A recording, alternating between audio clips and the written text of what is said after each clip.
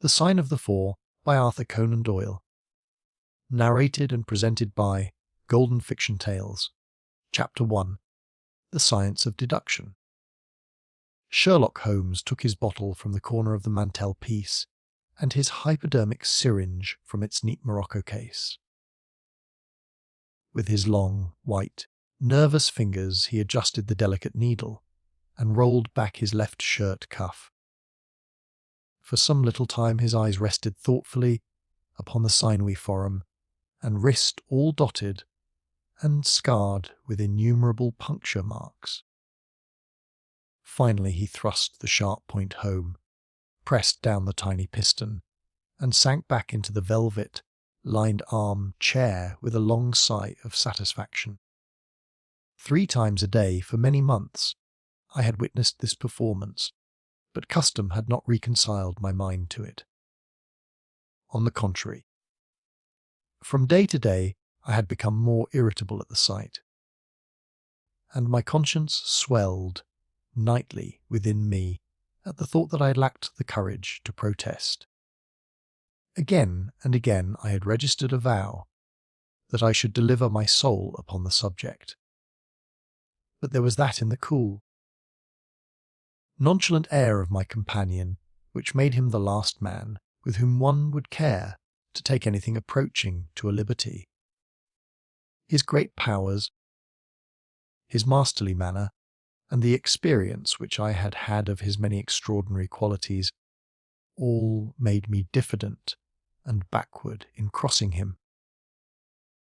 Yet upon that afternoon, whether it was the bune which I had taken with my lunch, or the additional exasperation produced by the extreme deliberation of his manner, I suddenly felt that I could hold out no longer. "Which is it today?" I asked, morphine or cocaine. He raised his eyes languidly from the old black-letter volume which he had opened. "It is cocaine," he said, "a 7% solution. Would you care to try it?" "No, indeed," I answered brusquely. "My constitution has not got over the Afghan campaign yet. I cannot afford to throw any extra strain upon it." He smiled at my vehemence. "Perhaps you are right, Watson," he said. "I suppose that its influence is physically a bad one. I find it, however, so transcendently stimulating and clarifying to the mind that its secondary action is a matter of small moment." "But consider," I said earnestly. "Account the cost. Your brain may, as you say, be roused and excited, but it is a pathological and morbid process, which involves increased tissue change and may at last leave a permanent weakness. You know, too, what a black reaction comes upon you. Surely the game is hardly worth the candle. Why should you, for a mere passing pleasure, risk the loss of those great powers with which you have been endowed? Remember that I speak not only as one comrade to another, but as a medical man to one for whose constitution he is to some extent answerable." He did not seem offended. On the contrary, he put his finger-tips together and leaned his elbows on the arms of his chair, like one who has a relish for conversation. "My mind," he said, "rebels at stagnation. Give me problems, give me work, give me the most abstruse cryptogram or the most intricate analysis, and I am in my own proper atmosphere. I can dispense then with artificial stimulants. But I abhor the dull routine of existence. I crave for mental exaltation. That is why I have chosen my own particular profession, or rather created it, for I am the only one in the world." "The only unofficial detective," I said, raising my eyebrows. "The only unofficial consulting detective," he answered. "I am the last and highest court of appeal in detection. When Gregson or Lestrade or Athelney Jones are out of their depths, which, by the way, is their normal state, the matter is laid before me. I examine the data as an expert and pronounce a specialist's opinion. I claim no credit in such cases. My name figures in no newspaper. The work itself, the pleasure of finding a field for my peculiar powers, is my highest reward. But you have yourself had some experience of my methods of work in the Jefferson Hope case. Yes, indeed, said I, cordially. I was never so struck by anything in my life. I even embodied it in a small brochure with the somewhat fantastic title of a study in scarlet. He shook his head sadly. I glanced over it, said he. Honestly, I cannot congratulate you upon it. Detection is, or ought to be, an exact science, and should be treated in the same cold and unemotional manner. You have attempted to tinge it with romanticism, which produces much the same effect as if you worked a love story or an elopement into the fifth proposition of Euclid. But the romance was there, I remonstrated. I could not tamper with the facts. Some facts should be suppressed, or at least a just sense of proportion should be observed in treating them. The only point in the case which deserved mention was the curious analytical reasoning from effects to causes by which I succeeded in unravelling it. I was annoyed at this criticism of a work which had been specially designed to please him. I confess, too, that I was irritated by the egotism which seemed to demand that every line of my pamphlet should be devoted to his own special doings. More than once during the years that I had lived with him in Baker Street, I had observed that a small vanity underlay my companion's quiet and didactic manner. I made no remark, however, but sat nursing my wounded leg. I had a Giselle bullet through it some time before, and, though it did not prevent me from walking, it ached warily at every change of the weather. My practice has extended recently to the continent, said Holmes, after a while, filling up his old briar-root pipe. I was consulted last week by Franois Villard, who, as you probably know, has come rather to the front lately in the French detective service. He has all the Celtic power of quick intuition, but he is deficient in the wide range of exact knowledge which is essential to the higher developments of his art. The case was concerned with a will, and possessed some features of interest. I was able to refer him to two parallel cases, the one at Riga in 1857, and the other at St. Louis in 1871, which have suggested to him the true solution. Here is the letter which I had this morning acknowledging my assistance. He tossed over, as he spoke, a crumpled sheet of foreign notepaper. I glanced my eyes down it, catching a profusion of notes of admiration, with stray magnifiques, coupe, de maîtresse, and tours de force, all testifying to the ardent admiration of the Frenchman. He speaks as a pupil to his master, said I. Oh, he rates my assistance too highly, said Sherlock Holmes lightly. He has considerable gifts himself. He possesses 2 out of the 3 qualities necessary for the ideal detective. He has the power of observation and that of deduction. He is only wanting in knowledge, and that may come in time. He is now translating my small works into French, your works. Oh, didn't you know? He cried, laughing. Yes, I have been guilty of several monographs. They are all upon technical subjects. Here, for example, is one upon the distinction between the ashes of the various tobaccos. In it I enumerate 140 forms of cigar, cigarette, and pipe tobacco, with coloured plates illustrating the difference in the ash.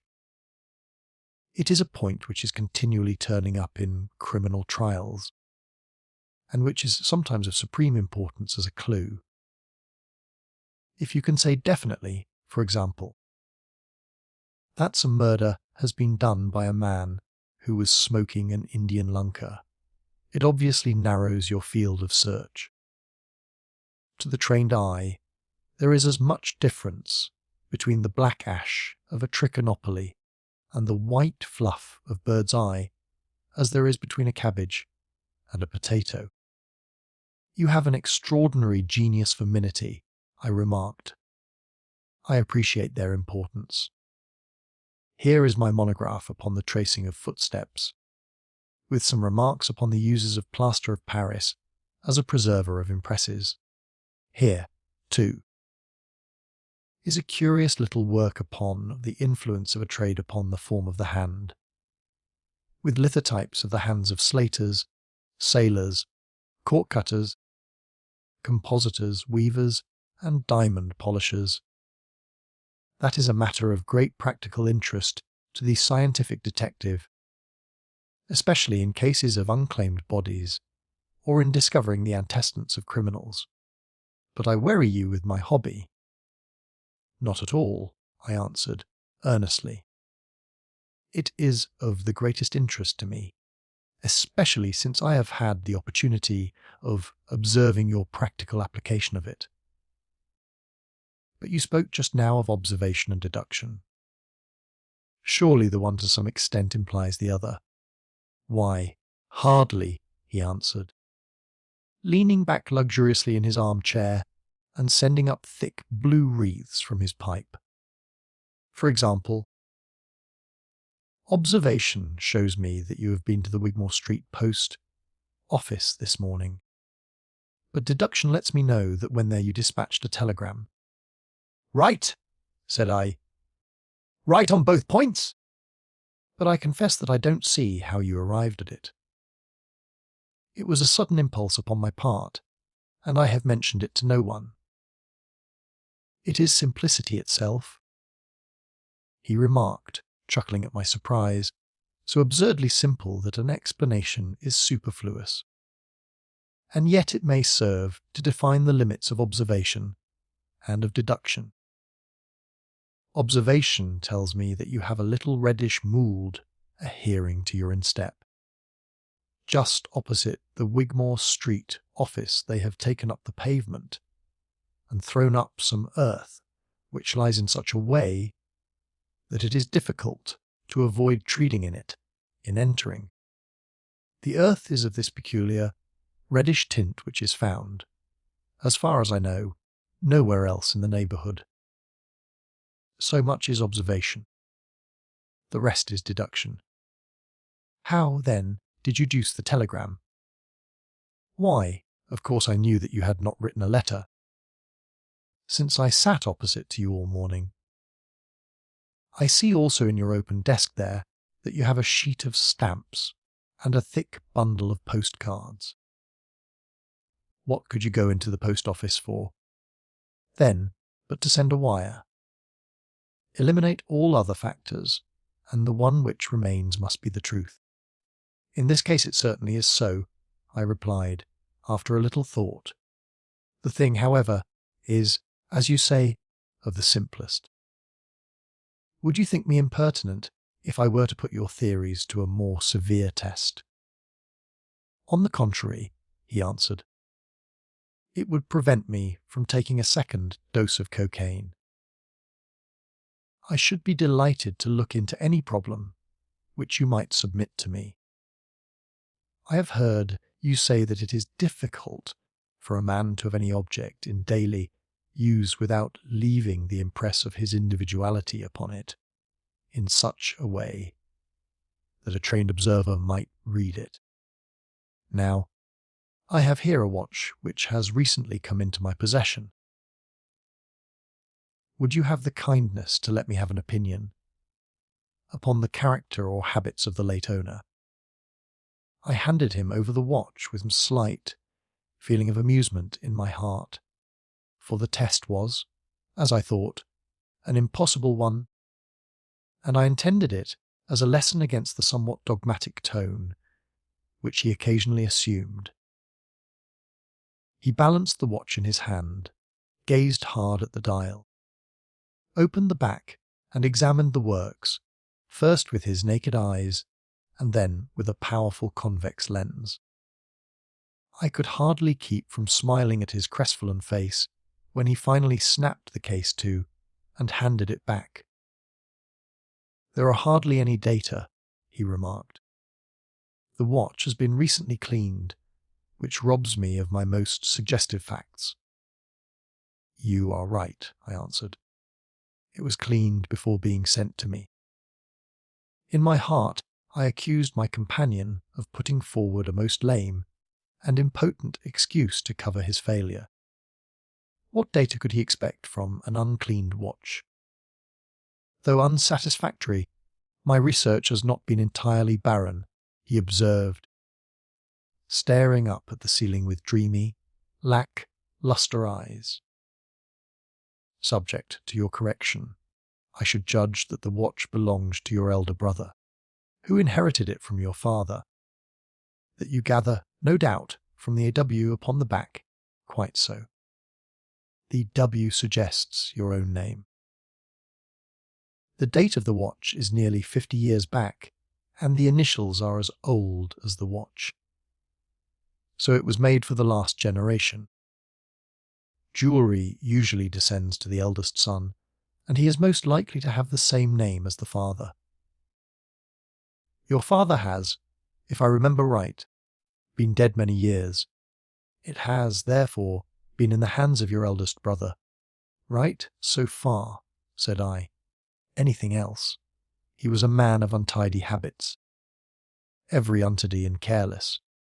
He was left with good prospects, but he threw away his chances. Lived for some time in poverty with occasional short intervals of prosperity, and finally, taking to drink, he died. That is all I can gather. I sprang from my chair and limped impatiently about the room with considerable bitterness in my heart. "This is unworthy of you, Holmes," I said. "I could not have believed that you would have descended to this. You have made inquiries into the history of my unhappy brother, and you now pretend to deduce this knowledge in some fanciful way. You cannot expect me to believe that you have read all this from his old watch. It is unkind and, to speak plainly, has a touch of charlatanism in it." "My dear doctor," said he kindly, "pray accept my apologies.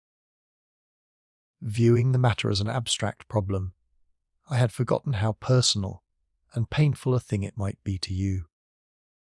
I assure you, however, that I never even knew that you had a brother until you handed me the watch. Then, how in the name of all that is wonderful did you get these facts? They are absolutely correct in every particular." "Ah, that is good luck. I could only say what was the balance of probability. I did not at all expect to be so accurate. But it was not mere guesswork. No. I never guess. It is a shocking habit, destructive to the logical faculty. What seems strange to you is only so, because you do not follow my train of thought or observe the small facts upon which large inferences may depend. For example, I began by stating that your brother was careless. When you observe the lower part of that watch case, you notice that it is not only dinted in 2 places, but it is cut and marked all over from the habit of keeping other hard objects, such as coins or keys, in the same pocket. Surely it is no great feat to assume that a man who treats a 50-guinea watch so cavalierly must be a careless man. Neither is it a very far-fetched inference that a man who inherits one article of such value is pretty well provided for in other respects." I nodded, to show that I followed his reasoning. It is very customary for pawnbrokers in England, when they take a watch, to scratch the number of the ticket with a pin point upon the inside of the case. It is more handy than a label, as there is no risk of the number being lost or transposed. There are no less than 4 such numbers visible to my lens on the inside of this case. Inference that your brother was often at low water. Secondary inference that he had occasional bursts of prosperity, or he could not have redeemed the pledge. Finally, I ask you to look at the inner plate, which contains the keyhole. Look at the thousands of scratches all round the hole, marks where the key has slipped. What sober man's key could have scored those grooves? But you will never see a drunkard's watch without them. He wins it at night, and he leaves these traces of his unsteady hand. Where is the mystery in all this? It is as clear as daylight, I answered. I regret the injustice which I did you. I should have had more faith in your marvellous faculty.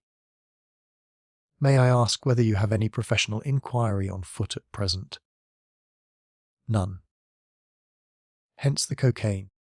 I cannot live without brain work. What else is there to live for? Stand at the window here. Was ever such a dreary, dismal, unprofitable world? See how the yellow fog swirls down the street and drifts across the dun-coloured houses. What could be more hopelessly prosaic and material? What is the use of having powers, doctor, when one has no field upon which to exert them? Crime is commonplace, existence is commonplace, and no qualities save those which are commonplace have any function upon earth. I had opened my mouth to reply to this tirade, when with a crisp knock our landlady entered, bearing a card upon the brass salver. "A young lady for you, sir," she said, addressing my companion. "Miss Mary Morstan," he read, "I have no recollection of the name." "Ask the young lady to step up, Mrs. Hudson. Don't go, doctor. I should prefer that you remain." Chapter 2. The Statement of the Case. Miss Morstan entered the room with a firm step and an outward composure of manner. She was a blonde young lady, small, dainty, well-gloved, and dressed in the most perfect taste. There was, however, a plainness and simplicity about her costume which bore with it a suggestion of limited means. The dress was a sombre greyish beige, untrimmed and unbraided, and she wore a small turban of the same dull hue, relieved only by a suspicion of white feather in the side. Her face had neither regularity of feature nor beauty of complexion, but her expression was sweet and amiable, and her large blue eyes were singularly spiritual and sympathetic. In an experience of women which extends over many nations and 3 separate continents, I have never looked upon a face which gave a clearer promise of a refined and sensitive nature. I could not but observe that as she took the seat which Sherlock Holmes placed for her, her lip trembled, her hand quivered, and she showed every sign of intense inward agitation. "I have come to you, Mr. Holmes," she said, "because you once enabled my employer, Mrs. Cecil Forrester, to unravel a little domestic complication. She was much impressed by your kindness and skill." "Mrs. Cecil Forrester," he repeated thoughtfully. "I believe that I was of some slight service to her. The case, however, as I remember it, was a very simple one. She did not think so. But at least you cannot say the same of mine. I can hardly imagine anything more strange, more utterly inexplicable, than the situation in which I find myself." Holmes rubbed his hands, and his eyes glistened. He leaned forward in his chair with an expression of extraordinary concentration upon his clear-cut, hawk-like features. "State your case," said he, in brisk business tones. I felt that my position was an embarrassing one, You will, I am sure. Excuse me, I said, rising from my chair. To my surprise, the young lady held up her gloved hand to detain me. If your friend, she said, would be good enough to stop, he might be of inestimable service to me. I relapsed into my chair. Briefly, she continued, the facts are these. My father was an officer in an Indian regiment who sent me home when I was quite a child. My mother was dead, and I had no relative in England. I was placed, however, in a comfortable boarding establishment at Edinburgh, and there I remained until I was 17 years of age. In the year 1878, my father, who was senior captain of his regiment, obtained 12 months' leave and came home. He telegraphed to me from London that he had arrived all safe and directed me to come down at once, giving the Lankham Hotel as his address. His message, as I remember, was full of kindness and love. On reaching London, I drove to the Langham and was informed that Captain Morstan was staying there, but that he had gone out the night before and had not yet returned. I waited all day without news of him. That night, on the advice of the manager of the hotel, I communicated with the police, and next morning we advertised in all the papers. Our inquiries led to no result, and from that day to this no word has ever been heard of my unfortunate father. He came home with his heart full of hope, to find some peace, some comfort, and instead she put her hand to her throat, and a choking sob cut short the sentence. The date? Asked Holmes, opening his notebook. He disappeared the pond of December 1878, nearly 10 years ago. His luggage remained at the hotel. There was nothing in it to suggest a clue. Some clothes, some books, and a considerable number of curiosities from the Andaman Islands. He had been one of the officers in charge of the convict guard there. Had he any friends in town? Only one that we know of, Major Sholto, of his own regiment, the 34th Bombay Infantry. The Major had retired some little time before, and lived at Upper Norwood. We communicated with him, of course, but he did not even know that his brother officer was in England. A singular case, remarked Holmes. I have not yet described to you the most singular part. About 6 years ago, to be exact, upon the 4th of May, 1882, an advertisement appeared in the Times asking for the address of Miss Mary Morstan, and stating that it would be to her advantage to come forward. There was no name or address appended. I had at that time just entered the family of Mrs. Cecil Forrester in the capacity of governess. By her advice, I published my address in the advertisement column. The same day, there arrived through the post a small cardboard box, addressed to me, which I found to contain a very large and lustrous pearl. No word of writing was enclosed. Since then, every year upon the same date there has always appeared a similar box, containing a similar pearl, without any clue as to the sender. They have been pronounced by an expert to be a rare variety and of considerable value. You can see for yourselves that they are very handsome. She opened a flat box as she spoke and showed me 6 of the finest pearls that I had ever seen. Your statement is most interesting, said Sherlock Holmes. Has anything else occurred to you? Yes, and no later than today. That is why I have come to you. This morning I received this letter, which you will perhaps read for yourself. Thank you, said Holmes. The envelope too, please. Postmark, London. SW date, July 7. A man's thumb mark on corner, probably postman. Best quality paper. Envelopes at 6 pence a packet. Particular man in his stationery. No address. Be at the third pillar from the left, outside the Lyceum Theatre tonight at 7 o'clock. If you are distrustful, bring 2 friends. You are a wronged woman and shall have justice. Do not bring police. If you do, all will be in vain. Your unknown friend.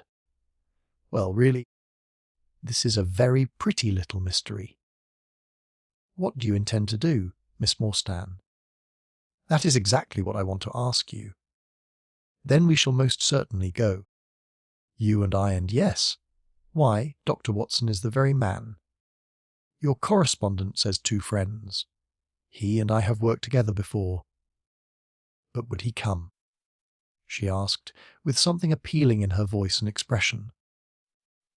I should be proud and happy, said I, fervently, if I can be of any service. You are both very kind, she answered. I have led a retired life and have no friends whom I could appeal to. If I am here at 6 it will do, I suppose. You must not be later, said Holmes. There is one other point, however. Is this handwriting the same as that upon the pearl box addresses? I have them here, she answered, producing 6 pieces of paper. You are certainly a model client. You have the correct intuition. Let us see, now. He spread out the papers upon the table and gave little darting glances from one to the other. They are disguised hands, except the letter, he said. Presently, but there can be no question as to the authorship. See how the irrepressible Greek E will break out, and see the twirl of the finals. They are undoubtedly by the same person. I should not like to suggest false hopes, Miss Morstan, but is there any resemblance between this hand and that of your father? Nothing could be more unlike. I expected to hear you say so. We shall look out for you, then, at 6. Pray allow me to keep the papers. I may look into the matter before then. It is only 3:30. Au revoir, then. Au revoir, said our visitor, and with a bright, kindly glance from one to the other of us, she replaced her pearl box in her bosom and hurried away.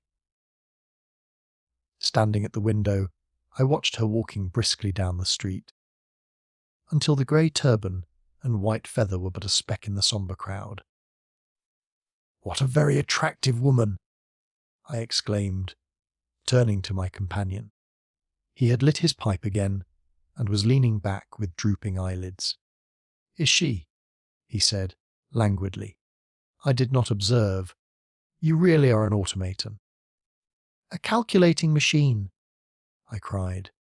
There is something positively inhuman in you at times. He smiled gently. It is of the first importance, he said, not to allow your judgment to be biased by personal qualities. A client is to me a mere unit, a factor in a problem. The emotional qualities are antagonistic to clear reasoning. I assure you that the most winning woman I ever knew was hanged for poisoning 3 little children for their insurance money. And the most repellent man of my acquaintance is a philanthropist who has spent nearly $250,000 upon the London poor. In this case, however, I never make exceptions. An exception disproves the rule. Have you ever had occasion to study character in handwriting? What do you make of this fellow's scribble? It is legible and regular, I answered. A man of business habits and some force of character. Holmes shook his head. Look at his long letters, he said. They hardly rise above the common herd. That D might be an A, and that L an E. Men of character always differentiate their long letters, however illegibly they may write. There is vacillation in his cars and self-esteem in his capitals. I am going out now. I have some few references to make. Let me recommend this book. one of the most remarkable ever penned. It is Winwood Reade's Martyrdom of Man. I shall be back in hour. I sat in the window with the volume in my hand, but my thoughts were far from the daring speculations of the writer. My mind ran upon our late visitor. Her smiles, the deep rich tones of her voice, the strange mystery which overhung her life. If she was 17 at the time of her father's disappearance, she must be 27 now, a sweet age, when youth has lost its self-consciousness and become a little sobered by experience. So I sat and mused, until such dangerous thoughts came into my head that I hurried away to my desk and plunged furiously into the latest treatise upon pathology. What was I? An army surgeon with a weak, lend a weaker banking account, that I should dare to think of such things. She was a unit, a factor, nothing more. If my future were black, it was better surely to face it like a man than to attempt to brighten it by mere will-o'-the-wisps of the imagination. Chapter 3. In Quest of a Solution. It was 5:30 before Holmes returned. He was bright, eager, and in excellent spirits. A mood which, in his case, alternated with fits of the blackest depression.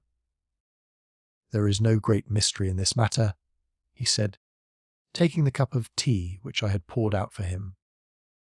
"The facts appear to admit of only one explanation." "What? You have solved it already?" "Well, that would be too much to say. I have discovered a suggestive fact, that is all. It is, however, very suggestive. The details are still to be added.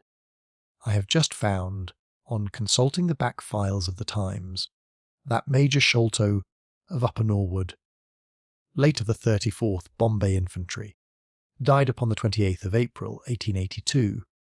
I may be very obtuse, Holmes, but I fail to see what this suggests. No, you surprise me. Look at it in this way, then. Captain Morstan disappears. The only person in London whom he could have visited is Major Sholto. Major Sholto denies having heard that he was in London. 4 years later, Sholto dies. Within a week of his death, Captain Morstan's daughter receives a valuable present, which is repeated from year to year, and now culminates in a letter which describes her as a wronged woman. What wrong can it refer to except this deprivation of her father? And why should the presents begin immediately after Sholto's death? Unless it is that Sholto's heir knows something of the mystery and desires to make compensation. Have you any alternative theory which will meet the facts? But what a strange compensation! And how strangely made! Why, too? Should he write a letter now, rather than 6 years ago? Again, the letter speaks of giving her justice. What justice can she have? It is too much to suppose that her father is still alive. There is no other injustice in her case that you know of. There are difficulties. There are certainly difficulties, said Sherlock Holmes pensively. But our expedition of tonight will solve them all. Ah, here is a four-wheeler, and Miss Morstan is inside. Are you all ready? Then we had better go down, for it is a little past the hour. I picked up my hat and my heaviest stick, but I observed that Holmes took his revolver from his drawer and slipped it into his pocket. It was clear that he thought that our night's work might be a serious one. Miss Morstan was muffled in a dark cloak, and her sensitive face was composed, but pale. She must have been more than woman if she did not feel some uneasiness at the strange enterprise upon which we were embarking. Yet her self-control was perfect, and she readily answered the few additional questions which Sherlock Holmes put to her. Major Sholto was a very particular friend of Papa's, she said. His letters were full of allusions to the Major.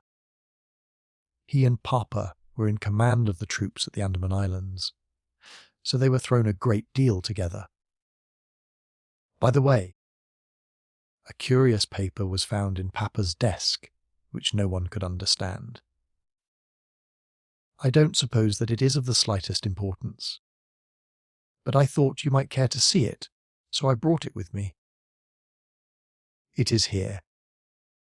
Holmes unfolded the paper carefully and smoothed it out upon his knee. He then very methodically examined it all over with his double lens.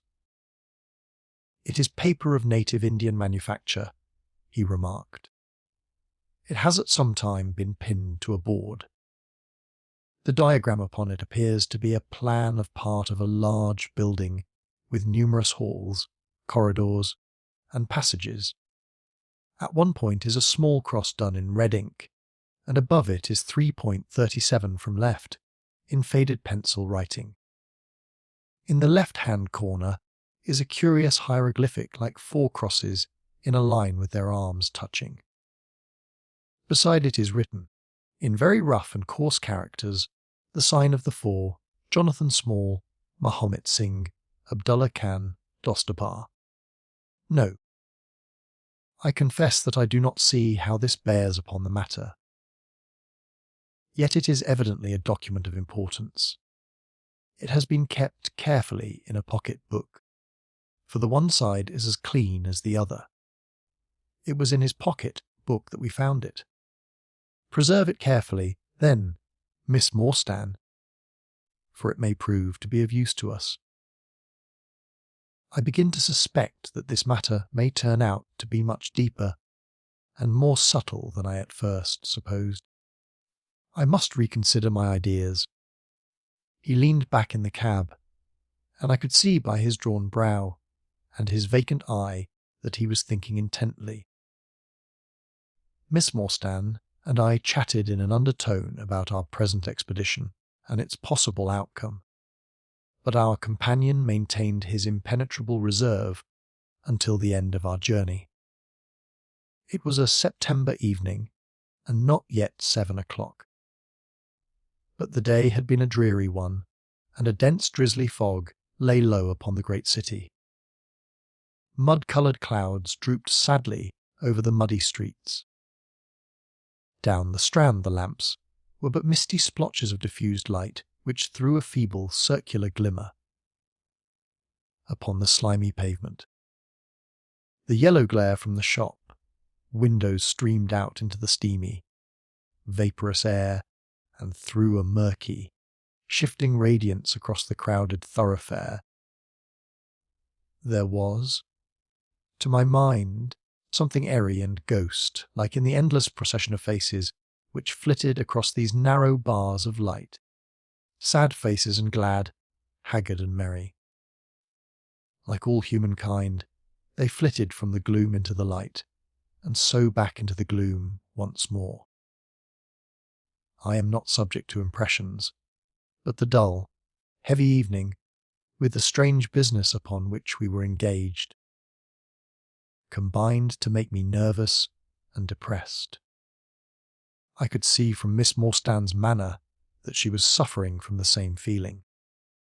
A Holmes alone could rise as superior to petty influences. He held his open note book upon his knee, and from to time he jotted down figures and memoranda in the light of his pocket lantern. At the Lyceum Theatre the crowds were already thick at the side entrances. In front a continuous stream of hansoms and four-wheelers were rattling up, discharging their cargoes of shirt-fronted men and beshawled, beadiamonded women. We had hardly reached the third pillar, which was our rendezvous, before a small, dark, brisk man in the dress of a coachman accosted us. "Are you the parties who come with Miss Morstan?" he asked. "I am Miss Morstan, and these 2 gentlemen are my friends," said she. He bent a pair of wonderfully penetrating and questioning eyes upon us. You will excuse me, miss, he said with a certain dogged manner, but I ask you to give me your word that neither of your companions is a police officer. I give you my word on that, she answered. He gave a shrill whistle, on which a street Arab led across a four-wheeler and opened the door. The man who had addressed us mounted to the box, while we took our places inside. We had hardly done so before the driver whipped up his horse, and we plunged away at a furious pace through the foggy streets. The situation was a curious one. We were driving to an unknown place, on an unknown errand. Yet our invitation was either a complete hoax, which was an inconceivable hypothesis, or else we had good reason to think that important issues might hang upon our journey. Miss Morstan's demeanour was as resolute and collected as ever.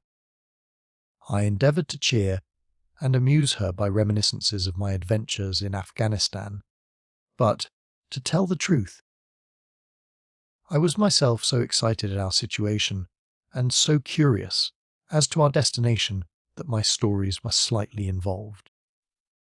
To this day, she declares that I told her one moving anecdote as to how a musket looked into my tent at the dead of night, and how I fired a double-barreled tiger cub at it.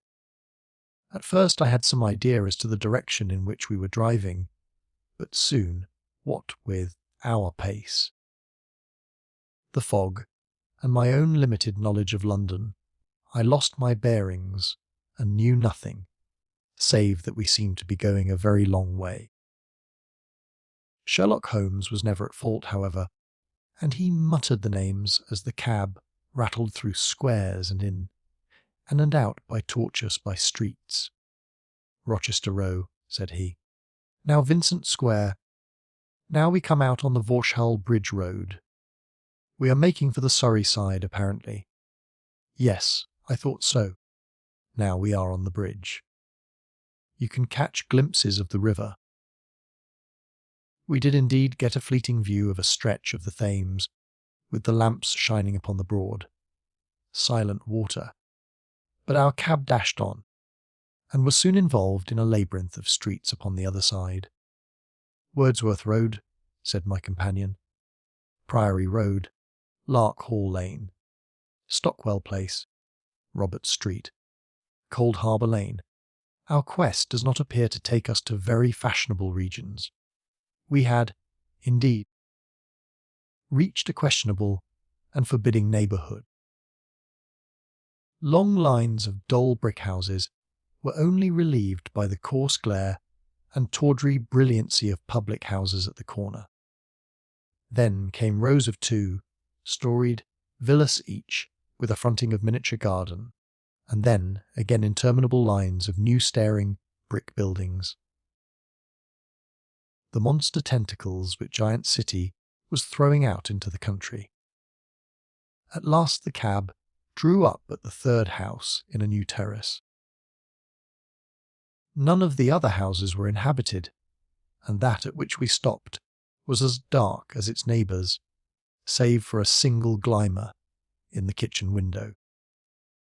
On our knocking, however, the door was instantly thrown open by a Hindu servant clad in a yellow turban, white loose-fitting clothes, and a yellow sash. There was something strangely incongruous in this Oriental, figure framed in the commonplace doorway of a third-rate suburban dwelling-house.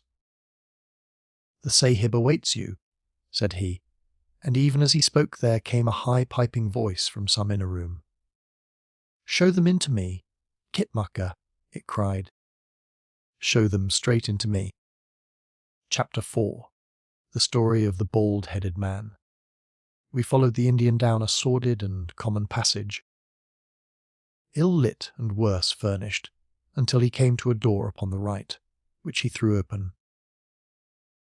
A blaze of yellow light streamed out upon us, and in the centre of the glare there stood a small man with a very high head, a bristle of red hair all round the fringe of it, and a bald, shining scalp which shot out from among it like a mountain peak from fair trees.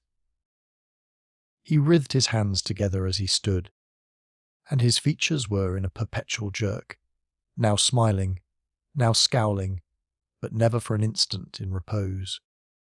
Nature had given him a pendulous lip, and a too visible line of yellow and irregular teeth, which he strove feebly to conceal by constantly passing his hand over the lower part of his face. In spite of his obtrusive baldness, he gave the impression of youth. In point of fact, he had just turned his 30th year. "Your servant, Miss Morstan," he kept repeating in a thin, high voice. "Your servant, gentlemen. Pray step into my little sanctum. A small place, miss, but furnished to my own liking. An oasis of art in the howling desert of South London."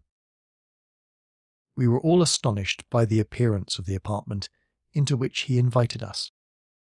In that sorry house it looked as out of place as a diamond of the first water in a setting of brass. The richest and glossiest of curtains and tapestries draped the walls, looped back here and there to expose some richly mounted painting or oriental vase. The carpet was of amber and black, so soft and so thick that the foot sank pleasantly into it, as into a bed of moss. 2 great tiger skins thrown athwart it increased the suggestion of Eastern luxury, as did a huge hookah, which stood upon a mat in the corner. A lamp in the fashion of a silver dove was hung from an almost invisible golden wire in the centre of the room. As it burned, it filled the air with a subtle and aromatic odour. "Mr. Thaddeus Sholto," said the little man, still jerking and smiling. "That is my name. You are Miss Morstan, of course. And these gentlemen, this is Mr. Sherlock Holmes, and this is Dr. Watson." "A doctor, eh?" cried he, much excited. "Have you your stethoscope? Might I ask you, would you have the kindness? I have grave doubts as to my mitral valve, if you would be so very good. The aortic I may rely upon, but I should value your opinion upon the mitral." I listened to his heart, as requested, but was unable to find anything amiss, save indeed that he was in an ecstasy of fear, for he shivered from head to foot. "It appears to be normal," I said. "You have no cause for uneasiness." "You will excuse my anxiety, Miss Morstan," he remarked airily. "I am a great sufferer, and I have long had suspicions as to that valve. I am delighted to hear that they are unwarranted. Had your father, Miss Morstan, refrained from throwing a strain upon his heart, he might have been alive now. I could have struck the man across the face, so hot was I at this callous and off-hand reference to so delicate a matter." Miss Morstan sat down, and her face grew white to the lips. "I knew in my heart that he was dead," said she. "I can give you every information," said he, "and what is more, I can do you justice, and I will, too, whatever Brother Bartholomew may say. I am so glad to have your friends here, not only as an escort to you, but also as witnesses to what I am about to do and say. The 3 of us can show a bold front to Brother Bartholomew, but let us have no outsiders, no police or officials. We can settle everything satisfactorily among ourselves, without any interference. Nothing would annoy Brother Bartholomew more than any publicity." He sat down upon a low settee and blinked at us inquiringly with his weak, watery blue eyes. "For my part," said Holmes, "whatever you may choose to say will go no further." I nodded to show my agreement. "That is well, that is well," said he. "May I offer you a glass of Chianti, Miss Morstan, or of Tokay? I keep no other wines. Shall I open a flask? No. Well, then, I trust that you have no objection to tobacco smoke, to the mild balsamic odour of the Eastern tobacco. I am a little nervous, and I find my hookah an invaluable sedative. He applied a taper to the great bowl, and the smoke bubbled merrily through the rose water.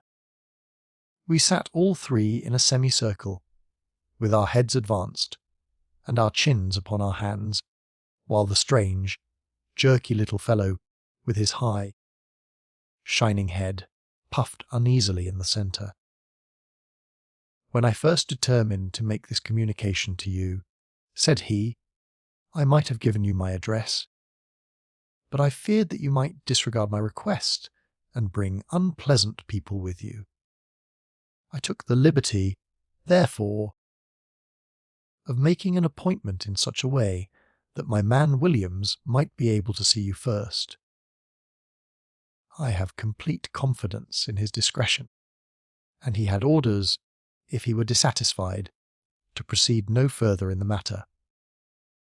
You will excuse these precautions, but I am a man of somewhat retiring, and I might even say refined, tastes, and there is nothing more unaesthetic than a policeman. I have a natural shrinking from all forms of rough materialism. I seldom come in contact with the rough crowd. I live, as you see, with some little atmosphere of elegance around me. I may call myself a patron of the arts. It is my weakness.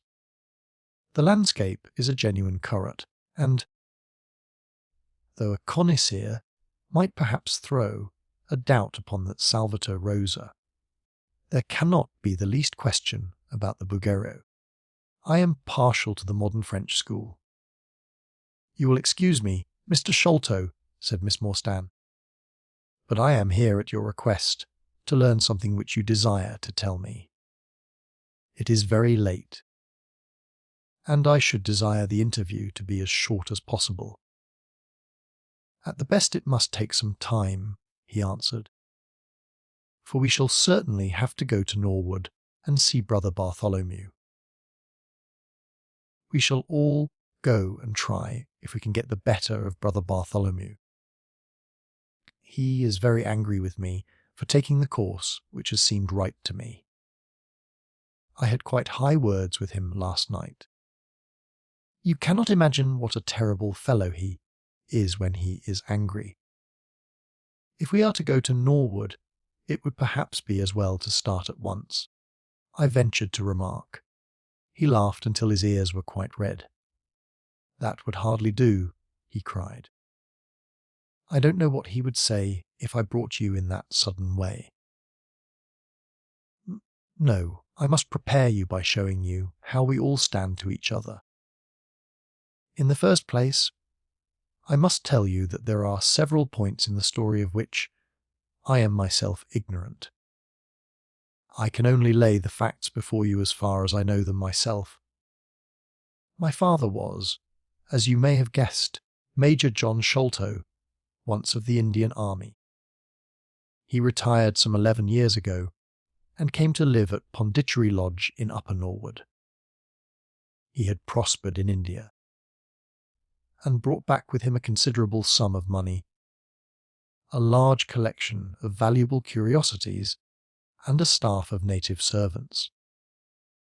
With these advantages he bought himself a house and lived in great luxury. My twin, Brother Bartholomew, and I were the only children. I very well remember the sensation which was caused by the disappearance of Captain Morstan. We read the details in the papers, and, knowing that he had been a friend of our father's, we discussed the case freely in his presence. He used to join in our speculations as to what could have happened. Never for an instant did we suspect that he had the whole secret hidden in his own breast, that of all men he alone knew the fate of Arthur Morstan. We did know, however, that some mystery, some positive danger overhung our father. He was very fearful of going out alone, and he always employed 2 prize fighters to act as porters at Pondicherry Lodge. Williams, who drove you tonight, was one of them. He was once lightweight champion of England. Our father would never tell us what it was he feared, but he had a most marked aversion to men with wooden legs. On one occasion, he actually fired his revolver at a wooden-legged man, who proved to be a harmless tradesman canvassing for orders. We had to pay a large sum to hush the matter up. My brother and I used to think this a mere whim of my father's, but events have since led us to change our opinion. Early in 1882, my father received a letter from India which was a great shock to him. He nearly fainted at the breakfast table when he opened it, and from that day he sickened to his death. What was in the letter we could never discover, but I could see as he held it that it was short and written in a scrawling hand.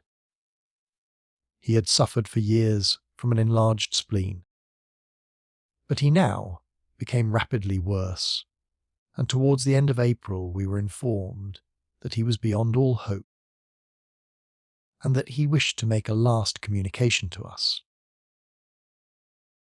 When we entered his room, he was propped up with pillows and breathing heavily. He besought us to lock the door and to come upon either side of the bed. Then, grasping our hands, he made a remarkable statement to us. In a voice which was broken as much by emotion as by pain, I shall try and give it to you in his own very words. I have only one thing, he said, which weighs upon my mind at this supreme moment. It is my treatment of poor Morstan's orphan. The cursed greed which has been my besetting sin through life has withheld from her the treasure, half at least of which should have been hers. And yet I have made no use of it myself, so blind and foolish a thing is avarice. The mere feeling of possession has been so dear to me that I could not bear to share it with another. See that chaplet dipped with pearls beside the quinine bottle. Even that I could not bear to part with, although I had got it out with the design of sending it to her.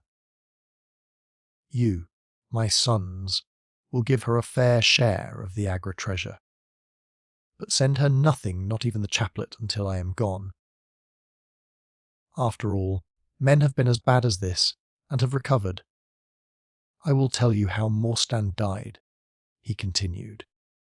He had suffered for years from a weak heart, but he concealed it from everyone. I alone knew it. When in India, he and I, through a remarkable chain of circumstances, came into possession of a considerable treasure. I brought it over to England, and on the night of Morstan's arrival, he came straight over here to claim his share. He walked over from the station, and was admitted by my faithful old Lol Chowdar, who is now dead. Morstan and I had a difference of opinion as to the division of the treasure, and we came to heated words. Morstan had sprung out of his chair in a paroxysm of anger, when he suddenly pressed his hand to his side. His face turned a dusky hue, and he fell backwards, cutting his head against the corner of the treasure chest. When I stooped over him, I found, to my horror, that he was dead. For a long time I sat half distracted, wondering what I should do. My first impulse was, of course, to call for assistance, but I could not but recognize that there was every chance that I would be accused of his murder, his death at the moment of a quarrel, and the gash in his head would be black against me. Again, an official inquiry could not be made without bringing out some facts about the treasure, which I was particularly anxious to keep secret. He had told me that no soul upon earth knew where he had gone. There seemed to be no necessity why any soul ever should know. I was still pondering over the matter when, looking up, I saw my servant, Lal Chowder, in the doorway. He stole in and bolted the door behind him. "Do not fear, Sahib," he said. "No one need know that you have killed him. Let us hide him away, and who is the wiser?" "I did not kill him," said I. Lal Chowder shook his head and smiled. "I heard it all, Sahib," said he. "I heard you quarrel, and I heard the blow. But my lips are sealed. All are asleep in the house. Let us put him away together." That was enough to decide me. If my own servant could not believe my innocence, how could I hope to make it good before 12 foolish tradesmen in a jury box? Lal Chowder and I disposed of the body that night. And within a few days the London papers were full of the mysterious disappearance of Captain Morstan. You will see from what I say that I can hardly be blamed in the matter. My fault lies in the fact that we concealed not only the body, but also the treasure, and that I have clung to Morstan's share as well as to my own. I wish you, therefore, to make restitution. Put your ears down to my mouth. The treasure is hidden in. At this instant a horrible change came over his expression. His eyes stared wildly. His jaw dropped, and he yelled, in a voice which I can never forget, "Keep him out! For Christ's sake, keep him out!" We both stared round at the window behind us upon which his gaze was fixed. A face was looking in at us out of the darkness. We could see the whitening of the nose where it was pressed against the glass. It was a bearded, hairy face, with wild, cruel eyes and an expression of concentrated malevolence.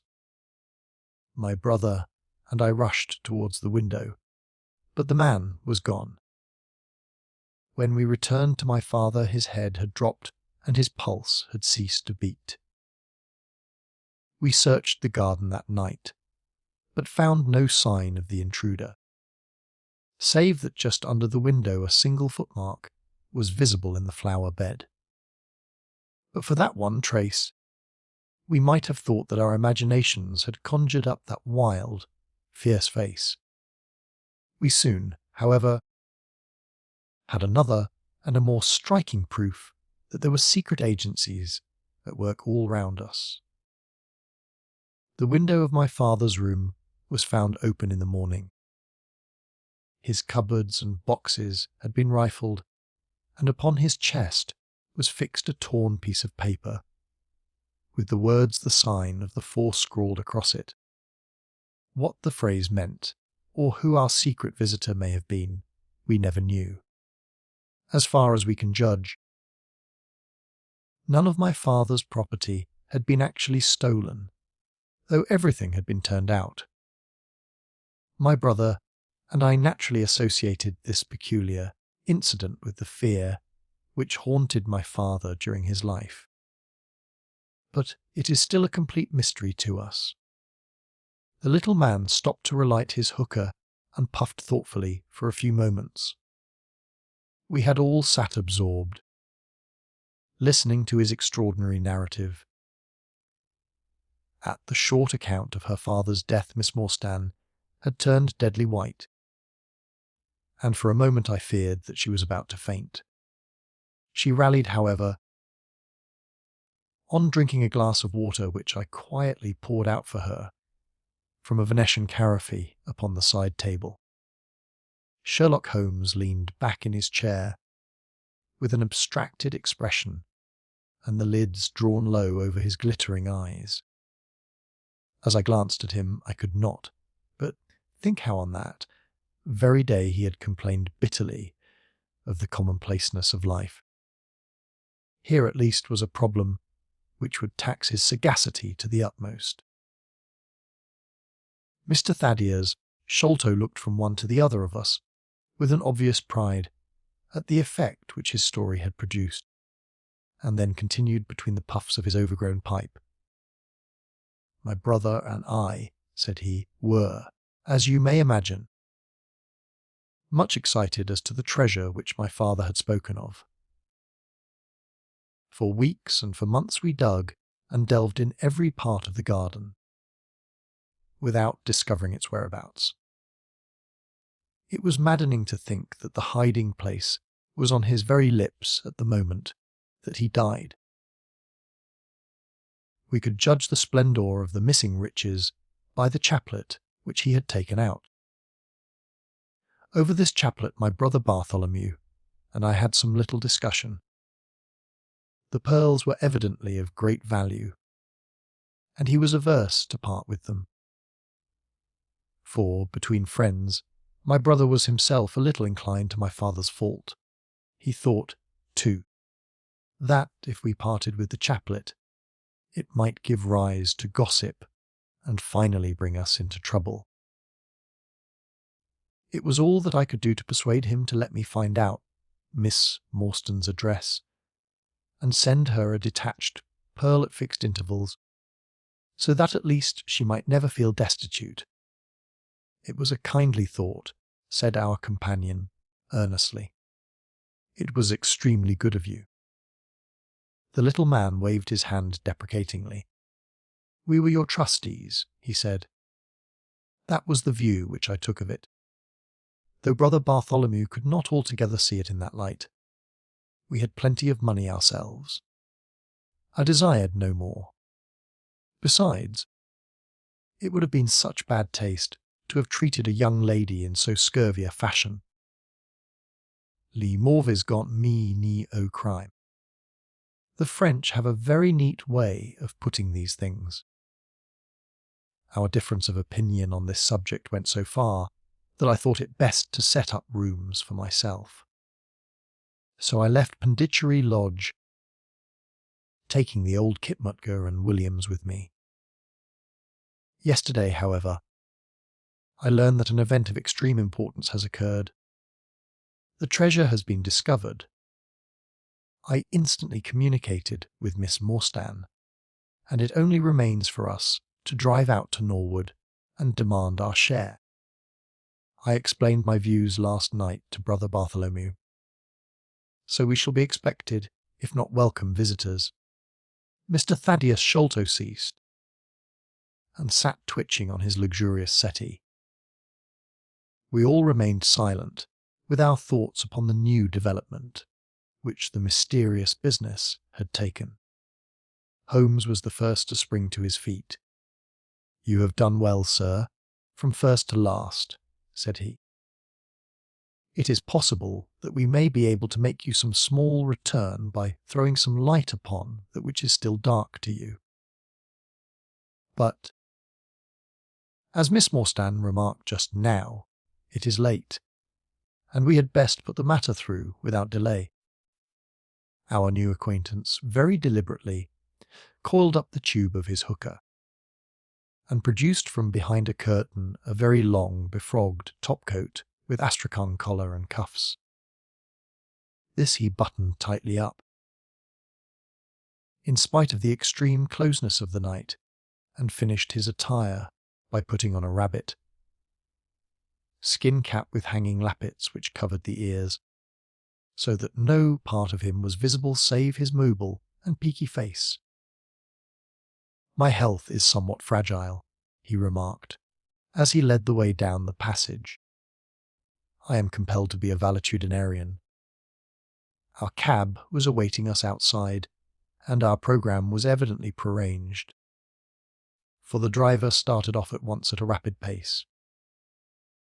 Thaddeus Sholto talked incessantly, in a voice which rose high above the rattle of the wheels. Bartholomew is a clever fellow, said he. How do you think he found out where the treasure was? He had come to the conclusion that it was somewhere indoors.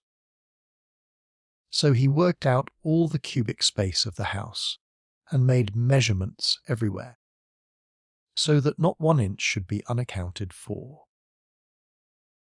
Among other things, He found that the height of the building was 74 feet.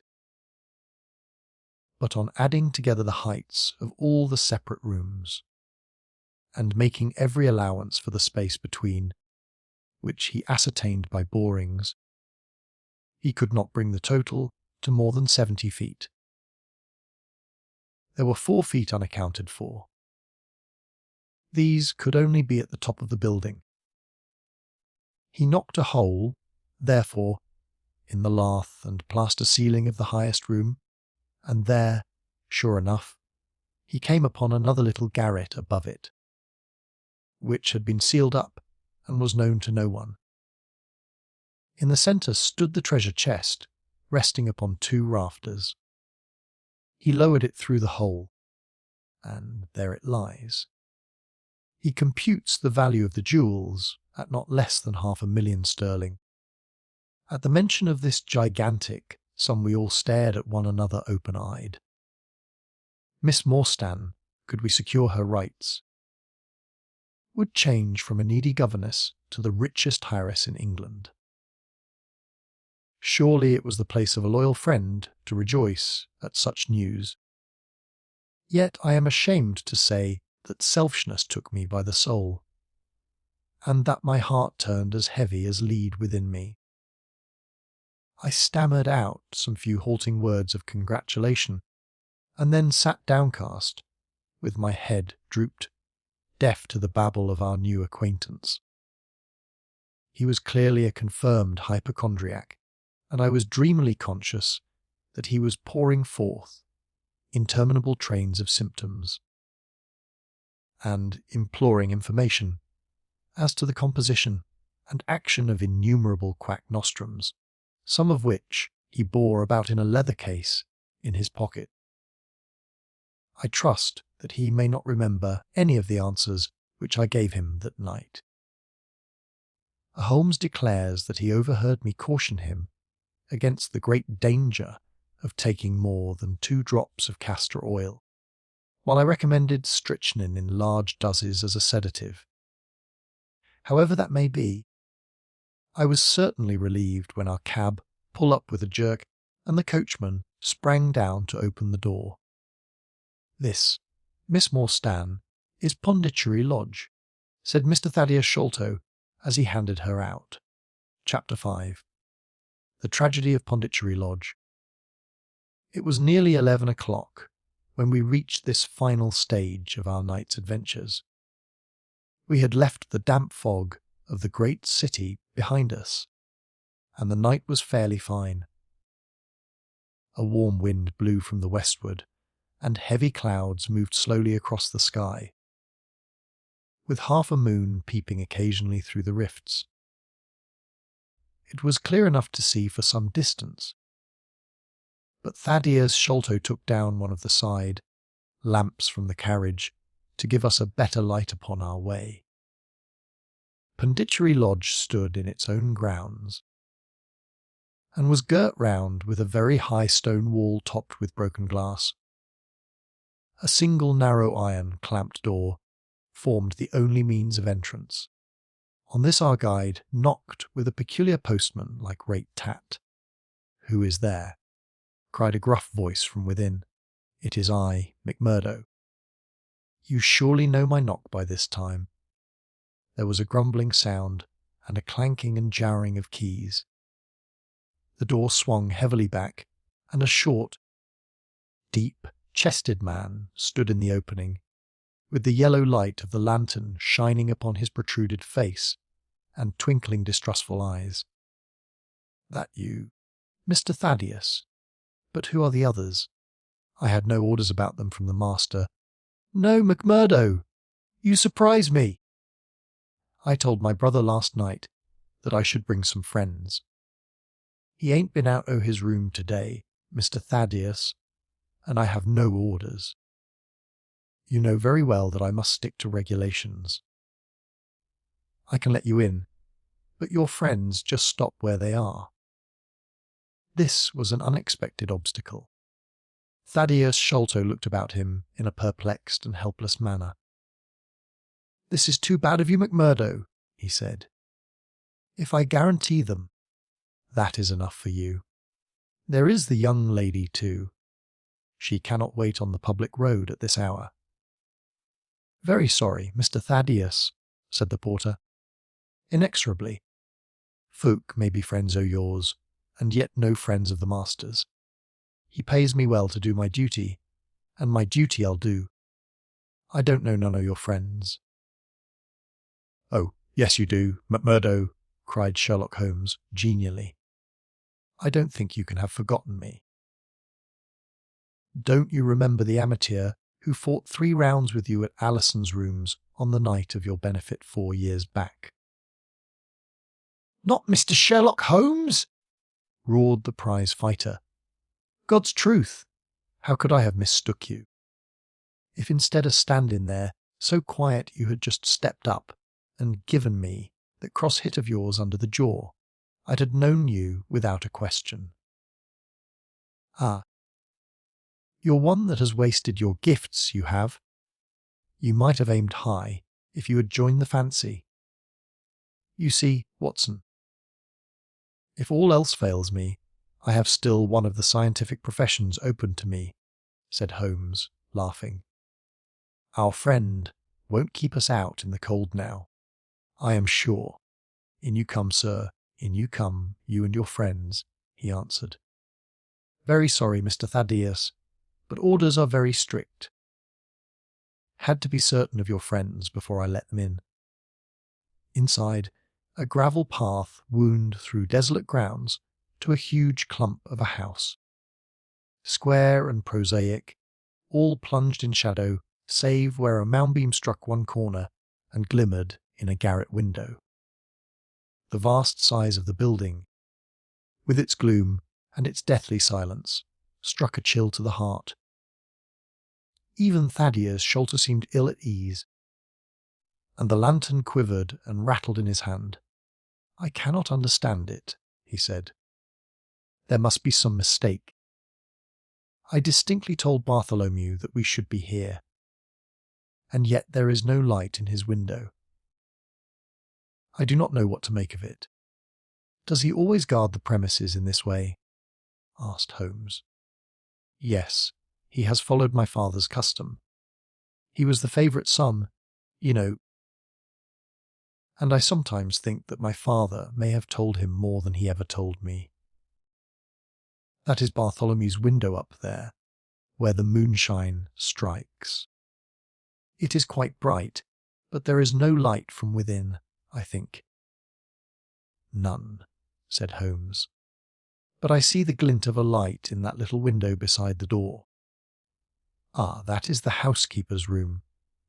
That is where old Mrs. Bernstone sits. She can tell us all about it. But perhaps you would not mind waiting here for a minute or two, for if we all go in together, and she has no word of our coming, she may be alarmed."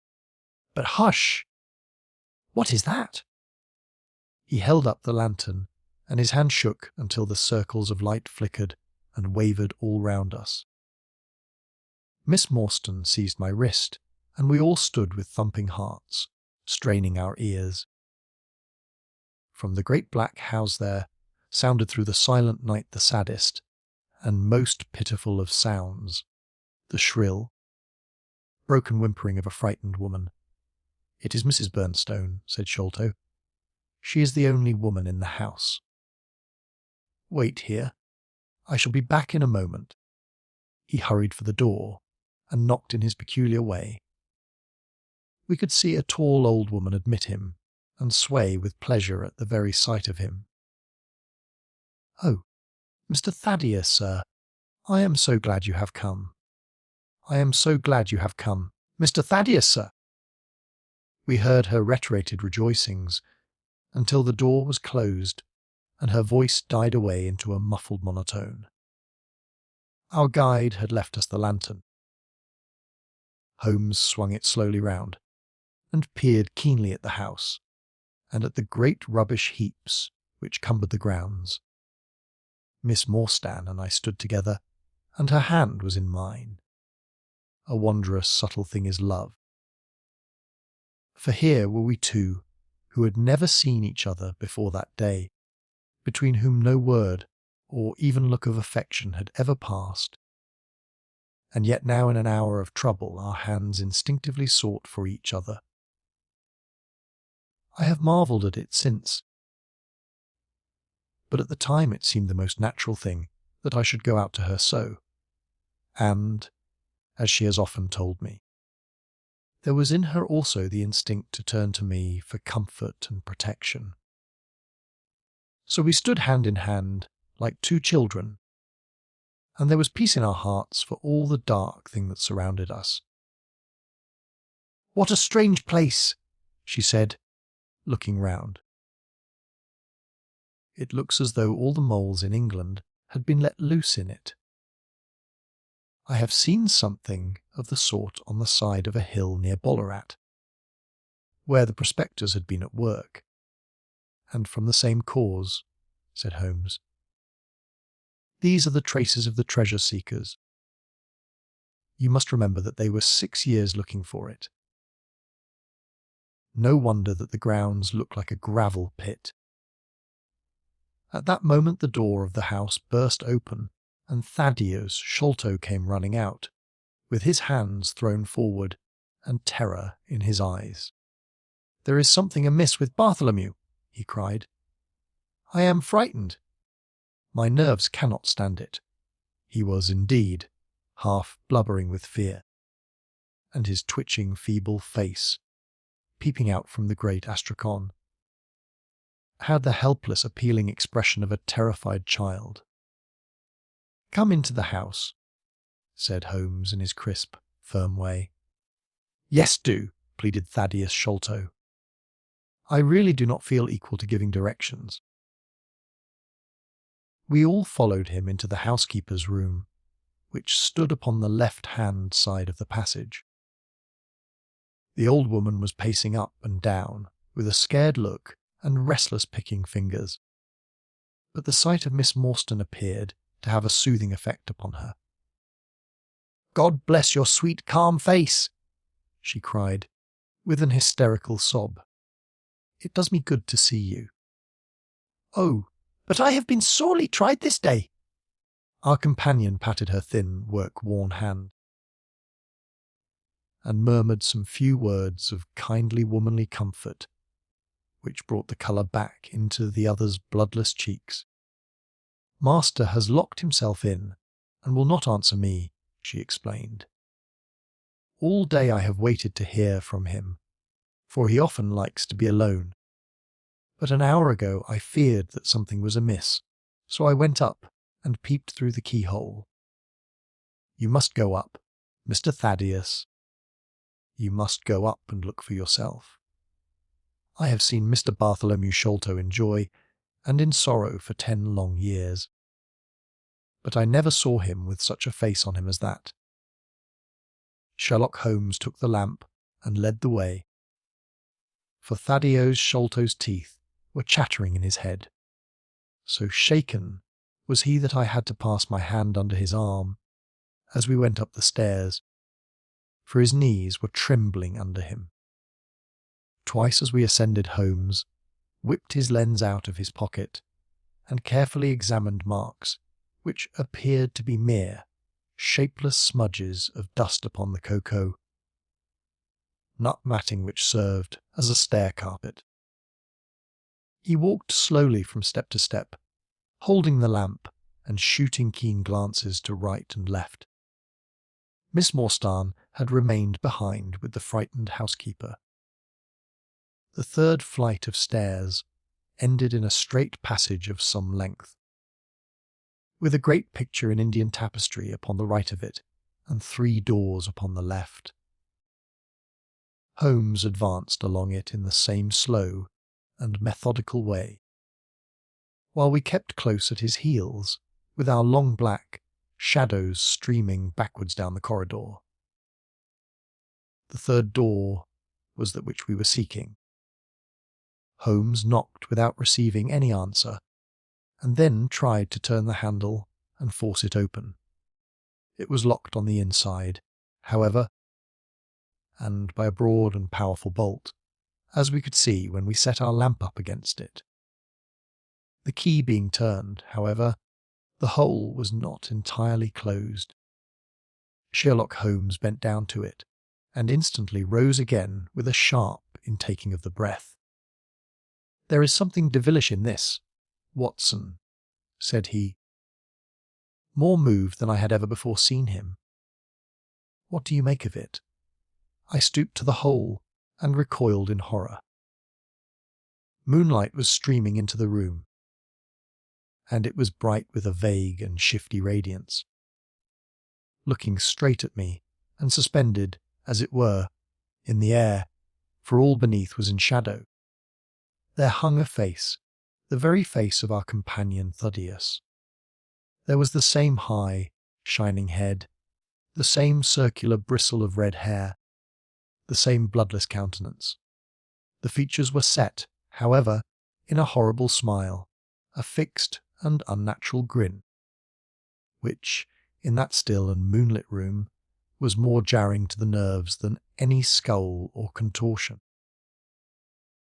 So like was the face to that of our little friend, that I looked round at him to make sure that he was indeed with us. Then I recalled to mind that he had mentioned to us that his brother and he were twins. "This is terrible," I said to Holmes. "What is to be done?" "The door must come down," he answered, and springing against it, he put all his weight upon the lock. It creaked and groaned, but did not yield. Together we flung ourselves upon it once more, and this time it gave way with a sudden snap, and we found ourselves within Bartholomew Sholto's chamber. It appeared to have been fitted up as a chemical laboratory. A double line of glass, stoppered bottles, was drawn upon the wall opposite the door, and the table was littered over with Bunsen burners, test tubes, and retorts. In the corners stood carboys of acid in wicker baskets. One of these appeared to leak, or to have been broken, for a stream of dark-coloured liquid had trickled out from it, and the air was heavy with a peculiarly pungent, tar-like odour. A set of steps stood at one side of the room, in the midst of a litter of lath and plaster, and above them there was an opening in the ceiling large enough for a man to pass through. At the foot of the steps a long coil of rope was thrown carelessly together. By the table, in a wooden arm-chair, the master of the house was seated all in a heap, with his head sunk upon his left shoulder, and that ghastly, inscrutable smile upon his face. He was stiff and cold, and had clearly been dead many hours. It seemed to me that not only his features, but all his limbs were twisted and turned in the most fantastic fashion. By his hand upon the table there lay a peculiar instrument, a brown, close-grained stick, with a stone head like a hammer, rudely lashed on with coarse twine. Beside it was a torn sheet of notepaper with some words scrawled upon it. Holmes glanced at it, and then handed it to me. "You see," he said, with a significant raising of the eyebrows. In the light of the lantern I read, with a thrill of horror, the sign of the four. "In God's name, what does it all mean?" I asked. "It means murder," said he, stooping over the dead man. "Ah, I expected it! Look here!" He pointed to what like a long, dark thorn stuck in the skin just above the ear. "It looks like a thorn," said I. "It is a thorn. You may pick it out. But be careful, for it is poisoned." I took it up between my finger and thumb.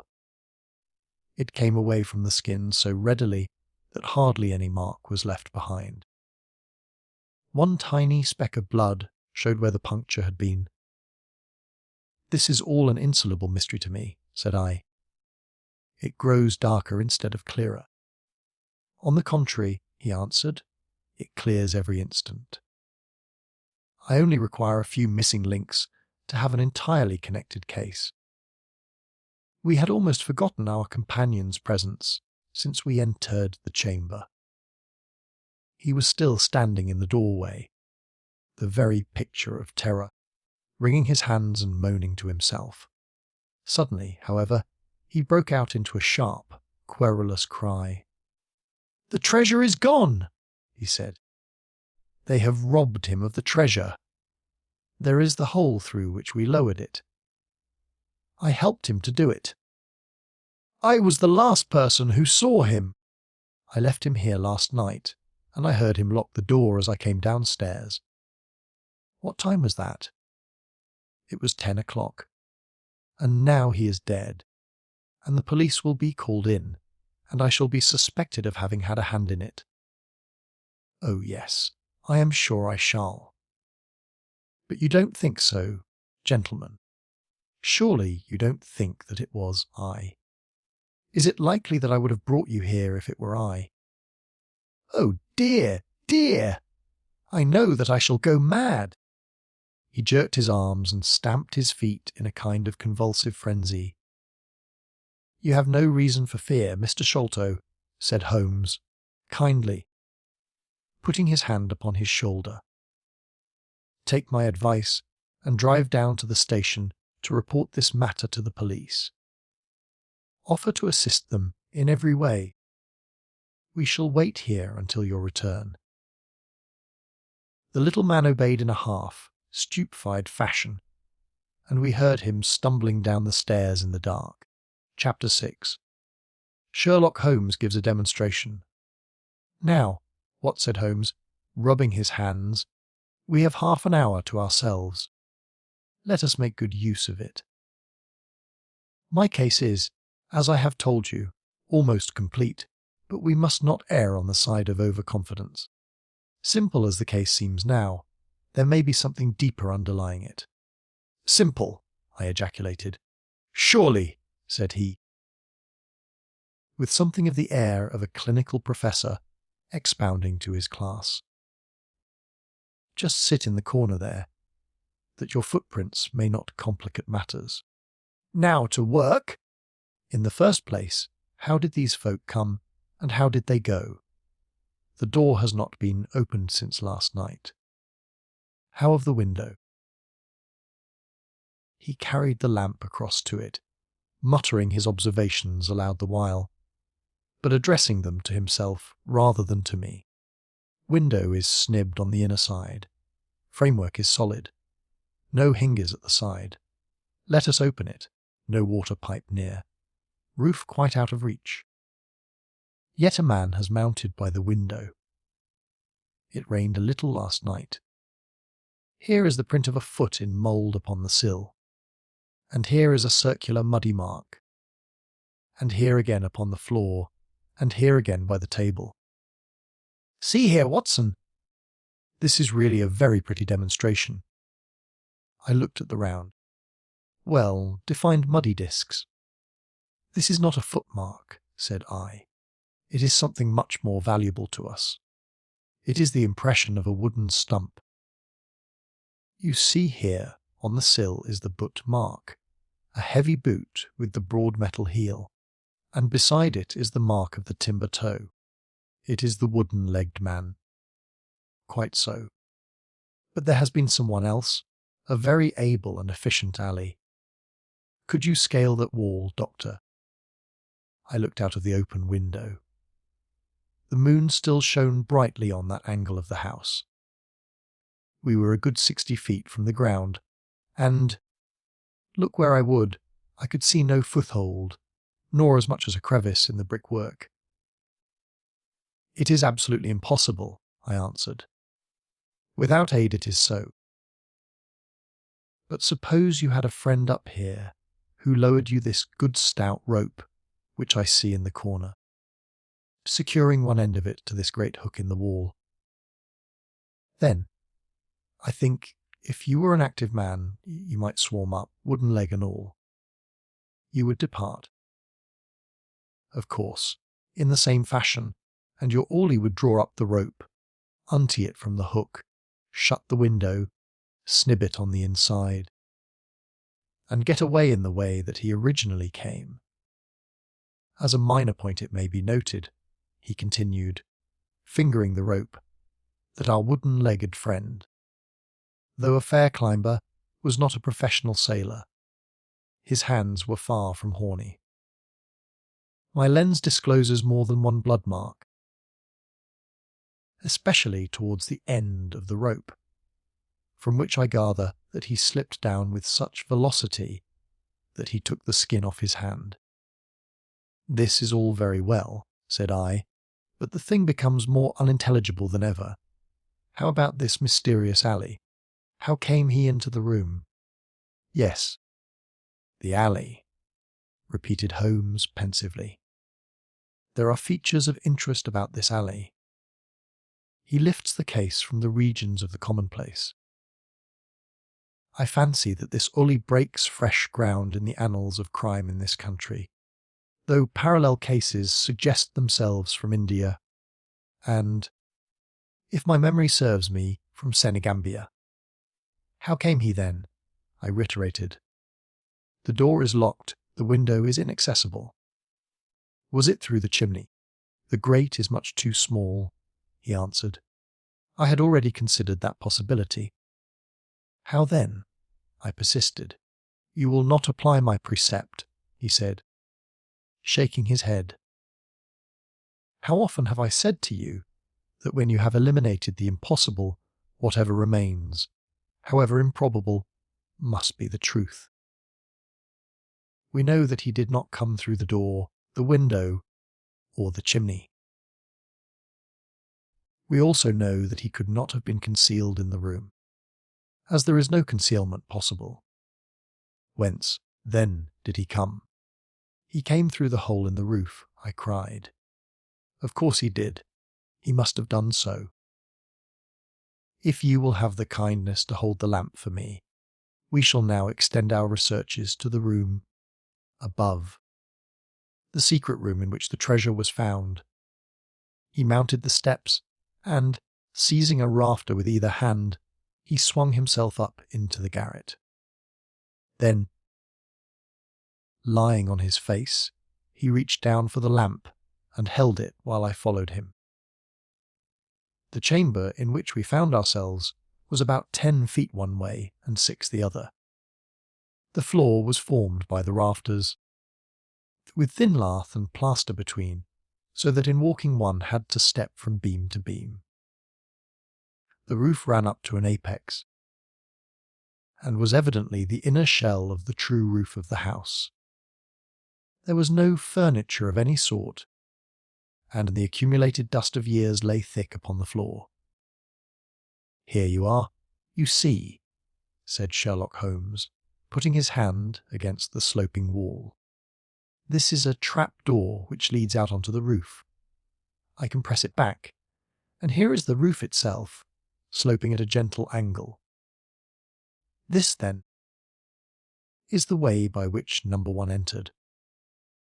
Let us see if we can find any other traces of his individuality.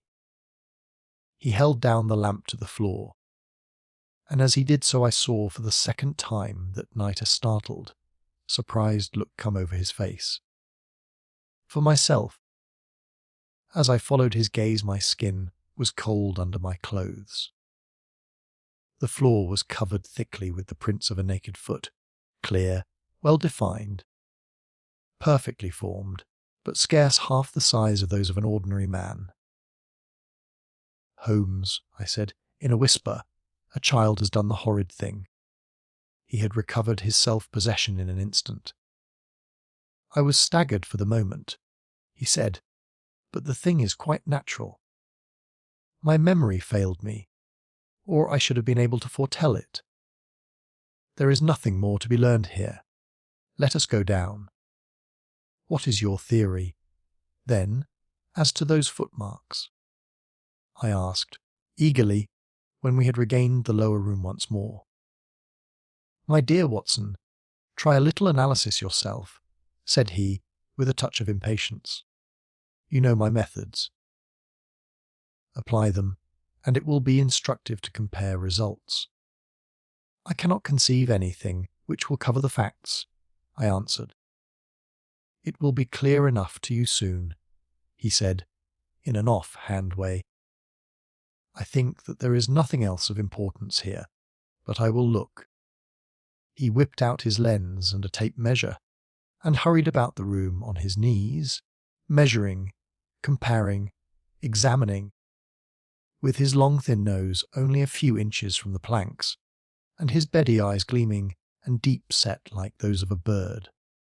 So swift, silent, and furtive were his movements, like those of a trained blood hound picking out a scent, that I could not but think what a terrible criminal he would have made had he turned his enemy sagacity against the law, instead of exerting them in its defence. As he hunted about, he kept muttering to himself, and finally he broke out into a loud crow of delight.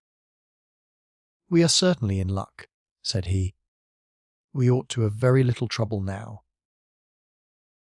Number 1 has had the misfortune to tread in the creosote. You can see the outline of the edge of his small foot here at the side of this evil-smelling mess. The carboy has been cracked, you see, and the stuff has leaked out." "What then?" I asked.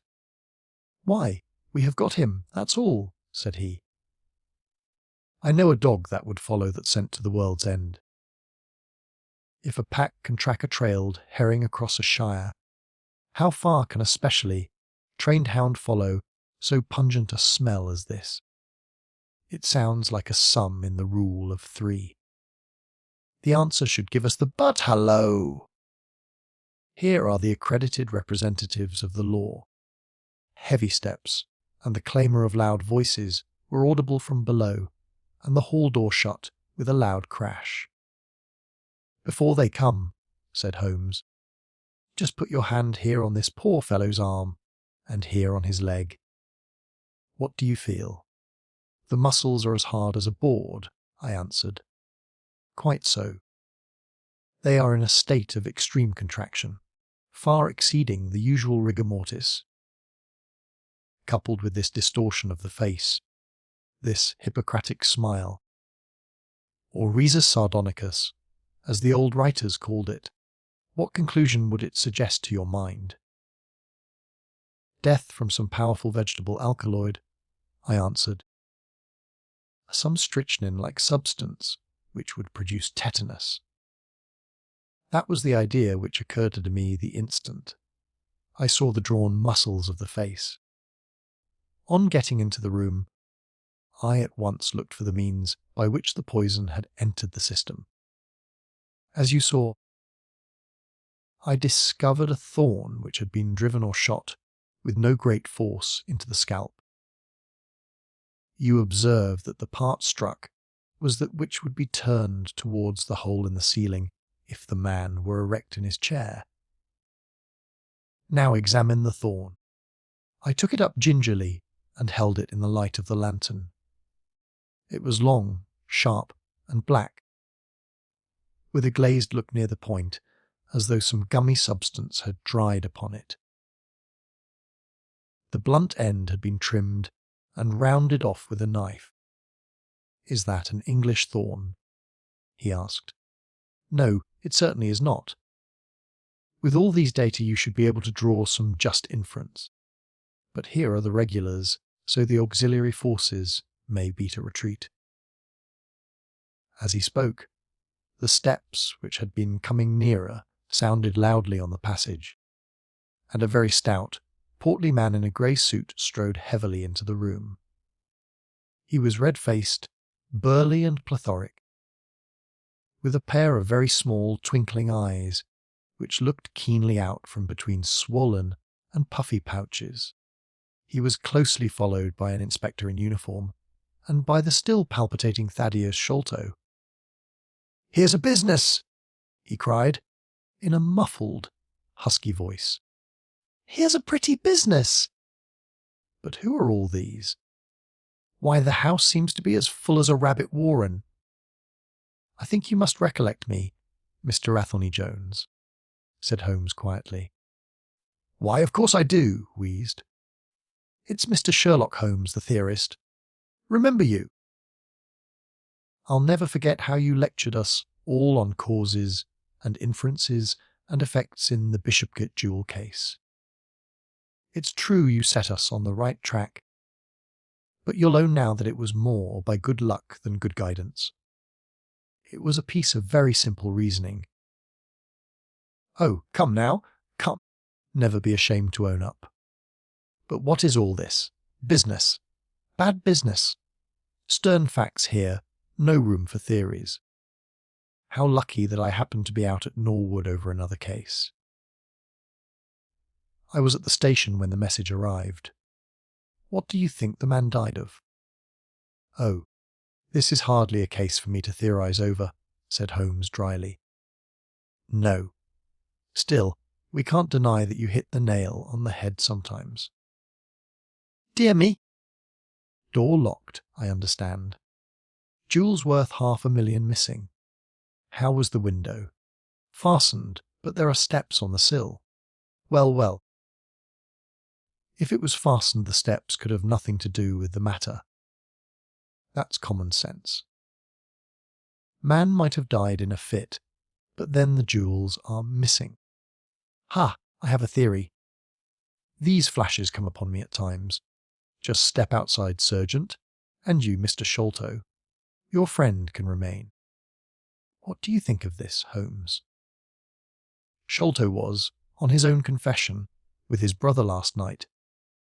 The brother died in a fit, on which Sholto walked off with the treasure. How's that? On which the dead man, very considerate, got up and locked the door on the inside. Hum. There's a flaw there. Let us apply common sense to the matter. This Thaddeus Sholto was with his brother. There was a quarrel. So much we know. The brother is dead and the jewels are gone. So much also we know. No one saw the brother from the time Thaddeus left him. His bed had not been slept in. Thaddeus is evidently in a most disturbed state of mind. His appearance is, well, not attractive. You see that I am weaving my web round Thaddeus. The net begins to close upon him. You are not quite in possession of the facts yet, said Holmes. This splinter of wood, which I have every reason to believe to be poisoned, was in the man's scalp where you still see the mark. This card, inscribed as you see it, was on the table, and beside it lay this rather curious stone-headed instrument. How does all that fit into your theory? Confirms it in every respect, said the fat detective pompously. House is full of Indian curiosities. Thaddeus brought this up, and if this splinter be poisonous, Thaddeus may as well have made murderous use of it as any other man. The card is some hocus-pocus, a blind, as like as not. The only question is, how did he depart? Ah, of course, here is a hole in the roof. With great activity, considering his bulk. He sprang up the steps and squeezed through into the garret. And immediately afterwards we heard his exulting voice proclaiming that he had found the trapdoor. He can find something, remarked Holmes, shrugging his shoulders. He has occasional glimmerings of reason. Il n'y a pas des sots, si incommode six qui, ont de l'esprit. You see, said Athelney Jones, reappearing down the steps again. Facts are better than mere theories, after all. My view of the case is confirmed. There is a trap door communicating with the roof, and it is partly open. It was I who opened it. Oh, indeed. You did notice it? Then. He seemed a little crestfallen at the discovery. Well, whoever noticed it, it shows how our gentleman got away. Inspector! Yes, sir, from the passage. Ask Mr. Sholto to step this way. Mr. Sholto, it is my duty to inform you that anything which you may say will be used against you. I arrest you in the Queen's name as being concerned in the death of your brother. "There now! Didn't I tell you?" cried the poor little man, throwing out his hands and looking from one to the other of us. "Don't trouble yourself about it, Mr. Sholto," said Holmes. "I think that I can engage to clear you of the charge." "Don't promise too much, Mr. Theorist. Don't promise too much," snapped the detective. "You may find it a harder matter than you think. Not only will I clear him, Mr. Jones, but I will make you a free present of the name and description of one of the two people who were in this room last night. His name, I have every reason to believe, is Jonathan Small. He is a poorly educated man, small, active, with his right leg off, and wearing a wooden stump which is worn away upon the inner side. His left boot has a coarse, square, toed sole, with an iron band round the heel. He is a middle-aged man, much sunburned, and has been a convict. These few indications may be of some assistance to you, coupled with the fact that there is a good deal of skin missing from the palm of his hand. The other man, The other man, asked Athelney Jones, in a sneering voice, but impressed none the less, as I could easily see by the precision of the other's manner. "Is a rather curious person," said Sherlock Holmes, turning upon his heel. "I hope before very long to be able to introduce you to the pair of them. A word with you, Watson." He led me out to the head of the stair. "This unexpected occurrence," he said, "has caused us rather to lose sight of the original purpose of our journey." "I have just been thinking so," I answered. "It is not right that Miss Morstan should remain in this stricken house. No, you must escort her home.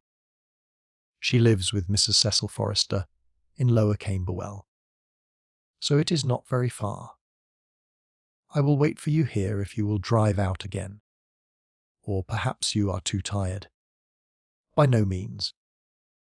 I don't think I could rest until I know more of this fantastic business. I have seen something of the rough side of life, but I give you my word that this quick succession of strange surprises tonight has shaken my nerve completely. I should like, however, to see the matter through with you, now that I have got so far." "Your presence will be of great service to me," he answered. "We shall work the case out independently, and leave this fellow Jones to exult over any mare's nest which he may choose to construct. When you have dropped Miss Morstan, I wish you to go on to number 3, Pinchin Lane, down near the water's edge at Lambeth. The third house on the right-hand side is a bird stuffer's. Sherman is the name. You will see a weasel holding a young rabbit in the window. Knock old Sherman up, and tell him, with my compliments, that I want Toby at once. You will bring Toby back in the cab with you. A dog, I suppose?" "Yes." "A queer mongrel, with a most amazing power of scent. I would rather have Toby's help than that of the whole detective force of London." "I shall bring him, then," said I. "It is 1 now. I ought to be back before 3 if I can get a fresh horse." "And I," said Holmes. "I shall see what I can learn from Mrs. Bernstone, and from the Indian servant, who, Mr. Thaddeus tell me, sleeps in the next garret. Then I shall study the great Jones's methods, and listen to his not too delicate sarcasms.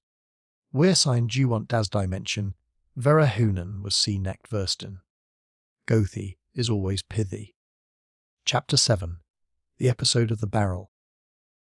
The police had brought a cab with them, and in this I escorted Morstan back to her home. After the angelic fashion of women, she had borne trouble with a calm face as long, as there was some one weaker than herself to support, and I had found her bright and place it by the side of the frightened housekeeper. In the cab, however, she first turned faint, and then burst into a passion of weeping, so sorely had she been tried by the adventures of the night. She has told me since that she thought me cold and distant upon that journey. She little guessed the struggle within my breast, or the effort of self-restraint which held me back. My sympathies and my love went out to her, even as my hand in the garden. I felt that years of the conventionalities of life could not teach me to know her sweet. Brave nature has had this one day of strange experiences. Yet there were two thoughts which sealed the words of affection upon my lips. She was weak and helpless, shaken in mind and nerve. It was to take her at a disadvantage to obtrude love upon her at such a time. Worse still, she was rich. If Holmes's researches were successful, she would be an heiress. Was it fair, was it honourable, that a half-pay surgeon should take such advantage of an intimacy which chance had brought about? Might she not look upon me as a mere vulgar fortune-seeker? I could not bear to risk that such a thought should cross her mind. This Agra treasure intervened like an impassable barrier between us. It was nearly 2:00 when we reached Mrs. Cecil Forrester's. The servants had retired hours ago, but Mrs. Forrester had been so interested by the strange message which Miss Morstan had received that she had sat up in the hope of her return. She opened the door herself, a middle-aged, graceful woman, and it gave me joy to see how tenderly her arm stole round the other's waist, and how motherly was the voice in which she greeted her. She was clearly no mere paid dependent, but an honoured friend. I was introduced, and Mrs. Forrester earnestly begged me to step in and tell her our adventures. I explained, however, the importance of my errand, and promised faithfully to call and report any progress which we might make with the case. As we drove away, I stole a glance back, and I still seemed to see that little group on the step, the two graceful, clinging figures, the half-open door, the hall light shining through stained glass, the barometer, and the bright stair rods. It was soothing to catch even that passing glimpse of a tranquil English home in the midst of the wild, dark business which had absorbed us. And the more I thought of what had happened, the wilder and darker it grew.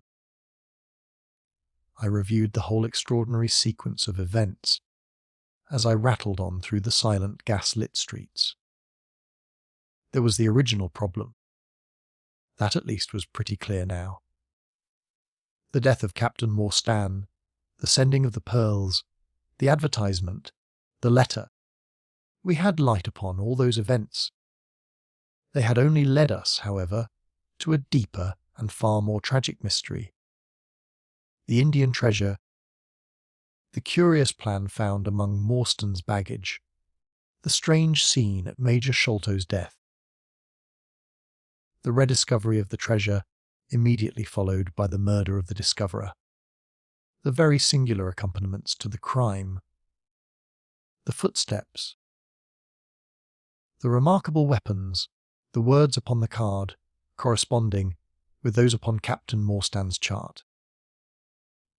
Here was indeed a labyrinth in which a man, less singularly endowed than my fellow, lodger might well despair of ever finding the clue. Pinchin Lane was a row of shabby two-storied brick houses in the lower quarter of Lambeth. I had to knock for some time at number 3 before I could make my impression. At last, however, there was the glint of a candle behind the blind, and a face looked out at the upper window. "Go on, you drunken vagabone," said the face. "If you kick up any more row, I'll open the kennels and let out 43 dogs upon you." "If you'll let one out, it's just what I have come for," said I. "Go on," yelled the voice. "So help me gracious, I have a wiper in the bag, and I'll drop it on your head if you don't hook it." "But I want a dog," I cried. "I won't be argued with," shouted Mr. Sherman. "Now stand clear, for when I say 3, down goes the wiper." "Mr. Sherlock Holmes," I began. But the words had a most magical effect, for the window instantly slammed down, and within a minute the door was unbarred and open. Mr. Sherman was a lanky, lean old man, with stooping shoulders, a stringy neck, and blue-tinted glasses. "A friend of Mr. Sherlock is always welcome," said he. "Step in, sir. Keep clear of the badger, for he bites. Ah, naughty, naughty. Would you take a nip at the gentleman?" This to a stoat which thrust its wicked head and red eyes between the bars of its cage. "Don't mind that, sir. It's only a slow worm. It hain't got no fangs, so I gives it the run of the room, for it keeps the beetles down.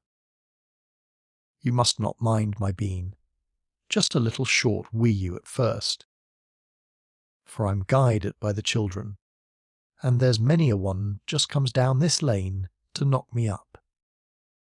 What was it that Mr. Sherlock Holmes wanted, sir? He wanted a dog of yours." "Ah, that would be Toby. Yes, Toby was the name. Toby lives at number 7 on the left here." He moved slowly forward with his candle among the queer animal family which he had gathered round him. In the uncertain, shadowy light I could see dimly that there were glancing, glimmering eyes peeping down at us from every cranny and corner. Even the rafters above our heads were lined by solemn fowls, who lazily shifted their weight from one leg to the other as our voices disturbed their slumbers. Toby proved to be an ugly, long-haired, lop-eared creature, half spaniel and half lurcher, brown and white in colour, with a very clumsy waddling gait. It accepted after some hesitation a lump of sugar which the old naturalist handed to me, and, having thus sealed an alliance, it followed me to the cab, and made no difficulties about accompanying me. It had just struck 3 on the palace clock when I found myself back once more at Pondicherry Lodge. The ex-prize Fighter McMurdo had, I found, been arrested as an accessory, and both he and Mr. Sholto had been marched off to the station. 2 constables guarded the narrow gate, but they allowed me to pass with the dog on my mentioning the detective's name. Holmes was standing on the doorstep with his hands in his pockets, smoking his pipe. "Ah, you have him there," said he. "Good dog. Then, Athelney Jones has gone. We have had an immense display of energy since you left.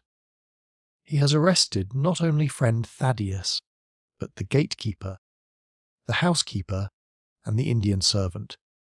We have the place to ourselves, but for a sergeant upstairs.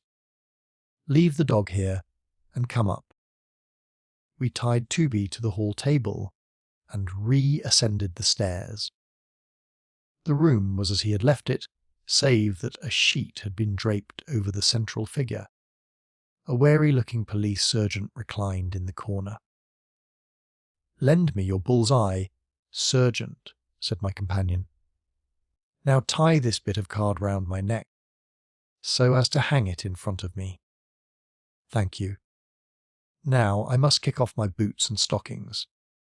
Just you carry them down with you, Watson. I am going to do a little climbing, and dip my handkerchief into the creosote. That will do. Now come up into the garret with me for a moment." We clambered up through the hole. Holmes turned his light once more upon the footsteps in the dust. "I wish you particularly to notice these footmarks," he said. "Do you observe anything noteworthy about them? They belong, I said, to a child or a small woman. Apart from their size, though. Is there nothing else? They appear to be much as other footmarks. Not at all. Look here. This is the print of a right foot in the dust. Now I make one with my naked foot beside it. What is the chief difference? Your toes are all cramped together. The other print is each two distinctly divided. Quite so. That is the point. Bear that in mind. Now, would you kindly step over to that flap window and smell the edge of the woodwork? I shall stay here, as I have this handkerchief in my hand. I did as he directed, and was instantly conscious of a strong tarry smell. That is where he put his foot in getting out. If you can trace him, I should think that Toby will have no difficulty. Now run downstairs, loose the dog, and look out for Blondin. By the time that I got out into the grounds, Sherlock Holmes was on the roof, and I could see him, like an enormous glow, warm crawling very slowly along the ridge. I lost sight of him behind a stack of chimneys, but he presently reappeared, and then vanished once more upon the opposite side. When I made my round there, I found him seated at one of the corner eaves. "That you, Watson?" he cried. "Yes, this is the place." "What is that black thing down there?" "A water barrel. Top on it." "Yes. No sign of a ladder." "No. Confound the fellow. It's a most breakneck place. I ought to be able to come down where he could climb up. The water pipe feels pretty firm. Here goes anyhow." There was a scuffling of feet, and the lantern began to come steadily down the side of the wall. Then with a light spring he came onto the barrel, and from there to the earth. It was easy to follow him, he said, drawing on his stockings and boots. Tiles were loosened the whole way along, and in his hurry he had dropped this. It confirms my diagnosis, as you doctors express it. The object which he held up to me was a small pocket, or poach woven out of coloured grasses, and with a few tawdry beads strung round it. In shape and size it was not unlike a cigarette case. Inside were half a dozen spines of dark wood, sharp at one end and rounded at the other, like that which had struck Bartholomew Sholto. "They are hellish things," said he. "Look out that you don't prick yourself. I'm delighted to have them, for the chances are that they are all he has. There is the less fear of you, or me finding one in our skin before long. I would sooner face a martini bullet myself. Are you game for a 6-mile trudge, Watson?" "Certainly," I answered. "Your leg will stand it." "Oh, yes." "Here you are, doggy! Good old Toby! Smell it? Toby, smell it!" He pushed the creosote handkerchief under the dog's nose, while the creature stood with its fluffy legs separated, and with a most comical cock to its head, like a connoisseur sniffing the bouquet of a famous vintage. Holmes then threw the handkerchief to a distance, fastened a stout cord to the mongrel's collar, and led him to the foot of the water barrel. The creature instantly broke into a succession of high, tremulous yelps, and, with his nose on the ground, and his tail in the air, pattered off upon the trail at a pace which strained his leash and kept us at the top of our speed.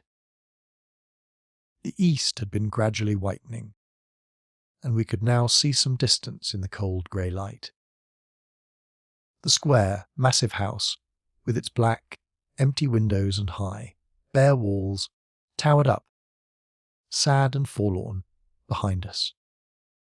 Our course led right across the grounds, in and out among the trenches and pits with which they were scarred and intersected. The whole place, with its scattered dirt heaps and ill-grown shrubs, had a blighted, ill-omened look which harmonized with the black tragedy which hung over it. On reaching the boundary wall, Toby ran along, whining eagerly, underneath its shadow, and stopped finally in a corner screened by a young beech. Where the two walls joined, several bricks had been loosened, and the crevices left were worn down and rounded upon the lower side, as though they had frequently been used as a ladder. Holmes clambered up, and, taking the dog from me, he dropped it over upon the other side. "There's the print of Wooden Leg's hand," he remarked, as I mounted up beside him. "You see the slight smudge of blood upon the white plaster. What a lucky thing it is that we have had no very heavy rain since yesterday! The scent will lie upon the road in spite of their 8-20 hours' start." I confess that I had my doubts myself, when I reflected upon the great traffic which had passed along the London road in the interval. My fears were soon appeased, however. Toby never hesitated or swerved, but waddled on in his peculiar rolling fashion. Clearly, the pungent smell of the creosote rose high above all other contending scents. "Do not imagine," said Holmes, "that I depend for my success in this case upon the mere chance of one of these fellows having put his foot in the chemical. I have knowledge now which would enable me to trace them in many different ways. This, however, is the readiest, and, since fortune has put it into our hands, I should be culpable if I neglected it. It has, however, prevented the case from becoming the pretty little intellectual problem which it at one time promised to be. There might have been some credit to be gained out of it, but for this too palpable clue." "There is credit, and to spare," said I. "I assure you, Holmes, that I marvel at the means by which you obtain your results in this case. Even more than I did in the Jefferson Hope murder, the thing seems to me to be deeper and more inexplicable. How, for example, could you describe with such confidence the wooden-legged man?" "Pshaw, my dear boy, it was simplicity itself. I don't wish to be theatrical. It is all patent and above board. Two officers who are in command of a convict learn an important secret as to buried treasure. A map is drawn for them by an Englishman named Jonathan Small. You remember that we saw the name upon the chart in Captain Morstan's possession. He had signed it in behalf of himself and his associates, the sign of the four, as he somewhat dramatically called it. Aided by this chart, the officers or one of them gets the treasure and brings it to England, leaving, we will suppose, some condition under which he received it unfulfilled. Now, then, why did not Jonathan Small get the treasure himself? The answer is obvious. The chart is dated at a time when Morstan was brought into close association with convicts. Jonathan Small did not get the treasure because he and his associates were themselves convicts and could not get away. But that is mere speculation, said I. It is more than that. It is the only hypothesis which covers the facts. Let us see how it fits in with the sequel.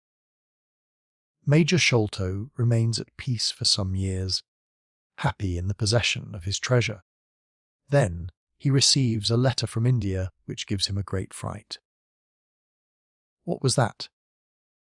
A letter to say that the men whom he had wronged had been set free, or had escaped. That is much more likely, for he would have known what their term of imprisonment was. It would not have been a surprise to him. What does he do then? He guards himself against a wooden-legged man, a white man, mark you, for he mistakes a white tradesman for him, and actually fires a pistol at him. Now, only one white man's name is on the chart.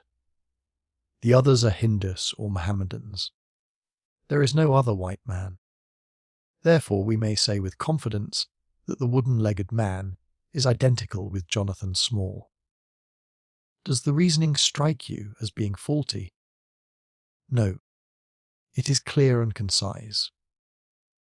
Well now, let us put ourselves in the place of Jonathan Small. Let us look at it from his point of view. He comes to England with the double idea of regaining what he would consider to be his rights, and of having his revenge upon the man who had wronged him. He found out where Sholto lived, and very possibly he established communications with someone inside the house. There is this butler, Lawle Rowe, whom we have not seen. Mrs. Bernstone gives him far from a good character. Small could not find out, however, where the treasure was hid, for no one ever knew, save the Major and one faithful servant who had died. Suddenly Small learns that the Major is on his death-bed. In a frenzy lest the secret of the treasure die with him, he runs the gauntlet of the guards, makes his way to the dying man's window, and is only deterred from entering by the presence of his two sons. Mad with hate, however, against the dead man, he enters the room that night, searches his private papers in the hope of discovering some memorandum relating to the treasure, and finally leaves a memento of his visit in the short inscription upon the card. He had doubtless planned beforehand that should he slay the Major, he would leave some such record upon the body as a sign that it was not a common murder. But, from the point of view of the four associates, something in the nature of an act of justice. Whimsical and bizarre conceits of this kind are common enough in the annals of crime, and usually afford valuable indications as to the criminal. Do you follow all this very clearly? Now, what could Jonathan Small do? He could only continue to keep a secret watch upon the efforts made to find the treasure. Possibly he leaves England and only comes back at intervals. Then comes the discovery of the garret, and he is instantly informed of it. We again trace the presence of some confederate in the household. Jonathan, with his wooden leg, is utterly unable to reach the lofty room of Bartholomew Sholto. He takes with him, however, a rather curious associate, who gets over this difficulty, but dips his naked foot into Creosote, whence comes Toby, and a 6-mile limp for a half-pay officer with a damaged tendo Achillis. But it was the associate, and not Jonathan, who committed the crime. Quite so. And rather to Jonathan's disgust, to judge by the way he stamped about when he got into the room. He bore no grudge against Bartholomew Sholto, and would have preferred if he could have been simply bound and gagged. He did not wish to put his head in a halter. There was no help for it, however. The savage instincts of his companion had broken out, and the poison had done its work. So Jonathan Small left his record, lowered the treasure box to the ground, and followed it himself. That was the train of events as far as I can decipher them. Of course, as to his personal appearance, he must be middle-aged, and must be sunburned after serving his time in such an oven as the Andamans. His height is readily calculated from the length of his stride, and we know that he was bearded. His hairiness was the one point which impressed itself upon Thaddeus Sholto when he saw him at the window. I don't know that there is anything else. The associate. Ah, well, there is no great mystery in that. But you will know all about it soon enough. How sweet the morning air is! See how that one little cloud floats, like a pink feather from some gigantic flamingo. Now the red rim of the sun pushes itself over the London cloud bank. It shines on a good many folk, but on none, I dare bet, who are on a stranger errand than you and I. How small we feel with our petty ambitions and strivings in the presence of the great elemental forces of nature. Are you well up in your Jean Paul? Fairly so. I worked back to him through Carlyle. That was like following the brook to the parent lake. He makes one curious but profound remark. It is that the chief proof of man's real greatness lies in his perception of his own smallness. It argues, you see, a power of comparison and of appreciation which is in itself a proof of nobility. There is much food for thought in Richter. You have not a pistol, have you? I have my stick. It is just possible that we may need something of the sort if we get to their lair. Jonathan I shall leave to you. But if the other turns nasty, I shall shoot him dead. He took out his revolver as he spoke, and, having loaded 2 of the chambers, he put it back into the right-hand pocket of his jacket. We had during this time been following the guidance of Toby down the half-rural, villa-lined roads which lead to the metropolis. Now, however, we were beginning to come among continuous streets where labourers and dockmen were already astir, and slatternly women were taking down shutters and brushing door steps. At the square, topped corner public houses business was just beginning, and rough-looking men were emerging, rubbing their sleeves across their beards after their morning wet. Strange dogs sauntered up and stared wonderingly at us as we passed, but our inimitable Toby looked neither to the right nor to the left, but trotted onwards with his nose to the ground, and an occasional eager when which spoke of a hot scent. We had traversed Streatham, Brixton, Camberwell, and now found ourselves in Kennington Lane, having borne away through the side streets to the east of the Oval. The men whom we pursued seemed to have taken a curiously zigzag road, with the idea probably of escaping observation. They had never kept to the main road if a parallel side street would serve their turn.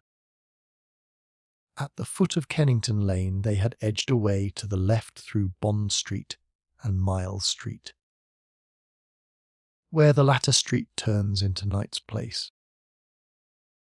Toby ceased to advance, but began to run backwards and forwards with one ear cocked and the other drooping, the very picture of canine indecision. Then he waddled round in circles, looking up to us from time to time, as if to ask for sympathy in his embarrassment. "What the deuce is the matter with the dog?" growled Holmes. "They surely would not take a cab or go off in a balloon." "Perhaps they stood here for some time," I suggested. "Ah, it's all right. He's off again," said my companion in a tone of relief. He was indeed off. For after sniffing round again, he suddenly made up his mind and darted away with an energy and determination such as he had not yet shown.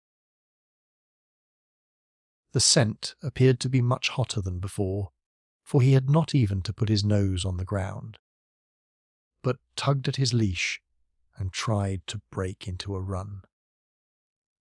I could see by the gleam in Holmes's eyes that he thought we were nearing the end of our journey. Our course now ran down 9 Elms until we came to Broderick and Nelson's large timber yard, just past the White Eagle Tavern. Here the dog, frantic with excitement, turned down through the side gate into the enclosure where the sawyers were already at work. On the dog raced through sawdust and shavings, down an alley, round a passage between two wood piles, and finally, with a triumphant yelp, I sprang upon a large barrel which still stood upon the hand trolley on which it had been brought. With lolling tongue and blinking eyes, Toby stood upon the cask, looking from one to the other of us for some sign of appreciation. The staves of the barrel and the wheels of the trolley were smeared with a dark liquid, and the whole air was heavy with the smell of creosote. Sherlock Holmes and I looked blankly at each other, and then burst simultaneously into an uncontrollable fit of laughter. Chapter 8. The Baker Street Irregulars. What now? I asked. Toby has lost his character for infallibility. He acted according to his lights, said Holmes, lifting him down from the barrel and walking him out of the timber yard.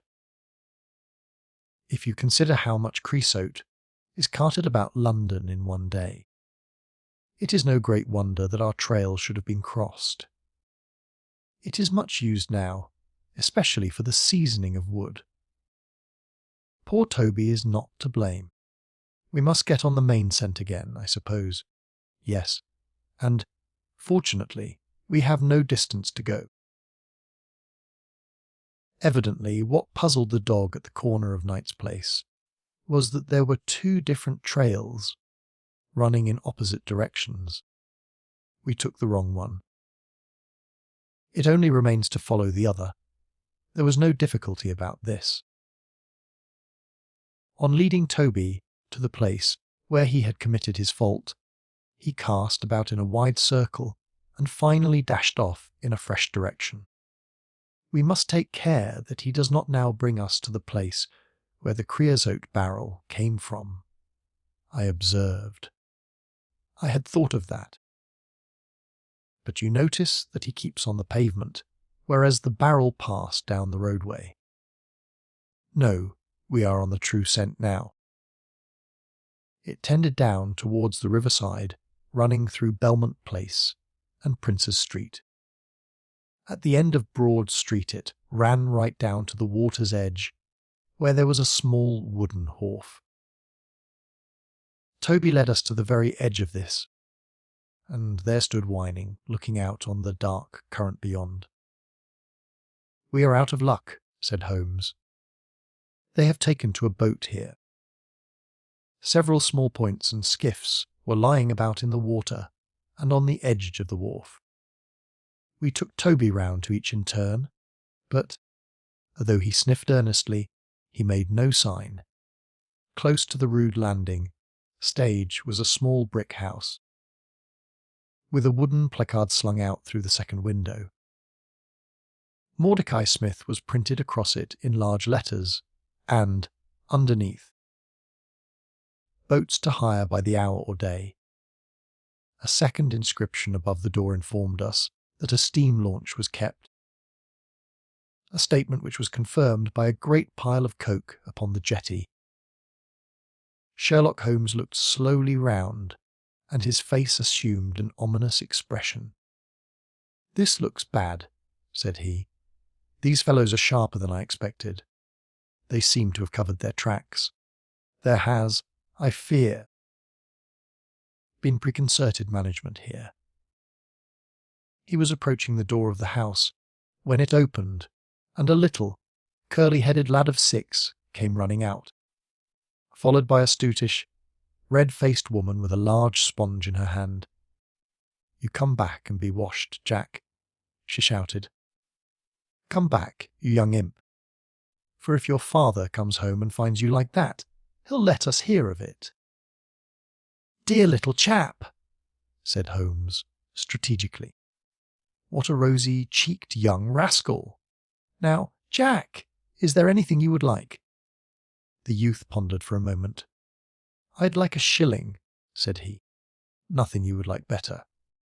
"I'd like 2 shilling better," the prodigy answered, after some thought. "Here you are. Then, catch. A fine child, Mrs. Smith. Lord bless you, sir, he is that, and forward. He gets a most too much for me to manage, especially when my man is away days at a time."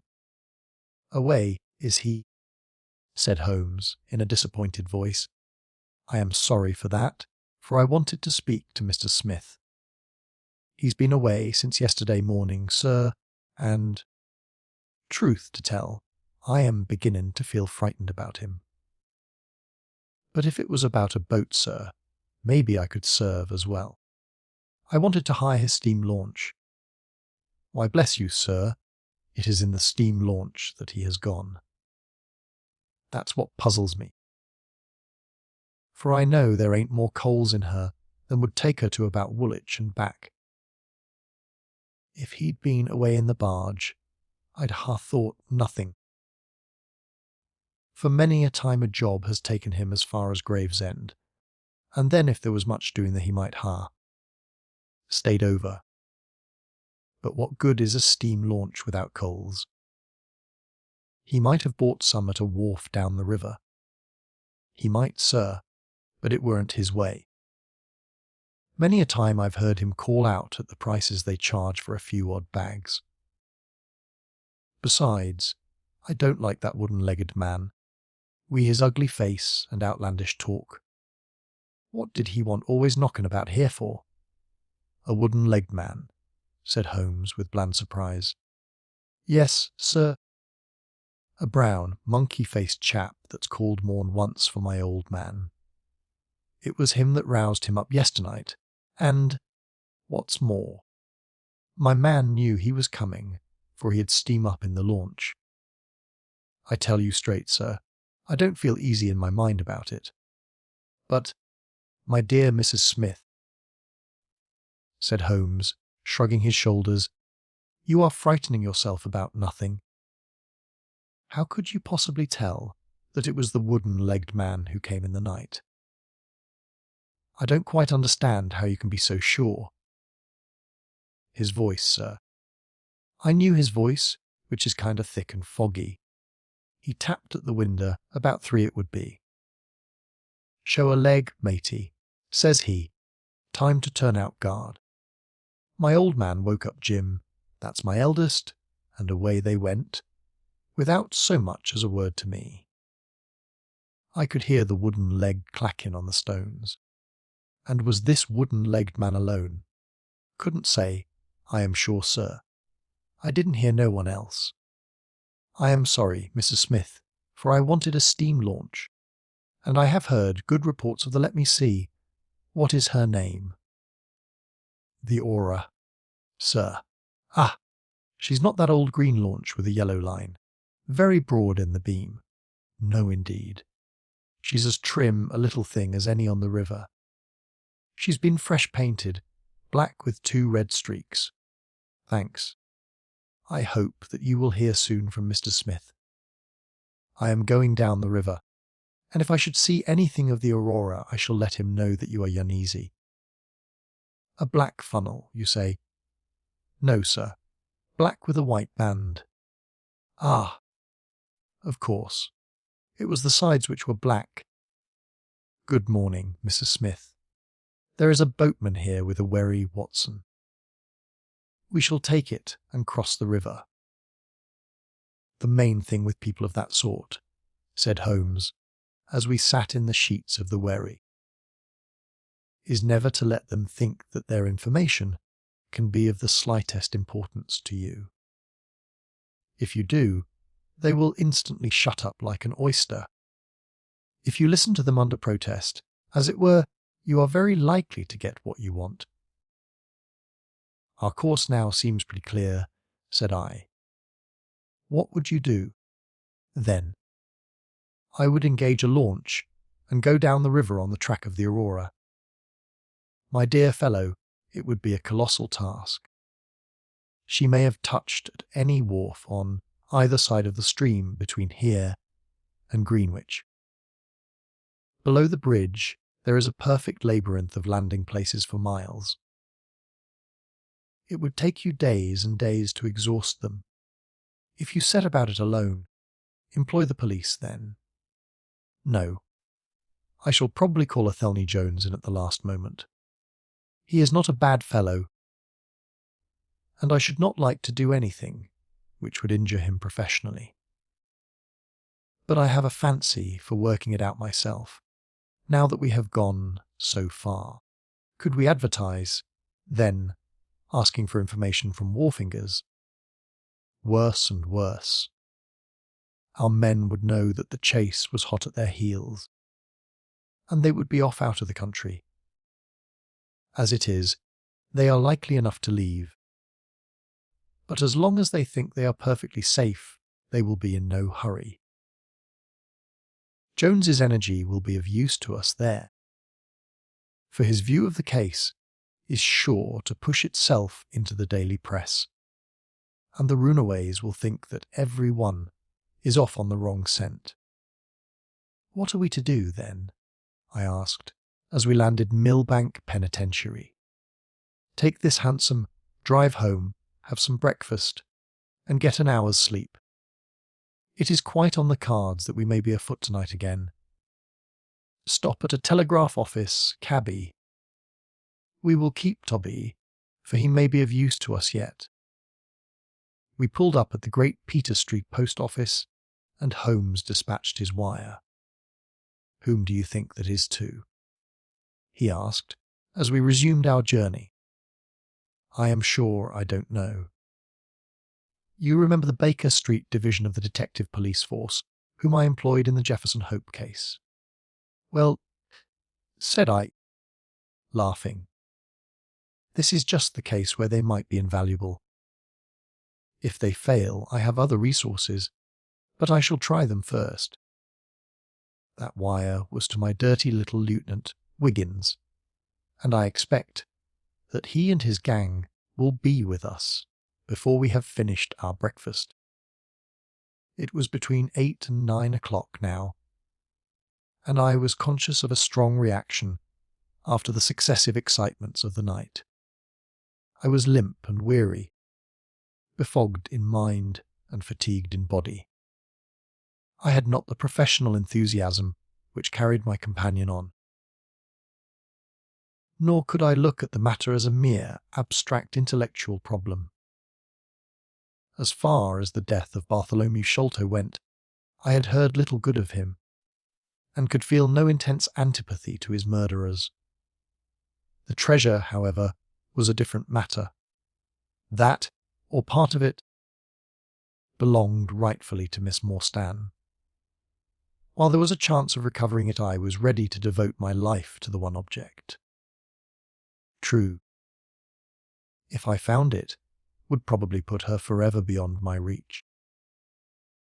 Yet it would be a petty and selfish love which would be influenced by such a thought as that.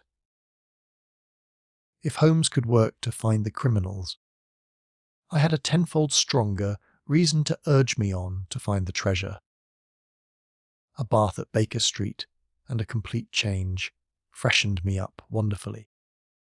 When I came down to our room, I found the breakfast laid and Holmes pouring out the coffee. "Here it is," said he, laughing, and pointing to an open newspaper. "The energetic Jones and the ubiquitous reporter have fixed it up between them. But you have had enough of the case. The better have your ham and eggs first." I took the paper from him and read the short notice, which was headed "Mysterious Business at Upper Norwood." "About 12 o'clock last night," said the Standard, "Mr. Bartholomew Sholto, of Pondicherry Lodge, Upper Norwood, was found dead in his room under circumstances which point to foul play. As far as we can learn, no actual traces of violence were found upon Mr. Sholto's person, but a valuable collection of Indian gems, which the deceased gentleman had inherited from his father, has been carried off.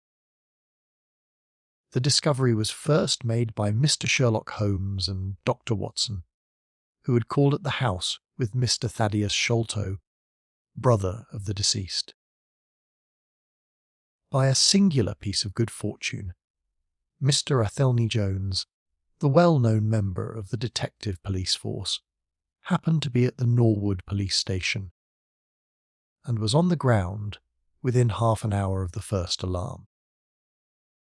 His trained and experienced faculties were at once directed towards the detection of the criminals, with the gratifying result that the brother, Thaddeus Sholto, has already been arrested, together with the housekeeper, Mrs. Burnstone, an Indian butler named Lal Rao, and a porter, or gatekeeper, named McMurdo. It is quite certain that the thief or thieves were well acquainted with the house, for Mr. Jones's known technical knowledge and his powers of minute observation have enabled him to prove conclusively that the miscreants could not have entered by the door or by the window, but must have made their way across the roof of the building, and so through a trap door into a room which communicated with that in which the body was found. This fact, which has been very clearly made out, proves conclusively that it was no mere haphazard burglary. The prompt and energetic action of the officers of the law shows the great advantage of the presence, on such occasions, of a single vigorous and masterful mind. We cannot but think that it supplies an argument to those who would wish to see our detectives more decentralized, and so brought into closer and more effective touch with the cases which it is their duty to investigate. "Isn't it gorgeous?" said Holmes, grinning over his coffee cup. "What do you think of it?" "I think that we have had a close shave ourselves of being arrested for the crime." "So do I. I wouldn't answer for our safety now if he should happen to have another of his attacks of energy." At this moment there was a loud ring at the bell, and I could hear Mrs. Hudson, our landlady, raising her voice in a wail of expostulation and dismay. "By heaven, Holmes," I said, half rising, "I believe that they are really after us." "No, it's not quite so bad as that. It is the unofficial force, the Baker Street Irregulars." As he spoke, there came a swift pattering of naked feet upon the stairs, a clatter of high voices, and in rushed a dozen dirty and ragged little street Arabs. There was some show of discipline among them, despite their tumultuous entry, for they instantly drew up in line and stood facing us with expectant faces. One of their number, taller and older than the others, stood forward with an air of lounging superiority which was very funny in such a disreputable little scarecrow. "Got your message, sir," said he, and brought them on sharp. "3 bob and a tanner for tickets." "Here you are," said Holmes, producing some silver. "In future they can report to you, Wiggins, and you to me. I cannot have the house invaded in this way. However, it is just as well that you should all hear the instructions. I want to find the whereabouts of a steam launch called the Aurora, owner Mordecai Smith. Black with 2 red streaks, funnel black with a white band. She is down the river somewhere. I want boy to be at Mordecai Smith's landing, stage opposite Millbank, to say, 'If the boat comes back, you must divide it out among yourselves, and do both banks thoroughly. Let me know the moment you have news. Is that all clear?' "Yes, governor," said Wiggins. "The old scale of pay, and a guinea to the boy who finds the boat. Here's a day in advance. Now off you go." He handed them a shilling each, and away they buzzed down the stairs, and I saw them a moment later streaming down the street. "If the launch is above water they will find her," said Holmes as he rose from the table and lit his pipe. "They can go everywhere, see everything, overhear everyone.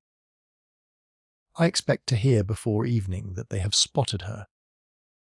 In the meanwhile, we can do nothing but await results. We cannot pick up the broken trail until we find either the Aurora or Mr. Mordecai Smith. Toby could eat these scraps, I dare say.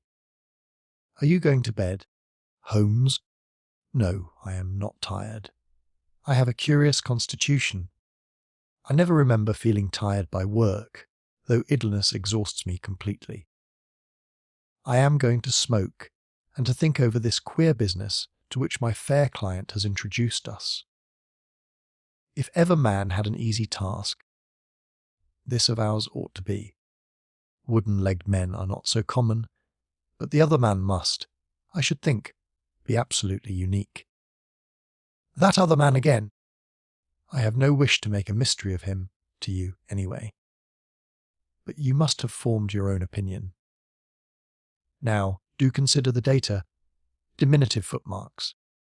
Those never fettered by boots, naked feet, stone-headed wooden mace, great agility, small poisoned darts. What do you make of all this? A savage! I exclaimed. Perhaps one of those Indians who were the associates of Jonathan Small. Hardly that, said he. When first I saw signs of strange weapons, I was inclined to think so, but the remarkable character of the footmarks caused me to reconsider my views. Some of the inhabitants of the Indian peninsula are small men, but none could have left such marks as that. The Hindu proper has long and then feet. The sandal-wearing Mohammedan has the great toe well separated from the others, because the thong is commonly passed between. These little darts, too, could only be shoot in one way.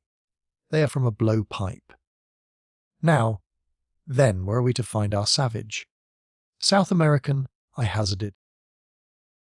He stretched his hand up and took down a bulky volume from the shelf. This is the first volume of a gazetteer which is now being published. It may be looked upon as the very latest authority. What have we here? Andaman Islands, situated 30-40 miles to the north of Sumatra, in the Bay of Bengal. What's all this? Moist climate, coral reefs, sharks, Port Blair, convict barracks, Rutland Island, cottonwoods are. Here we are. The aborigines of the Andaman Islands may perhaps claim the distinction of being the smallest race upon this earth, though some anthropologists prefer the Bushmen of Africa, the Digger Indians of America, and the Terra del Fuegians. The average height is rather below 4 feet, although many full-grown adults may be found who are very much smaller than this. They are a fierce, morose, and intractable people, though capable of forming most devoted friendships when their confidence has once been gained. Mark that, Watson. Now, then, listen to this. They are naturally hideous, having large misshapen heads, small, fierce eyes, and distorted features. Their feet and hands, however, are remarkably small. So intractable and fierce are they that all the efforts of the British official have failed to win them over in any degree. They have always been a terror to shipwrecked crews, braining the survivors with their stone-headed clubs, or shooting them with their poisoned arrows. These massacres are invariably concluded by a cannibal feast. Nice, amiable people, Watson! If this fellow had been left to his own unaided devices, this affair might have taken an even more ghostly turn. I fancy that, even as it is, Jonathan Small would give a deal not to have employed him. But how came he to have so singular a companion? Ah, that is more than I can tell. Since, however, we had already determined that Small had come from the Andamans, it is not so very wonderful that this islander should be with him. No doubt we shall know all about it in time. Look here, Watson, you look regularly done. Lie down there on the sofa, and see if I can put you to sleep. He took up his violin from the corner and as I stretched myself out, he began to play some low, dreamy, melodious air, his own, no doubt. For he had a remarkable gift for improvisation.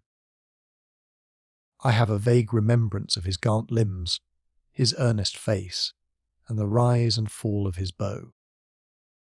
Then I seemed to be floated peacefully away upon a soft sea of sound, until I found myself in dreamland, with the sweet face of Mary Morstan looking down upon me. Chapter 9. A Break in the Chain. It was late in the afternoon before I woke, strengthened and refreshed. Sherlock Holmes still sat exactly as I had left him, save that he had laid aside his violin and was deep in a book. He looked across at me as I stirred, and I noticed that his face was dark and troubled. "You have slept soundly," he said. "I feared that our talk would wake you." "I heard nothing," I answered. "Have you had fresh news, then?" "Unfortunately, no. I confess that I am surprised and disappointed. I expected something definite by this time. Wiggins has just been up to report. He says that no trace can be found of the launch. It is a provoking check, for every hour is of importance. Can I do anything? I am perfectly fresh now, and quite ready for another night's outing. No, we can do nothing. We can only wait. If we go ourselves, the message might come in our absence, and delay be caused. You can do what you will, but I must remain on guard. Then I shall run over to Camberwell and call upon Mrs. Cecil Forrester. She asked me to yesterday." "On Mrs. Cecil Forrester?" asked Holmes, with the twinkle of a smile in his eyes. "Well, of course Miss Morstan too." They were anxious to hear what happened. "I would not tell them too much," said Holmes. "Women are never to be entirely trusted, not the best of them." I did not pause to argue over this atrocious sentiment. "I shall be back in an hour or two," I remarked. "All right, good luck. But, I say, if you are crossing the river you may as well return Toby, for I don't think it is at all likely that we shall have any use for him now." I took our mongrel accordingly, and left him, together with a half-sovereign, at the old naturalist's in Pinchin Lane. At Camberwell I found Miss Morstan a little wary after her night's adventures, but very eager to hear the news. Mrs. Forrester, too, was full of curiosity. I told them all that we had done, suppressing, however, the more dreadful parts of the tragedy. Thus, although I spoke of Mr. Sholto's death, I said nothing of the exact manner and method of it. With all my omissions, however, there was enough to startle and amaze them. "It is a romance!" cried Mrs. Forrester. "An injured lady, 500,000 in treasure, a black cannibal, and a wooden-legged ruffian. They take the place of the conventional dragon or wicked earl. And 2 knight-errants to the rescue," added Miss Morstan, with a bright glance at me. "Why, Mary, your fortune depends upon the issue of this search. I don't think that you are nearly excited enough. Just imagine what it must be to be so rich, and to have the world at your feet." It sent a little thrill of joy to my heart to notice that she showed no sign of elation at the prospect. On the contrary, she gave a toss of her proud head, as though the matter were one in which she took small interest. "It is for Mr. Thaddeus Sholto that I am anxious," she said. "Nothing else is of any consequence, but I think that he has behaved most kindly and honourably throughout. It is our duty to clear him of this dreadful and unfounded charge." It was evening before I left Camberwell, and quite dark by the time I reached home. My companion's book and pipe lay by his chair, but he had disappeared. I looked about in the hope of seeing a note, but there was none. "I suppose that Mr. Sherlock Holmes has gone out," I said to Miss Hudson as she came up to lower the blinds. "No, sir. He has gone to his room, sir. Do you know, sir," sinking her voice into an impressive whisper, "I am afraid for his health." "Why so, Mrs. Hudson?" "Well, he's that strange, sir. After you was gone he walked, and he walked, up and down, until I was wary of the sound of his footstep. Then I heard him talking to himself and muttering, and every time the bell rang out he came on the stairhead, with 'What is that, Mrs. Hudson?' And now he has slammed off to his room, but I can hear him walking away the same as ever. I hope he's not going to be ill, sir." I ventured to say something to him about cooling medicine, but he turned on me, "Sir," with such a look that I don't know how ever I got out of the room. "I don't think that you have any cause to be uneasy, Mrs. Hudson," I answered. "I have seen him like this before. He has some small matter upon his mind which makes him restless."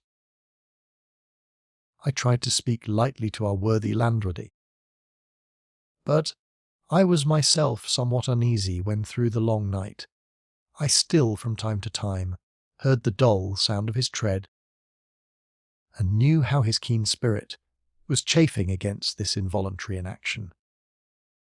At breakfast time he looked worn and haggard, with a little fleck of feverish colour upon either cheek. "You are knocking yourself up, old man," I remarked. "I heard you marching about in the night." "No, I could not sleep," he answered. "This infernal problem is consuming me. It is too much to be balked by so petty an obstacle, when all else had been overcome. I know the men, the launch, everything, and yet I can get no news. I have set other agencies at work, and used every means at my disposal. The whole river has been searched on either side, but there is no news, nor has Mrs. Smith heard of her husband. I shall come to the conclusion soon that they have scuttled the craft. But there are objections to that, or that Mrs. Smith has put us on a wrong scent. No, I think that may be dismissed. I had inquiries made, and there is a launch of that description. Could it have gone up the river? I have considered that possibility too, and there is a search party who will work up as far as Richmond. If no news comes today, I shall start off myself tomorrow and go for the men rather than the boat. But surely, we shall hear something. We did not, however. Not a word came to us either from Wiggins or from the other agencies. There were articles in most of the papers upon the Norwood tragedy. They all appeared to be rather hostile to the unfortunate Thaddeus Sholto. No fresh details were to be found, however, in any of them, save that an inquest was to be held upon the following day. I walked over to Camberwell in the evening to report our ill success to the ladies, and on my return I found Holmes dejected and somewhat morose. He would hardly reply to my questions, and busied himself all evening in an abstruse chemical analysis which involved much heating of retorts and distilling of vapours, ending at last in a smell which fairly drove me out of the apartment. Up to the small hours of the morning I could hear the clinking of his test, which told me that he was still engaged in his malodorous experiment. In the early dawn I woke with a start, and was surprised to find him standing by my bedside, clad in a rude sailor dress with a pea jacket, and a coarse red scarf round his neck. "I am off down the river, Watson," said he. "I have been turning it over in my mind, and I can see only one way out of it. It is worth trying, at all events." "Surely I can come with you, then," said I. "No. You can be much more useful if you will remain here as my representative. I am loath to go, for it is quite on the cards that some message may come during the day, though Wiggins was despondent about it last night. I want you to open all notes and telegrams and to act on your own judgment if any news should come. Can I rely upon you?" "Most certainly. I am afraid that you will not be able to wire to me, for I can hardly tell yet where I may find myself. If I am in luck, however, I may not be gone so very long. I shall have news of some sort or other before I get back." I had heard nothing of him by breakfast time. On opening the Standard, however, I found that there was a fresh allusion to the business. With reference to the Upper Norwood tragedy, it remarked, "We have reason to believe that the matter promises to be even more complex and mysterious than was originally supposed. Fresh evidence has shown that it is quite impossible that Mr. Thaddeus Sholto could have been in any way concerned in the matter. He and the housekeeper, Mrs. Burnstone, were both released yesterday evening. It is believed, however, that the police have a clue as to the real culprits, and that it is being prosecuted by Mr. Athelney Jones of Scotland Yard with all his well-known energy and sagacity. Further arrests may be expected at any moment. That is satisfactory so far as it goes, thought I. Friend Sholto is safe, at any rate. I wonder what the fresh clue may be, though it seems to be a stereotyped form whenever the police have made a blunder. I tossed the paper down upon the table, but at that moment my eye caught an advertisement in the agony column. It ran in this way: "Lost. Whereas Mordecai Smith, boatman, and his son, Jim, left Smith's Wharf at, or about 3 o'clock last Tuesday morning in the steam launch Aurora. Black with 2 red stripes, funnel black with a white band.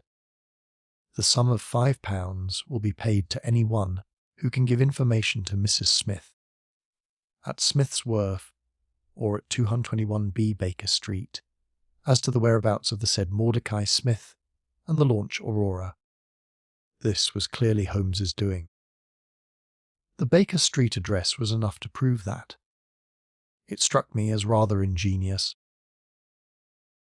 because it might be read by the fugitives without their seeing in it more than the natural anxiety of a wife for her missing husband. It was a long day. Every time that a knock came to the door, or a sharp step passed in the street, I imagined that it was either Holmes returning or an answer to his advertisement. I tried to read, but my thoughts would wander off to our strange quest and to the ill-assorted and villainous pair whom we were pursuing. Could there be, I wondered, some radical flaw in my companion's reasoning? Might he be suffering from some huge self-deception? Was it not possible that his nimble and speculative mind had built up this wild theory upon faulty premises? I had never known him to be wrong, and yet the keenest reasoner may occasionally be deceived. He was likely, I thought, to fall into error through the over-refinement of his logic, his preference for a subtle and bizarre explanation when a plainer and more commonplace one lay ready to his hand. Yet, on the other hand, I had myself seen the evidence, and I had heard the reasons for his deductions. When I looked back on the long chain of curious circumstances, many of them trivial in themselves, but all tending in the same direction, I could not disguise from myself that even if Holmes's explanation were incorrect, the true theory must be equally outre and startling. At 3 o'clock in the afternoon, There was a loud peal at the bell, an authoritative voice in the hall, and, to my surprise, no less a person than Mr. Athelney Jones was shown up to me. Very different was he, however, from the brusque and masterful professor of common sense who had taken over the case so confidently at Upper Norwood. His expression was downcast, and his bearing meek and even apologetic. "Good day, sir, good day," said he. "Mr. Sherlock Holmes is out, I understand." "Yes, and I cannot be sure when he will be back. But perhaps you would care to wait. Take that chair and try one of these cigars." "Thank you. I don't mind if I do," said he, mopping his face with a red bandana handkerchief. "And a whisky and soda. Well, half a glass. It is very hot for the time of year, and I have had a good deal to worry and try me. You know my theory about this Norwood case.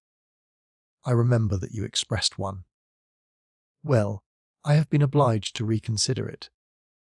I had my net drawn tightly round Mr. Sholto, sir. When Poppy went through a hole in the middle of it, he was able to prove an alibi which could not be shaken. From the time that he left his brother's room, he was never out of sight of some one or other. So it could not be who climbed over roofs and through trap doors. It's a very dark case, and my professional credit is at stake. I should be very glad of a little assistance." "We all need help sometimes," said I. "Your friend, Mr. Sherlock Holmes, is a wonderful man, sir," said he, in a husky and confidential voice. "He's a man who is not to be beat. I have known that young man go into a good many cases, but I never saw the case yet that he could not throw a light upon. He is irregular in his methods, and a little quick, perhaps, in jumping at theories, but, on the whole, I think he would have made a most promising officer, and I don't care who knows it. I have had a wire from him this morning, by which I understand that he has got some clue to this Sholto business. Here is the message." He took the telegram out of his pocket and handed it to me. It was dated from Poplar at 12 o'clock. "Go to Baker Street at once," it said. "If I have not returned, wait for me. I am close on the track of the Sholto gang. You can come with us tonight if you want to be in at the finish." "This sounds well. He has evidently picked up the scent again," said I. "Ah, then he has been at fault too," exclaimed Jones, with evident satisfaction. "Even the best of us are thrown off sometimes. Of course this may prove to be a false alarm, but it is my duty as an officer of the law to allow no chance to slip. But there is someone at the door. Perhaps this is he." A heavy step was heard ascending the stair, with a great wheezing and rattling as from a man who was sorely put it for breath. Once or twice he stopped, as though the climb were too much for him, but at last he made his way to our door and entered. His appearance corresponded to the sounds which we had heard. He was an aged man, clad in seafaring garb, with an old pier jacket buttoned up to his throat. His back was bowed, his knees were shaky, and his breathing was painfully asthmatic. As he leaned upon a thick oaken cudgel, his shoulders heaved in the effort to draw the air into his lungs. He had a coloured scarf round his chin, and I could see little of his face save a pair of keen dark eyes, overhung by bushy white brows and long grey side whiskers. Altogether he gave me the impression of a respectable master mariner who had fallen into years and poverty. "What is it, my man?" I asked. He looked about him in the slow, methodical fashion of old age. "Is Mr. Sherlock Holmes here?" said he. "No, but I am acting for him." You can tell me any message you have for him." "It was to him himself I was to tell it," said he. "But I tell you that I am acting for him." "Was it about Mordecai Smith's boot?" "Yes, I knows well where it is, and I knows where the men he is after are, and I knows where the treasure is. I knows all about it." "Then tell me, and I shall let him know." "It was to him I was to tell it," he repeated, with the petulant obstinacy of a very old man. "Well, you must wait for him." "No, I ain't going to lose a whole day to please no one. If Mr. Holmes ain't here." "Then Mr. Holmes must find it all out for himself. I don't care about the look of either of you, and I won't tell a word." He shuffled towards the door, but Athelney Jones got in front of him. "Wait a bit, my friend," said he. "You have important information, and you must not walk off. We shall keep you, whether you like or not, until our friend returns." The old man made a little run towards the door, but as Athelney Jones put his broad back up against it, he recognised the uselessness of resistance. "Pretty sort of treatment, this!" he cried, stamping his stick. "I come here to see a gentleman, and you too, who I never saw in my life, seize me and treat me in this fashion!" "You will be none the worse," I said. "We shall recompense you for the loss of your time. Sit over here on the sofa, and you will not have long to wait." He came across solemnly enough, and seated himself with his face resting on his hands. Jones and I resumed our cigars and our talk. Suddenly, however, Holmes's voice broke in upon us. "I think that you might offer me a cigar too," he said. We both started in our chairs. There was Holmes sitting close to us with an air of quiet amusement. "Holmes," I exclaimed. "You here? But where is the old man?" "Here is the old man," said he, holding out a heap of white hair. "Here he is, wig, whiskers, eyebrows, and all. I thought my disguise was pretty good, but I hardly expected that it would stand that test." "Ah, you rogue!" cried Jones, highly delighted. "You would have made an actor, and a rare one. You had the proper workhouse cough, and those weak legs of yours are worth £10 a week. I thought I knew the glint of your eye, though. You didn't get away from us so easily, you see." "I have been working in that get-up all day," said he, lighting his cigar. "You see, a good many of the criminal classes begin to know me, especially since our friend here took to publishing some of my cases. So I can only go on the war path under some simple disguise like this. You got my wire?" "Yes, that was what brought me here. How has your case prospered?" "It has all come to nothing. I've had to release 2 of my prisoners, and there is no evidence against the other 2. Never mind. We shall give you 2 others in the place of them. But you must put yourself under my orders. You are welcome to all the official credit, but you must act on the line that I point out. Is that agreed?" "Entirely, if you will help me to the men." "Well then, in the first place I shall want a fast police, boat a steam launch to be, at the Westminster Stairs, at 7 o'clock. That is easily managed. There is always one about there, but I can step across the road and telephone to make sure. Then I shall want 2 stanch men, in case of resistance. There will be 2 or 3 in the boat. What else? When we secure the men, we shall get the treasure. I think that it would be a pleasure to my friend here to take the box round to the young lady to whom half of it rightfully belongs. Let her be the first to open it. Watson, it would be a great pleasure to me." "Rather an irregular proceeding," said Jones, shaking his head. "However, The whole thing is irregular, and I suppose we must wink at it. The treasure must afterwards be handed over to the authorities until after the official investigation. Certainly. That is easily managed. One other point. I should much like to have a few details about this matter from the lips of Jonathan Small himself. You know I like to work the detail of my cases out.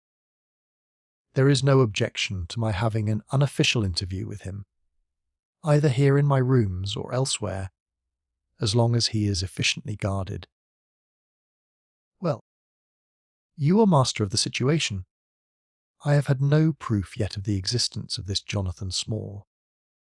However, if you can catch him, I don't see how I can refuse you an interview with him. That is understood, then. Perfectly. Is there anything else? Only that I insist upon your dining with us. It will be ready in half an hour. I have oysters and a brace of grouse, with something a little choice in white wines. Watson, you have never yet recognized my merits as a housekeeper. Chapter 10. The End of the Islander. Our meal was a merry one. Holmes could talk exceedingly well when he chose, and that night he did choose. He appeared to be in a state of nervous exaltation. I have never known him so brilliant. He spoke on a quick succession of subjects, on miracle plays, on medieval pottery, on Stradivarius violins, on the Buddhism of Ceylon, and on the warships of the future, handling each as though he had made a special study of it. His bright humour marked the reaction from his black depression of the preceding days. Athelney Jones proved to be a sociable soul in his hours of relaxation, and faced his dinner with the air of a bon vivant. For myself, I felt elated at the thought that we were nearing the end of our task, and I caught something of Holmes's gaiety. None of us alluded during dinner to the cause which had brought us together. When the cloth was cleared, Holmes glanced at his watch and filled up 3 glasses with port. "One bumper," said he, "to the success of our little expedition. And now it is high time we were off. Have you a pistol, Watson?" "I have my old service revolver in my desk." "You had best take it, then. It is well to be prepared. I see that the cab is at the door." I ordered it for 6:30. It was a little past 7 before we reached the Westminster Wharf, and found our launch awaiting us. Holmes eyed it critically. "Is there anything to mark it as a police boat?" "Yes, that green lamp at the side." "Then take it off." The small change was made. We stepped on board, and the ropes were cast off. Jones, Holmes, and I sat in the stern. There was 1 man at the rudder, 1 to tend the engines, and 2 burly police inspectors forward. "Where to?" asked Jones. "To the tower. Tell them to stop opposite Jacobson's yard." Our craft was evidently a very fast one. We shot past the long lines of loaded barges as though they were stationary. Holmes smiled with satisfaction as we overhauled a river steamer and left her behind us. "We ought to be able to catch anything on the river," he said. "Well, hardly that. But there are not many launches to beat us. We shall have to catch the Aurora, and she has a name for being a clipper. I will tell you how the land lies, Watson. You recollect how annoyed I was at being balked by so small a thing?" "Yes." "Well, I gave my mind a thorough rest by plunging into a chemical analysis. One of our greatest statesmen has said that a change of work is the best rest. So it is. When I had succeeded in dissolving the hydrocarbon, which I was at work at, I came back to our problem of the Sholtos, and thought the whole matter out again. My boys had been up the river and down the river without result. The launch was not at any landing stage or wharf, nor had it returned. Yet it could hardly have been scuttled to hide their traces, though that always remained as a possible hypothesis, if all else failed. I knew this man. Small had a certain degree of low cunning, but I did not think him capable of anything in the nature of delicate fineness. That is usually a product of higher education. I then reflected that, since he had certainly been in London some time, as we had evidence that he maintained a continual watch over Pondicherry Lodge, he could hardly leave at a moment's notice, but would need some little time, if it were only a day, to arrange his affairs. That was the balance of probability, at any rate. It seems to me to be a little weak, said I. It is more probable that he had arranged his affairs before ever he set out upon his expedition. No, I hardly think so. This lair of his would be too valuable a retreat in case of need for him to give it up, until he was sure that he could do without it. But a second consideration struck me. Jonathan Small must have felt that the peculiar appearance of his companion, however much he may have top-coated him, would give rise to gossip, and possibly be associated with this Norwood tragedy. He was quite sharp enough to see that. They had started from their head, quarters under cover of darkness, and he would wish to get back before it was broad light. Now, it was past 3 o'clock, according to Mrs. Smith. When they got the boat, it would be quite bright, and people would be about in an hour or so. Therefore, I argued, they did not go very far. They paid Smith well to hold his tongue, reserved his launch for the final escape, and hurried to their lodgings with the treasure box. In a couple of nights, when they had time to see what view the papers took, and whether there was any suspicion, they would make their way under cover of darkness to some ship at Gravesend or in the Downs, where no doubt they had already arranged for passages to America or the colonies. But the launch. They could not have taken that to their lodgings. Quite so. I argued that the launch must be no great way off, in spite of its invisibility. I then put myself in the place of Small, and looked at it as a man of his capacity would.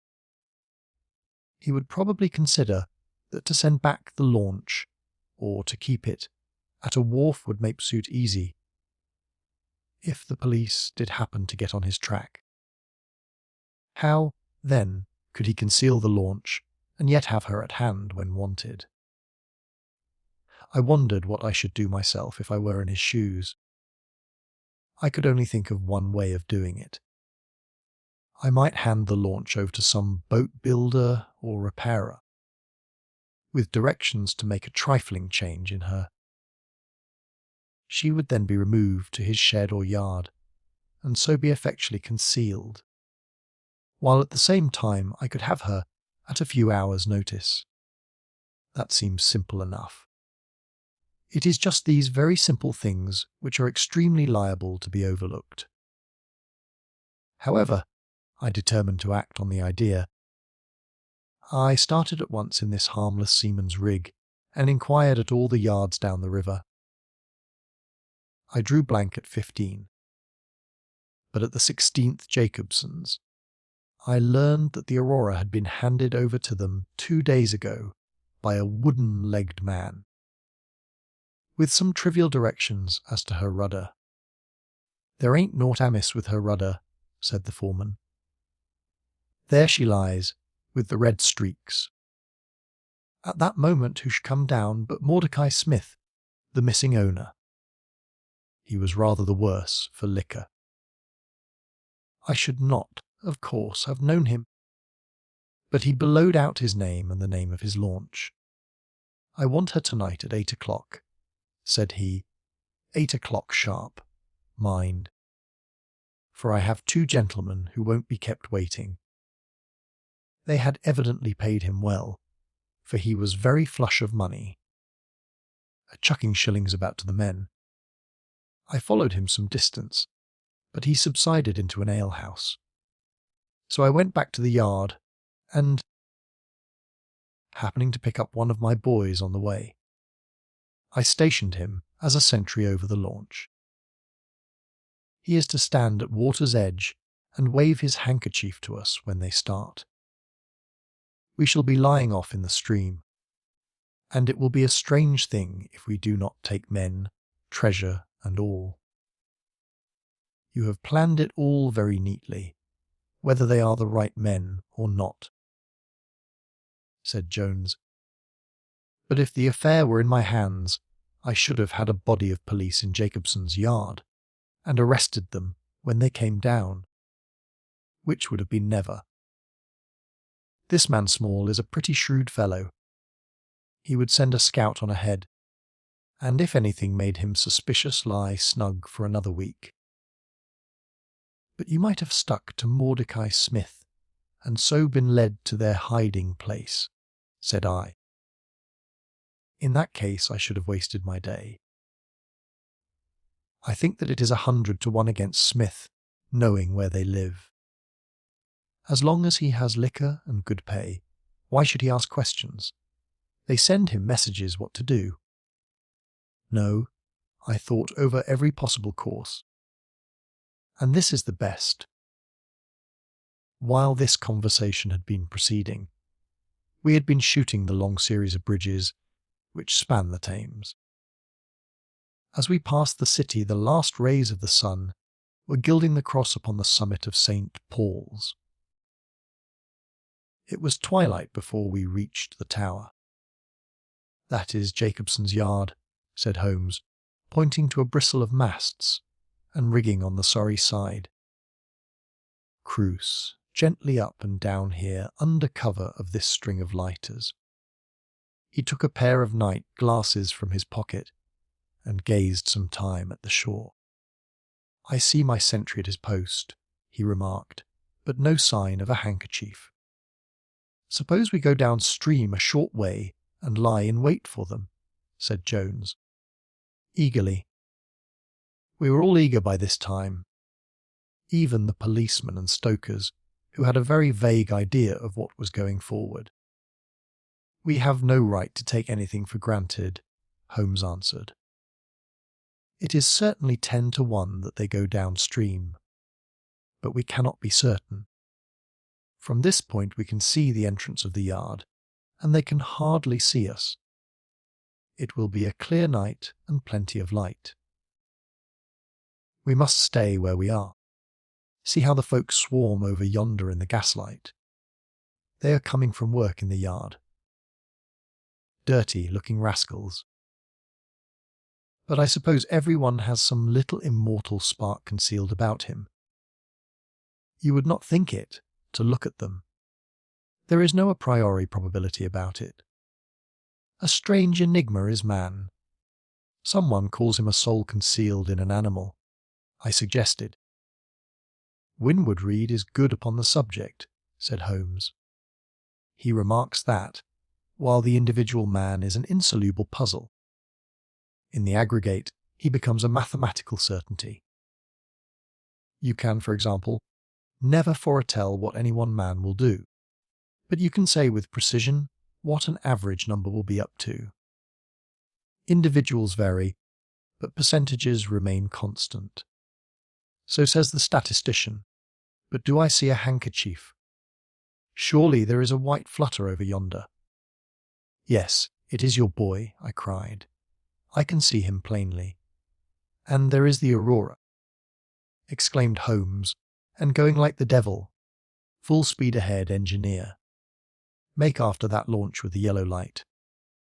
By heaven, I shall never forgive myself if she proves to have the heels of us.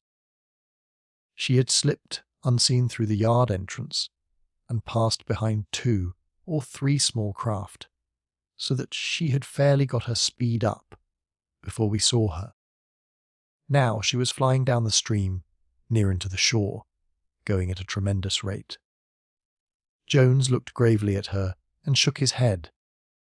"She is very fast," he said. "I doubt if we shall catch her." "We must catch her!"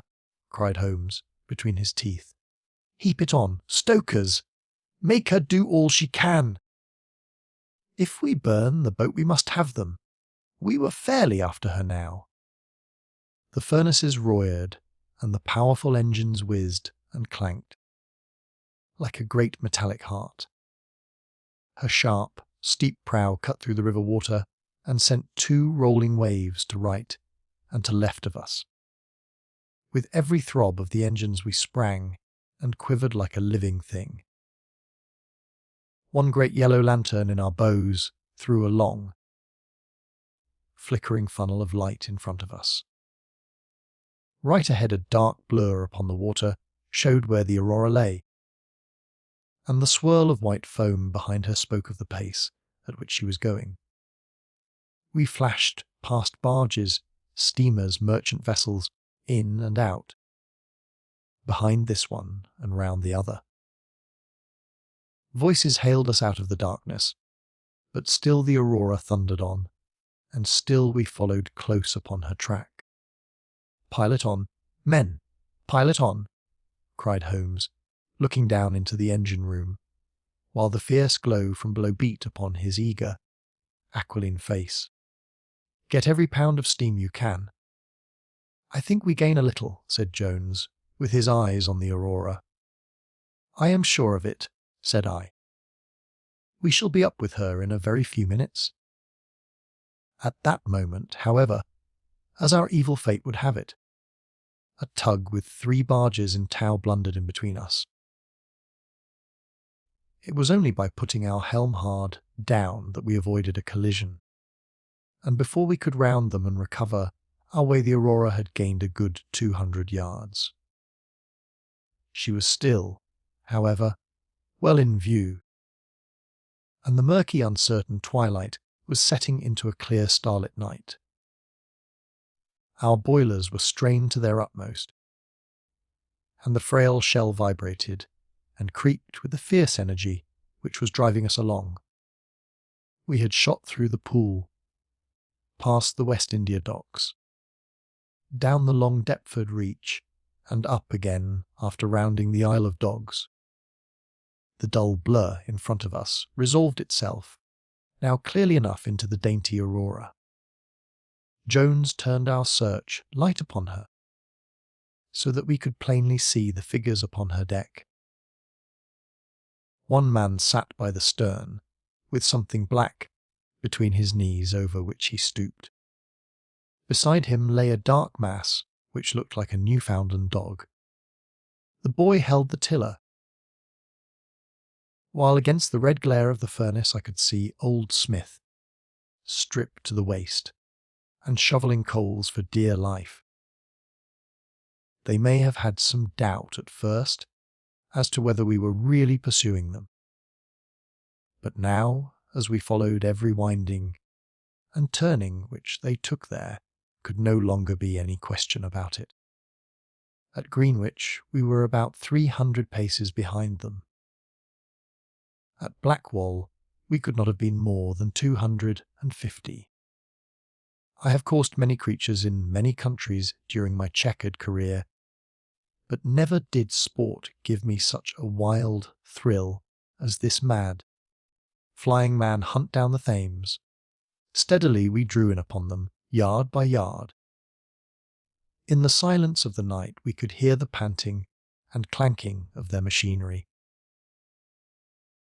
The man in the stern still crouched upon the deck, and his arms were moving as though he were busy, while every now and then he would look up and measure with a glance the distance which still separated us. Nearer we came, and nearer. Jones yelled to them to stop. We were not more than 4 boats' lengths behind them, both boats flying a tremendous pace. It was a clear reach of the river, with Barking level upon one side, and the melancholy Plumstead marshes upon the other. At our hail the man in the stern sprang up from the deck and shook his two clenched fists at us, cursing the while in a high, cracked voice. He was a good-sized, powerful man, and as he stood poising himself with legs astride, I could see that from the thigh downwards there was but a wooden stump upon the right side. At the sound of his strident, angry cries there was movement in the huddled bundle upon the deck. It straightened itself into a little black man, the smallest I have ever seen, with a great, misshapen head and a shock of tangled, dishevelled hair. Holmes had already drawn his revolver, and I whipped out mine at the sight of this savage, distorted creature. He was wrapped in some sort of dark ulster or blanket, which left only his face exposed. But that face was enough to give a man a sleepless night. Never have I seen features so deeply marked with all bestiality and cruelty. His small eyes glowed and burned with a sombre light, and his thick lips were rived back from his teeth, which grinned and chattered at us with a half-animal fury. "Fire if he raises his hand," said Holmes. Quietly. We were within a boat's length by this time, and almost within touch of our quarry. I can see the two of them now as they stood. The white man with his legs far apart, shrieking out curses, and the unhallowed dwarf with his hideous face, and his strong yellow teeth gnashing at us in the light of our lantern. It was well that we had so clear a view of him. Even as we looked, he plucked out from under his covering a short, round piece of wood, like a school ruler, and clapped it to his lips. Our pistols rang out together. He whirled round, threw up his arms, and with a kind of choking cough fell sideways into the stream. I caught one glimpse of his venomous, menacing eyes amid the white swirl of the waters. At the same moment, the wooden, legged man threw himself upon the rudder and put it hard down, so that his boat made straight in for the southern bank, while we shot past her stern, only clearing her by a few feet. We were round after her in an instant, but she was already nearly at the bank. It was a wild and desolate place, where the moon glimmered upon a wide expanse of marshland, with pools of stagnant water and beds of decaying vegetation. The launch with a dull thud ran up upon the mud bank, with her bow in the air and her stern flush with the water. The fugitive sprang out, but his stump instantly sank its whole length into the sodden soil. In vain he struggled and writhed. Not one step could he possibly take either forwards or backwards. He yelled in impotent rage,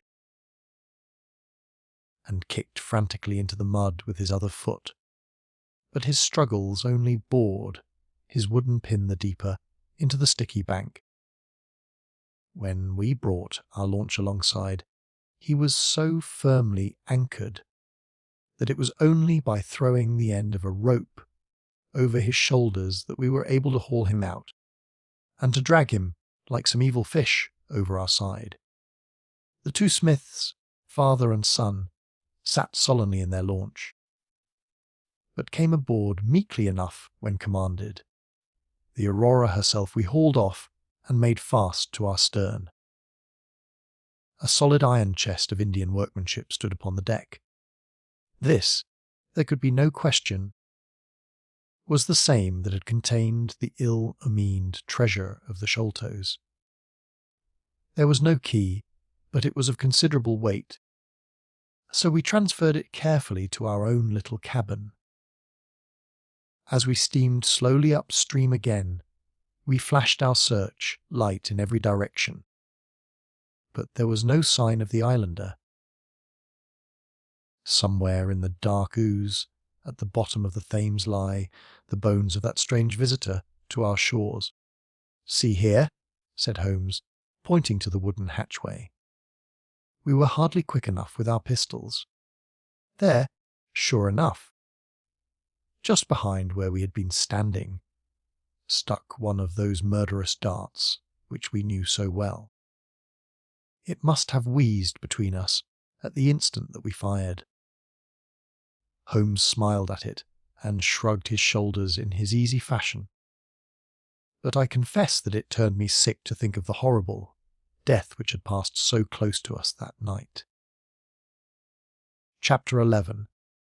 The Great Agra Treasure. Our captive sat in the cabin opposite to the iron box, which he had done so much and waited so long to gain. He was a sunburned, reckless-eyed fellow, with a network of lines and wrinkles all over his mahogany features, which told of a hard, open-air life. There was a singular prominence about his bearded chin, which marked a man who was not to be easily turned from his purpose. His age may have been 50 or thereabouts, for his black, curly hair was thickly shot with grey. His face in repose was not an unpleasing one, though his heavy brows and aggressive chin gave him, as I had lately seen, a terrible expression when moved to anger. He sat now with his handcuffed hands upon his lap, and his head sunk upon his breast, while he looked with his keen, twinkling eyes at the box which had been the cause of his ill-doings. It seemed to me that there was more sorrow than anger in his rigid and contained countenance. Once he looked up at me with a gleam of something like humour in his eyes. "Well, Jonathan Small," said Holmes, lighting a cigar, "I am sorry that it has come to this." "And so am I, sir," he answered frankly. "I don't believe that I can swing over the job. I give you my word on the book that I never raised hand against Mr. Sholto. It was that little hell-hound Tonga who shot one of his cursed darts into him. I had no part in it, sir. I was as grieved as it had been my blood relation. I welted the little devil with the slack end of the rope for it. But it was done, and I could not undo it again." "Have a cigar," said Holmes, "and you had best take a pull out of my flask, for you are very wet. How could you expect so small and a weak a man as this black fellow to overpower Mr. Sholto and hold him while you were climbing the rope? You seem to know as much about it as if you were there, sir. The truth is that I hope to find the room clear." I knew the habits of the house pretty well, and it was the time when Mr. Sholto usually went down to his supper. I shall make no secret of the business. The best defence that I can make is just the simple truth. Now, if it had been the old Major, I would have swung for him with a light heart. I would have thought no more of niffing him than of smoking this cigar. But it's cursed hard that I should be lagged over this young Sholto, with whom I had no quarrel whatever. You are under the charge of Mr. Athelney Jones of Scotland Yard. He is going to bring you up to my rooms, and I shall ask you for a true account of the matter. You must make a clean breast of it, for if you do I hope that I may be of use to you. I think I can prove that the poison acts so quickly that the man was dead before ever you reached the room. That he was, sir, I never got such a turn in my life as when I saw him grinning at me with his head on his shoulder as I climbed through the window. It fairly shook me. Sir, I'd have half killed Tonga for it if he had not scrambled off. That was how he came to leave his club, and some of his darts too, as he tells me, which I dare say helped to put you on our track. though how you kept on it is more than I can tell. I don't feel no malice against you for it.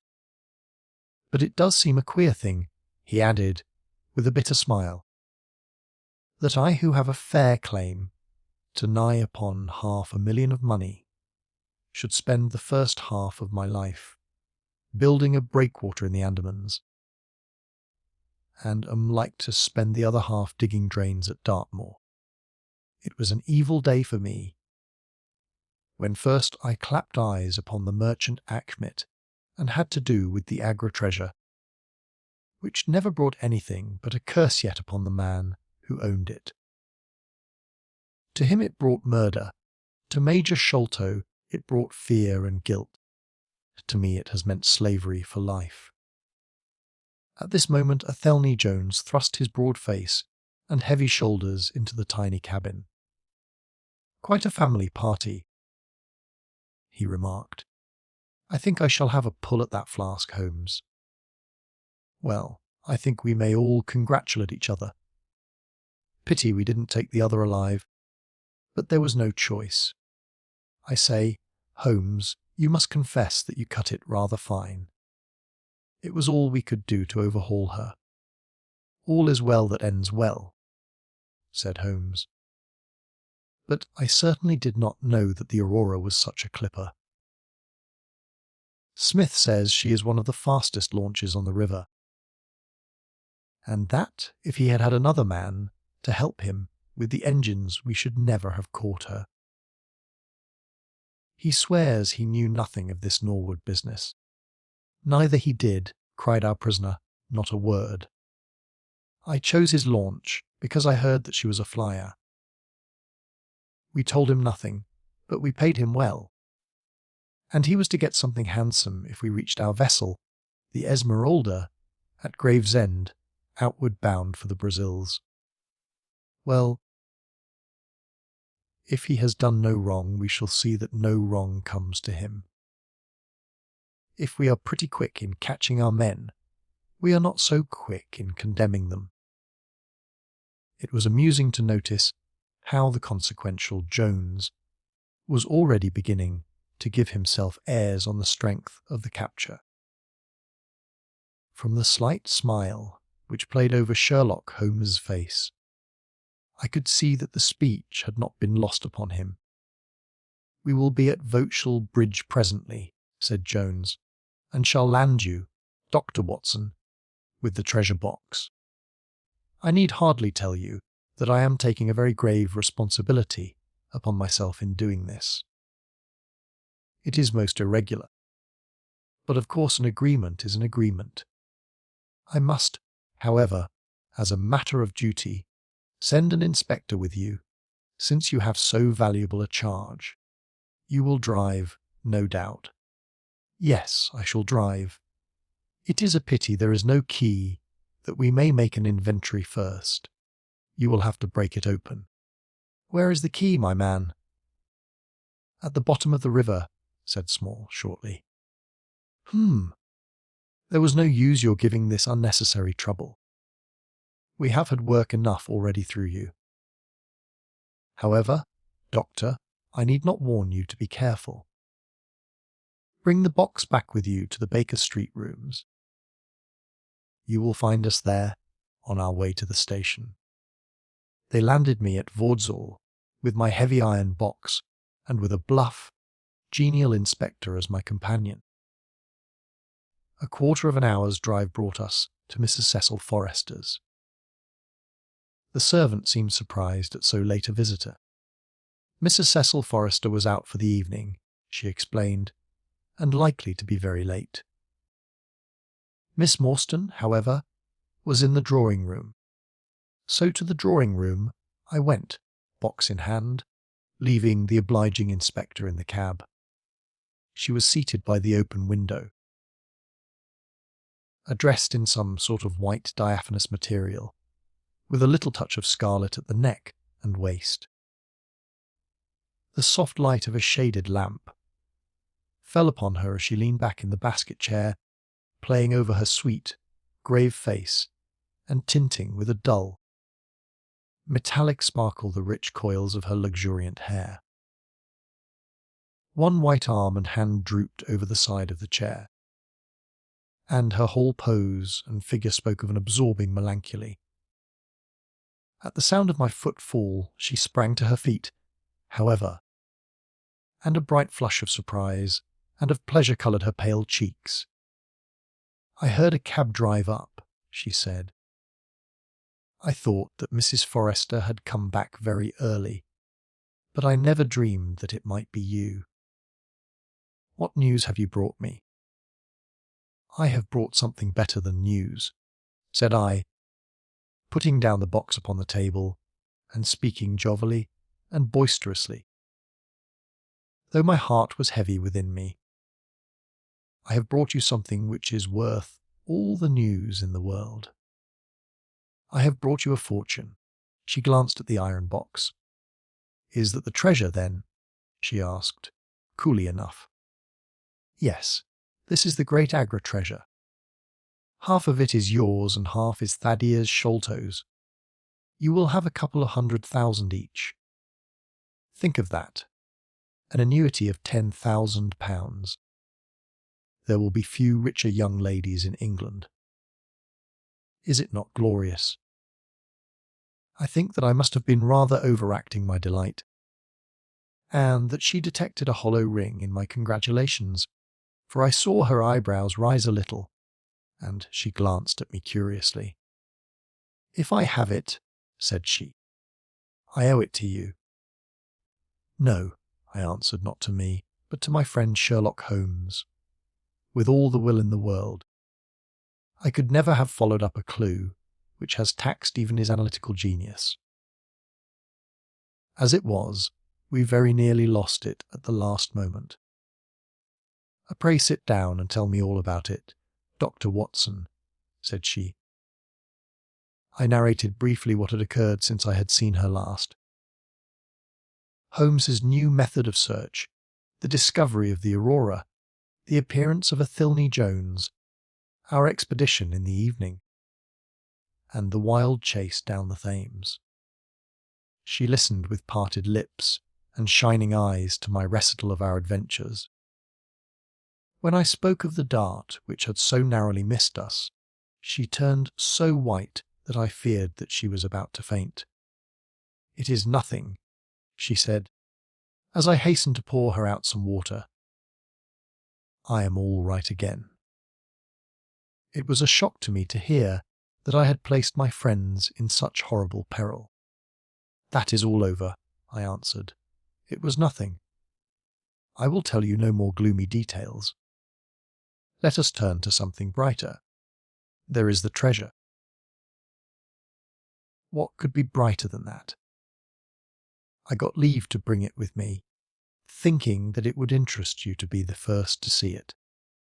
"It would be of the greatest interest to me," she said. There was no eagerness in her voice, however. It had struck her, doubtless, that it might seem ungracious upon her part to be indifferent to a prize which had cost so much to win. "What a pretty box," she said, stooping over it. "This is Indian work, I suppose." "Yes, it is Benares metal work." "And so heavy!" she exclaimed, trying to raise it.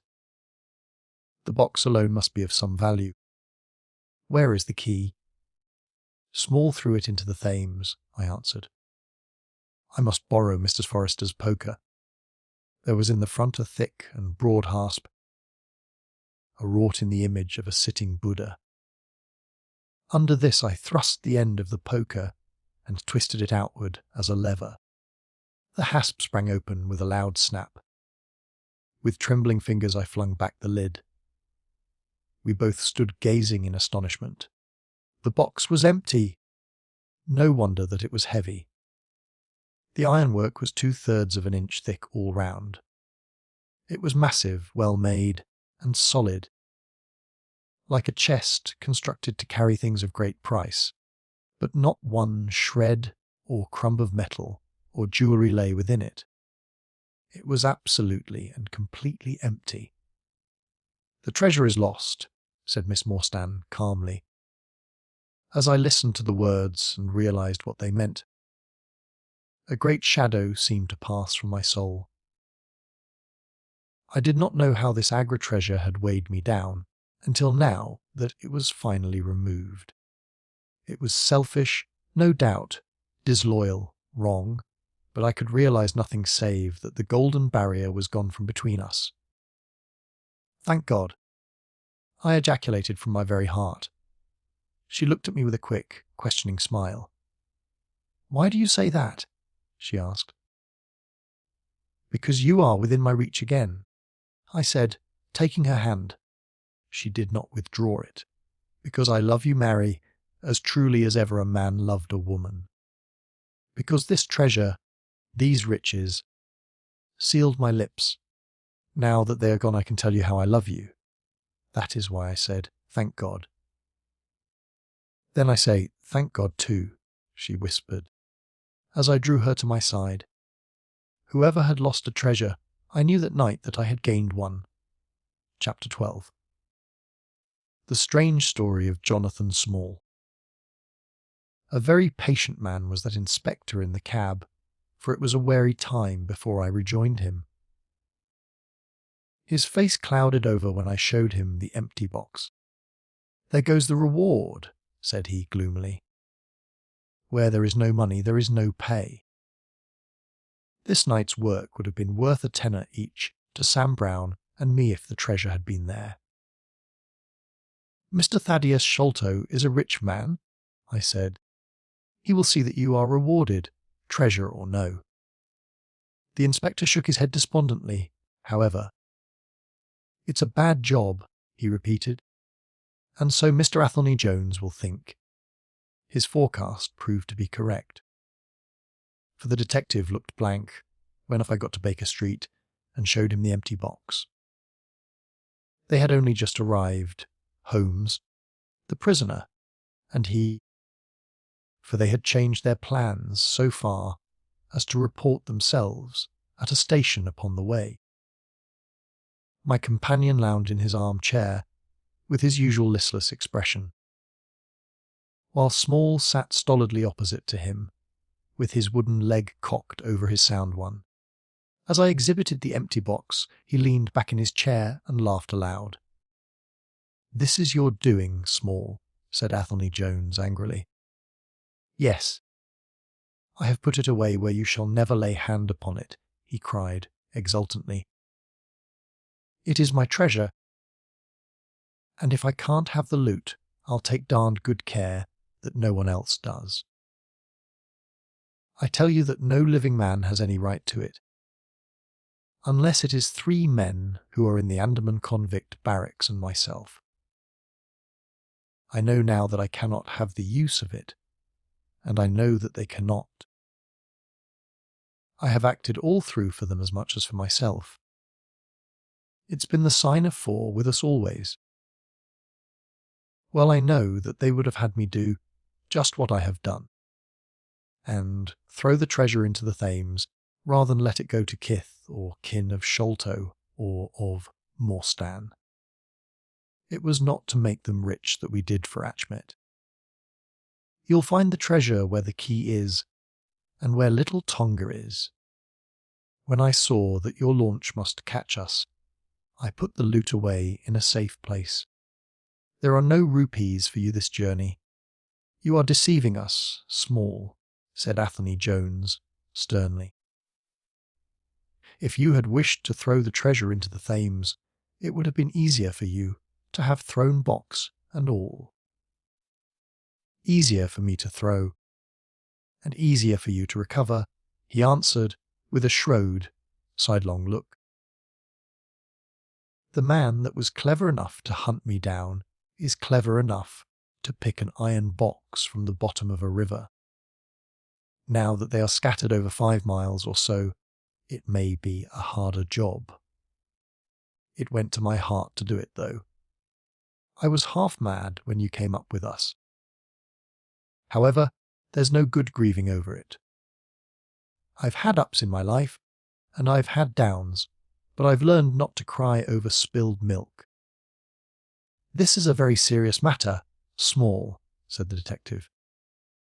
"If you had helped justice, instead of thwarting it in this way, you would have had a better chance at your trial." "Justice," snarled the ex-convict. "A pretty justice! Whose loot is this, if it is not ours? Where is the justice that I should give it up to those who have never earned it?" "Look how I have earned it!" 20 long years in that fever-ridden swamp. All day at work under the mangrove tree.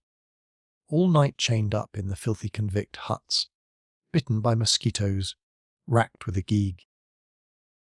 Bullied by every cursed black-faced policeman who loved to take it out of a white man. That was how I earned the Agra treasure. And you talk to me of justice because I cannot bear to feel that I have paid this price, only that another may enjoy it. I would rather swing a score of times, or have one of Tunga's darts in my hide, than live in a convict cell and feel that another man is at his ease in a palace with the money that should be mine. Small had dropped his mask of stoicism, and all this came out in a wild whirl of words, while his eyes blazed, and the handcuffs clanked together with the impassioned movement of his hands. I could understand, as I saw the fury and the passion of the man, that it was no groundless or unnatural terror which had possessed Major Sholto when he first learned that the injured convict was upon his track. "You forget that we know nothing of all this," said Holmes quietly. "We have not heard your story, and we cannot tell how far justice may originally have been on your side." "Well, sir, you have been very fair spoken to me, though I can see that I have you to thank that I have these bracelets upon my wrists. Still, I bear no grudge for that. It is all fair and above board. If you want to hear my story, I have no wish to hold it back. What I say to you is God's truth, every word of it. Thank you. You can put the glass beside me here, and I'll put my lips to it if I am dry. I am a Worcestershire man myself, born near Persia. I dare say you would find a heap of Smalls living there now, if you were to look. I have often thought of taking a look round there, but the truth is that I was never much of a credit to the family, and I doubt if they would be so very glad to see me.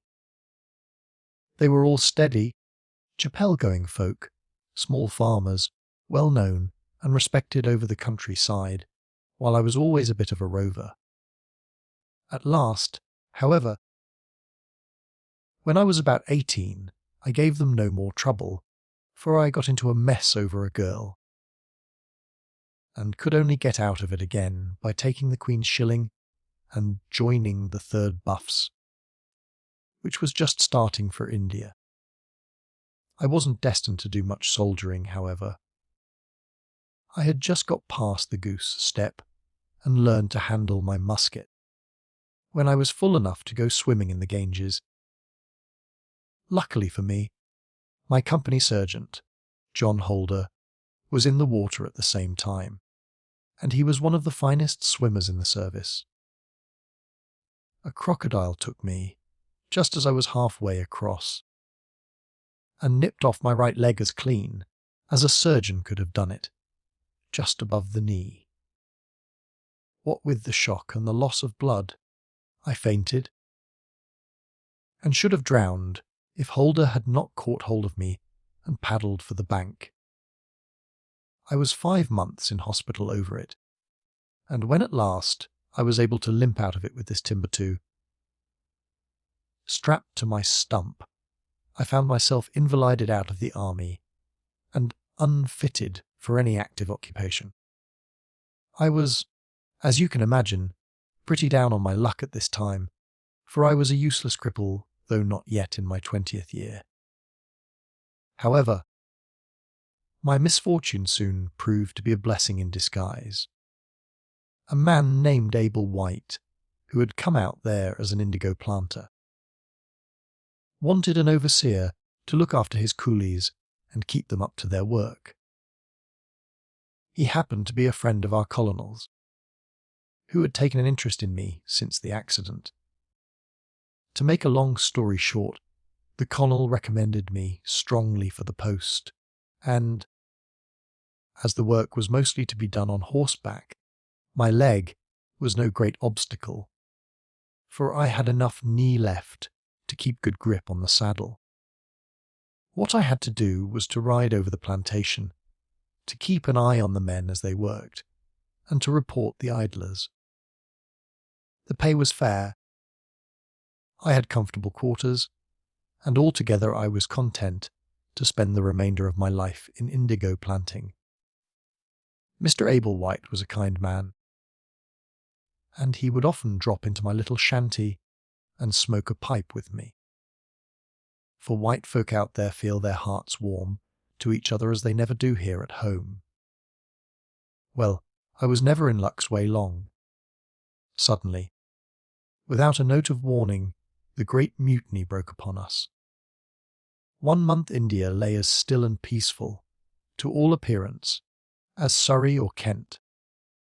The next there were 200,000 black devils let loose, and the country was a perfect hell. Of course you know all about it, gentlemen. A deal more than I do, very like, since reading is not in my line. I only know what I saw with my own eyes. Our plantation was at a place called Mutra, near the border of the northwest provinces. Night after night the whole sky was alight with the burning bungalows, and day after day we had small companies of Europeans passing through our estate with their wives and children on their way to Agra, where were the nearest troops. Mr. Ablewhite was an obstinate man.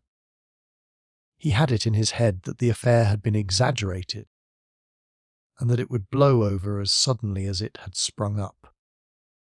There he sat on his veranda, drinking whisky pegs and smoking cheroots, while the country was in a blaze about him.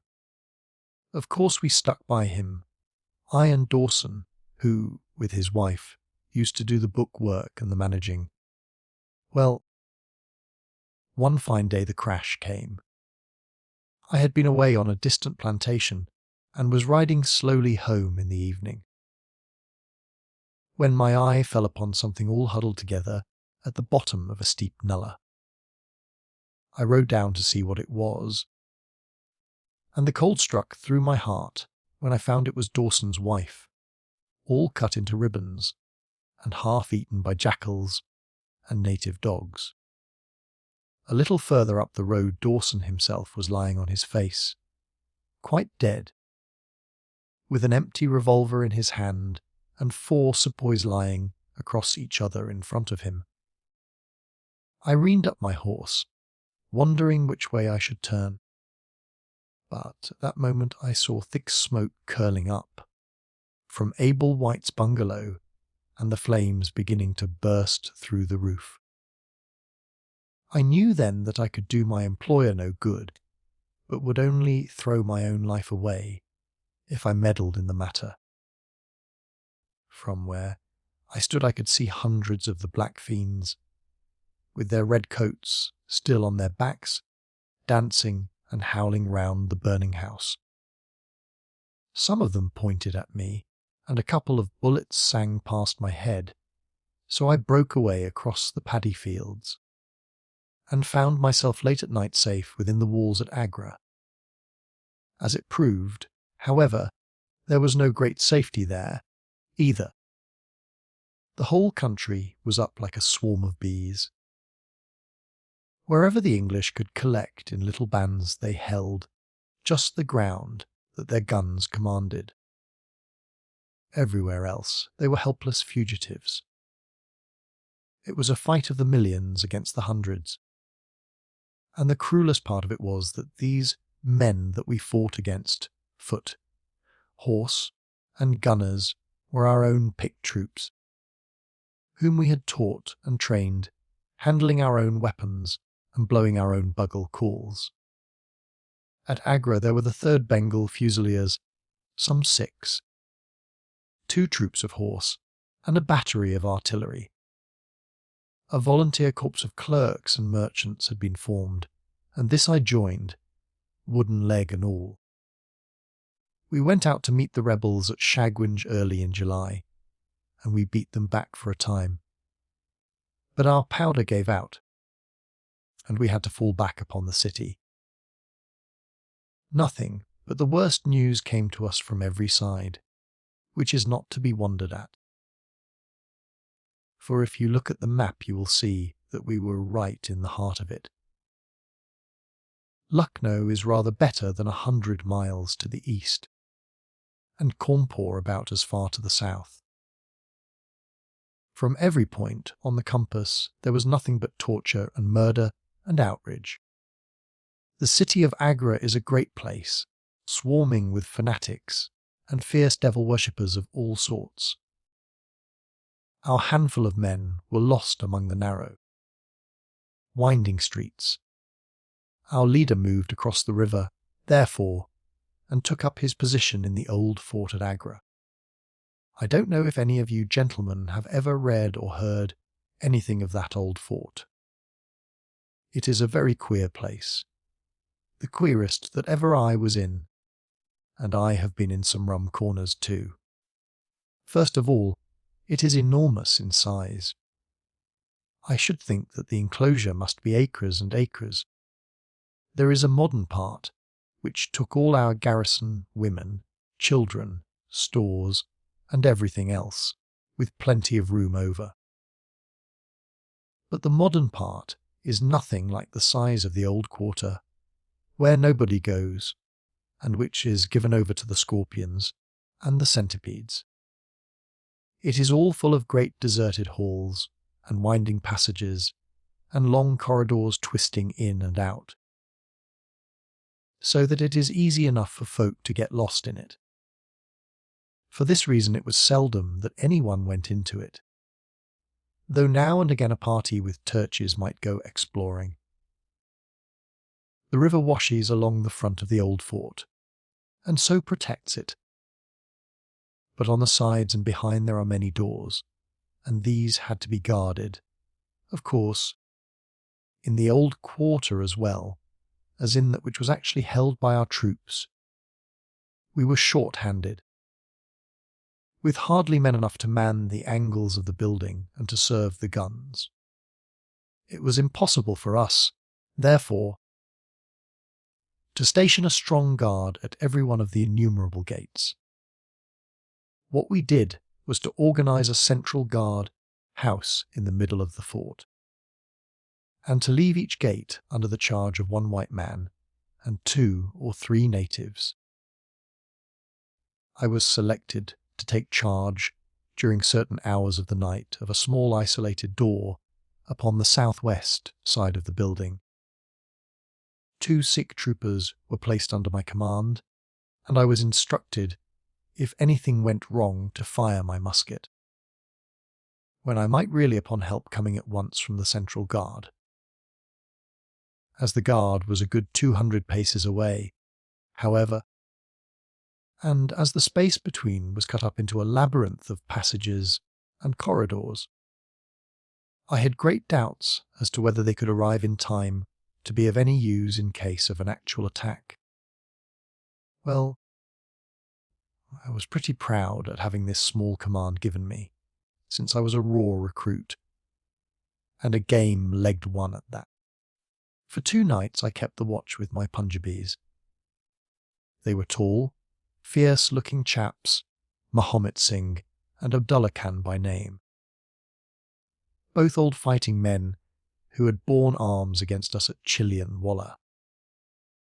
They could talk English pretty well, but I could get little out of them.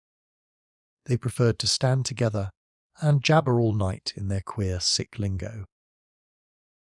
For myself, I used to stand outside the gateway, looking down on the broad, winding river and on the twinkling lights of the great city.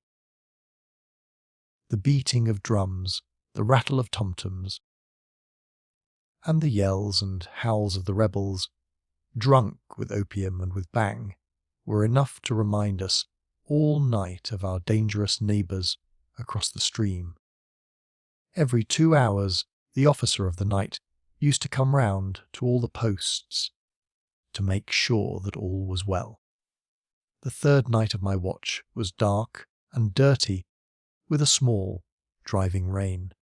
It was dreary work standing in the gateway hour after hour in such weather. I tried again and again to make my six talk, without much success. At 2 in the morning the rounds passed, and broke for a moment the weariness of the night. Finding that my companions would not be led into conversation, I took out my pipe and laid down my musket to strike the match. In an instant the 2 Sikhs were upon me. One of them snatched my firelock up and levelled it at my head, while the other held a great knife to my throat and swore between his teeth that he would plunge it into me if I moved a step. My first thought was that these fellows were in league with the rebels, and that this was the beginning of an assault. If our door were in the hands of the sepoys, the place must fall, and the women and children be treated as they were in Cawnpore. Maybe you gentlemen think that I am just making out a case for myself, but I give you my word that when I thought of that, though I felt the point of the knife at my throat, I opened my mouth with the intention of giving a scream, if it was my last one, which might alarm the main guard.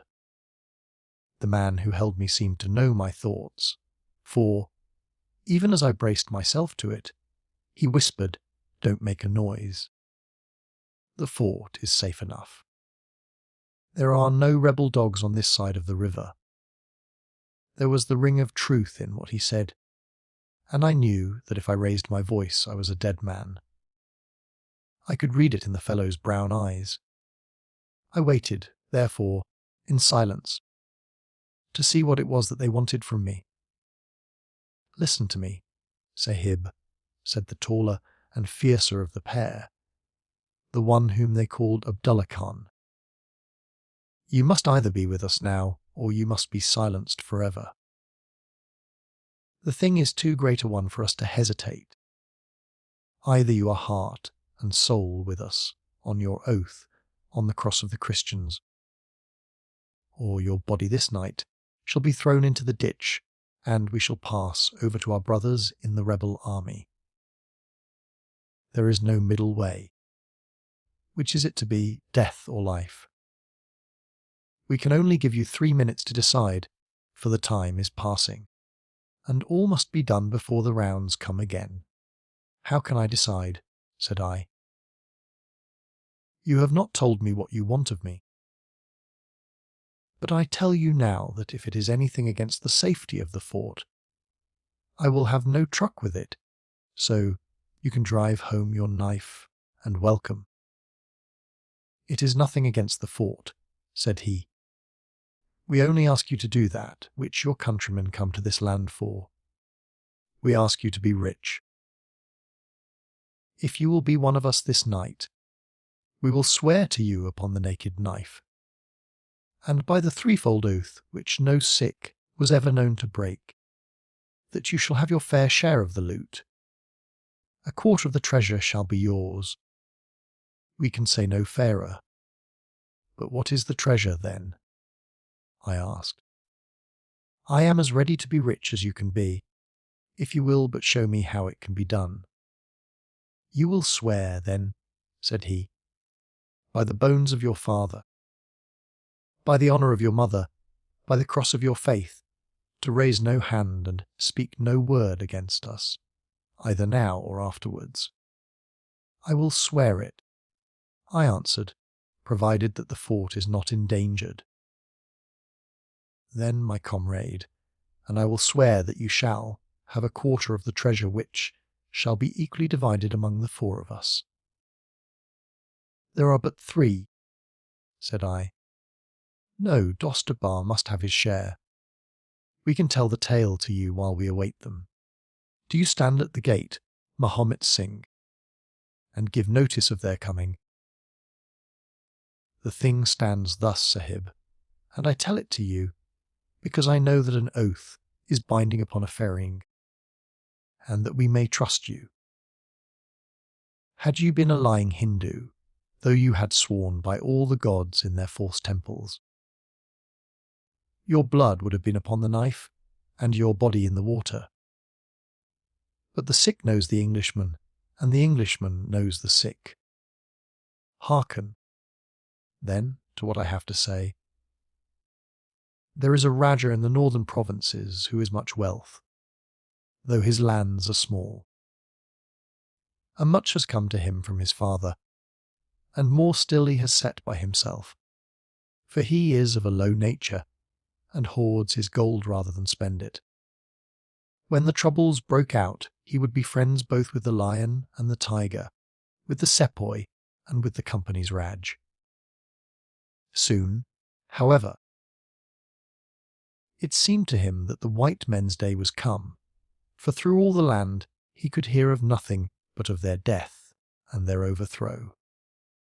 Yet, being a careful man, he made such plans that, come what might, half at least of his treasure should be left to him. That which was in gold and silver he kept by him in the vaults of his palace. But the most precious stones and the choicest pearls that he had he put in an iron box, and sent it by a trusty servant who, under the guise of a merchant, should take it to the fort at Agra, there to lie until the land is at peace. Thus, if the rebels won he would have his money, but if the company conquered his jewels would be saved to him. Having thus divided his hoard, he threw himself into the cause of the sepoys, since they were strong upon his borders. By doing this, mark you, Sahib, his property becomes the due of those who have been true to their salt. This pretended merchant, who travels under the name of Achmet, is now in the city of Agra, and desires to gain his way into the fort. He has with him as travelling companion my foster, brother Dostokbar, who knows his secret. Dostokbar has promised this night to lead him to a side postern of the fort, and has chosen this one for his purpose. Here he will come presently, and here he will find Mahomet Singh and myself awaiting him. The place is lonely, and none shall know of his coming. The world shall know of the merchant Achmet no more, but the great treasure of the Raja shall be divided among us. What say you to it, Sahib? In Worcestershire the life of a man seems a great and a sacred thing. But it is very different when there is fire and blood all round you, and you have been used to meeting death at every turn. Whether Achmet the merchant lived or died was a thing as light as air to me. But at the talk about the treasure my heart turned to it, and I thought of what I might do in the old country with it, and how my folk would stare when they saw their near-do, well coming back with his pockets full of gold moidores. I had, therefore, already made up my mind. Abdullah Khan, however, thinking that I hesitated, pressed the matter more closely. "Consider, Sahib," said he, "that if this man is taken by the commandant, he will be hung or shot, and his jewels taken by the government, so that no man will be a rupee the better for them. Now, since we do the taking of him, why should we not do the rest as well? The jewels will be as well with us as in the company's coffers. There will be enough to make every one of us rich men and great chiefs. No one can know about the matter, for here we are cut off from all men. What could be better for the purpose? Say again, then, Sahib." whether you are with us, or if we must look upon you as an enemy." "I am with you heart and soul," said I. "It is well," he answered, handing me back my firelock. "You see that we trust you, for your word, like ours, is not to be broken. We have now only to wait for my brother and the merchant." "Does your brother know, then, of what you will do?" I asked. "The plan is his. He has devised it. We will go to the gate and share the watch with Mahomet Singh." The rain was still falling steadily, for it was just the beginning of the wet season. Brown, heavy clouds were drifting across the sky, and it was hard to see more than a stone cast. A deep moat lay in front of our door, but the water was in places nearly dried up, and it could easily be crossed. It was strange to me to be standing there with those two wild Punjabis waiting for the man who was coming to his death. Suddenly my eye caught the glint of a shaded lantern at the other side of the moat.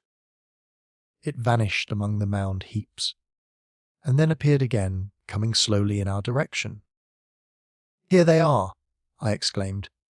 "You will challenge him, Sahib, as usual," whispered Abdullah. "Give him no cause for fear. Send us in with him, and we shall do the rest while you stay here on guard. Have the lantern ready to uncover, that we may be sure that it is indeed the man." The light had flickered onwards, now stopping and now advancing, until I could see two dark figures upon the other side of the moat. I let them scramble down the sloping bank, splash through the mire, and climb halfway up to the gate before I challenged them. "Who goes there?" said I in a subdued voice. "Friends," came the answer. I uncovered my lantern and threw a flood of light upon them. The first was an enormous Sikh, with a black beard which swept nearly down to his cummerbund. Outside of a show I have never seen so tall a man. The other was a little, fat, round fellow with a great yellow turban, and a bundle in his hand, done up in a shawl. He seemed to be all in a quiver with fear, for his hands twitched as if he had the ague, and his head kept turning to left and right with two bright little twinkling eyes, like a mouse when he ventures out from his hole. It gave me the chills to think of killing him, but I thought of the treasure, and my heart set as hard as a flint within me.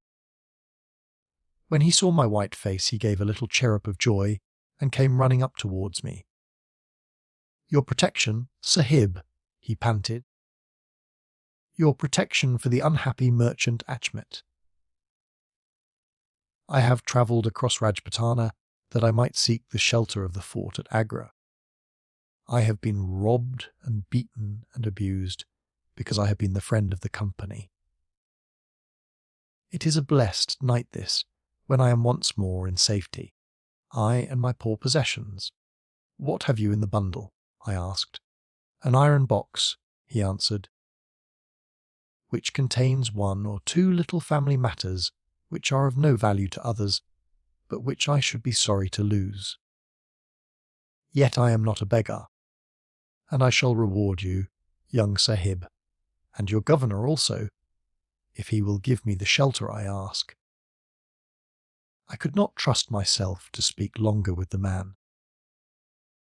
The more I looked at his fat, frightened face, the harder did it seem that we should slay him in cold blood. It was best to get it over. "Take him to the main guard," said I. The 2 Sikhs closed in upon him on each side, and the giant walked behind, while they marched in through the dark gateway. Never was a man so compassed round with death. I remained at the gateway with the lantern.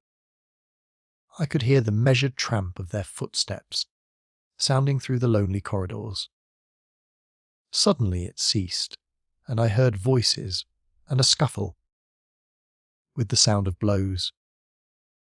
A moment later there came, to my horror, a rush of footsteps coming in my direction, with the loud breathing of a running man. I turned my lantern down the long, straight passage, and there was the fat man, running like the wind, with a smear of blood across his face. And close at his heels, bounding like a tiger, the great black bearded Sikh, with a knife flashing in his hand. I have never seen a man run so fast as that little merchant. He was gaining on the Sikh, and I could see that if he once passed me and got to the open air he would save himself yet. My heart softened to him. But again the thought of his treasure turned me hard and bitter. I cast my firelock between his legs as he raced past, and he rolled twice over like a shot rabbit. Ere he could stagger to his feet, the Sikh was upon him, and buried his knife twice in his side.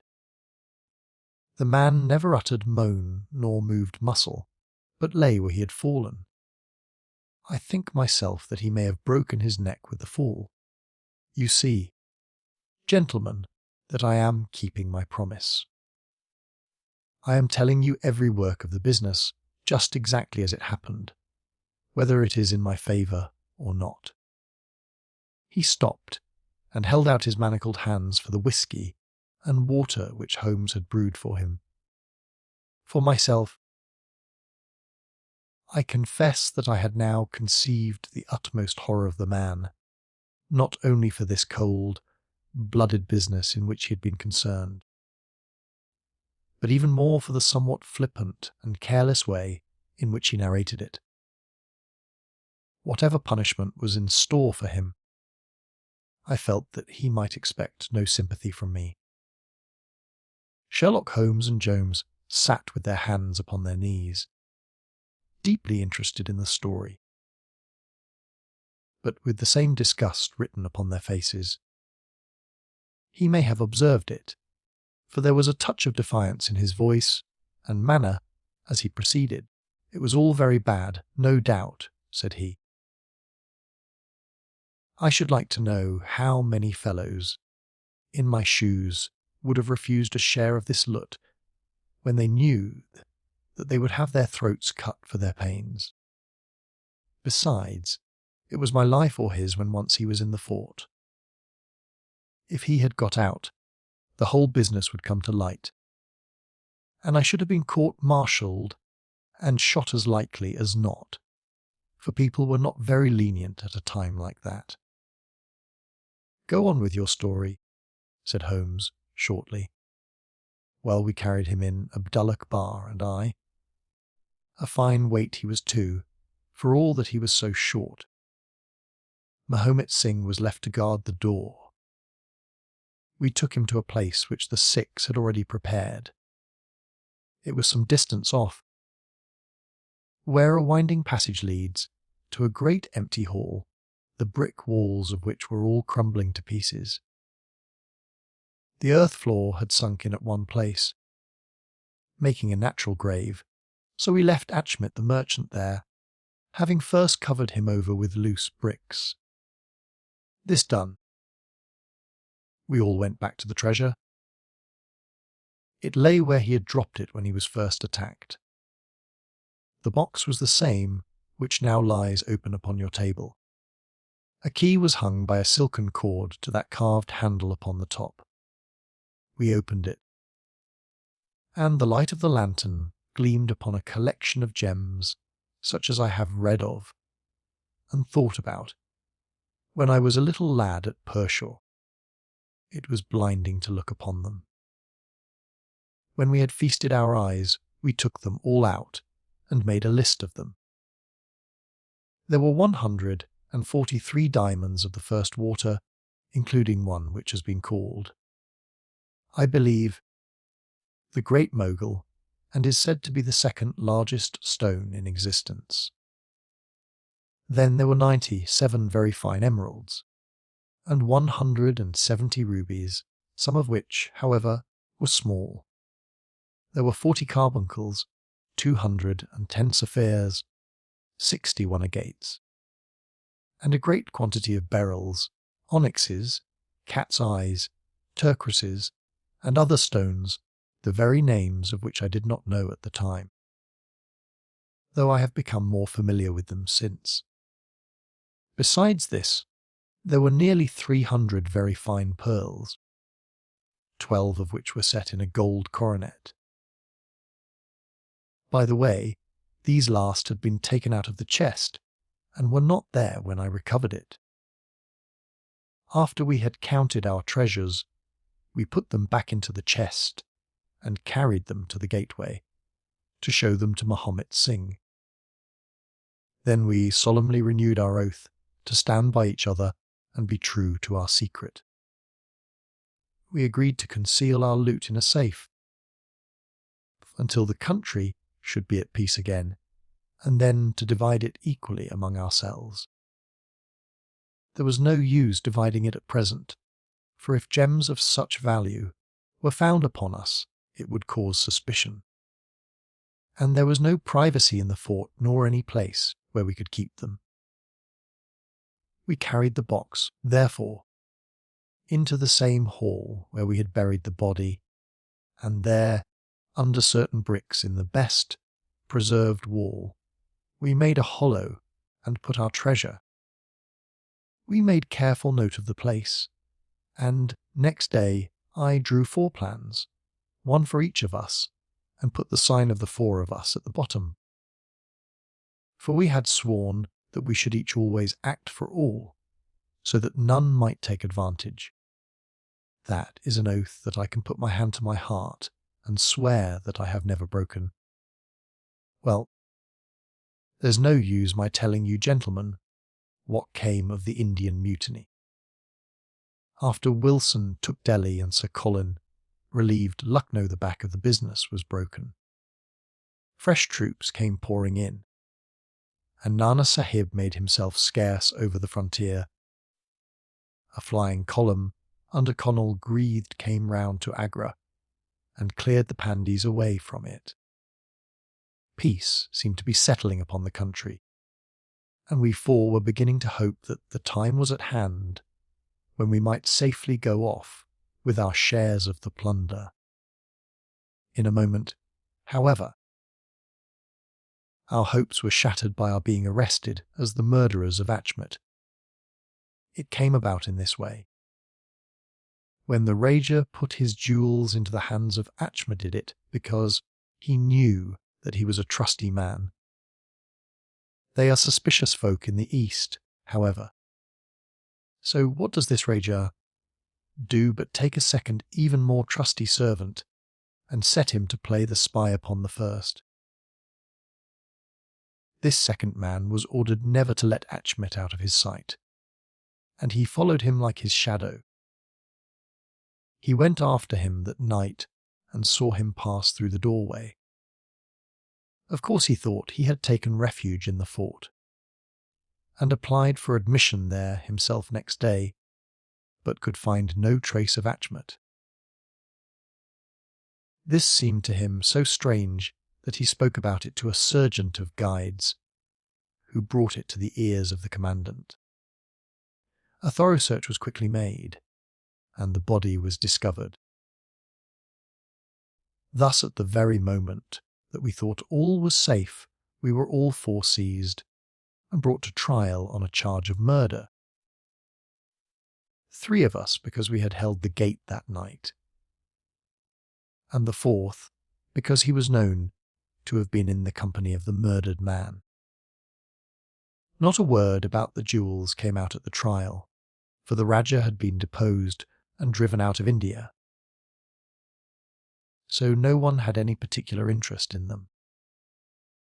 The murder, however, was clearly made out, and it was certain that we must all have been concerned in it. The 3 Sikhs got penal servitude for life, and I was condemned to death, though my sentence was afterwards commuted into the same as the others. It was rather a queer position that we found ourselves in then. There we were all 4 tied by the leg, and with precious little chance of ever getting out again.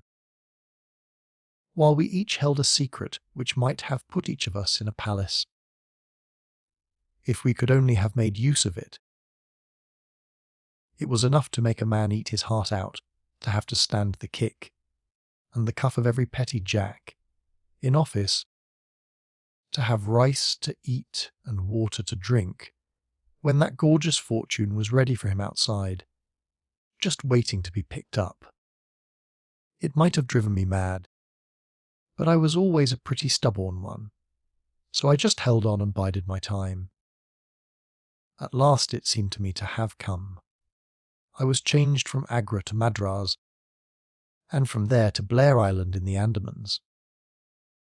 There are very few white convicts at this settlement, and, as I had behaved well from the first, I soon found myself a sort of privileged person.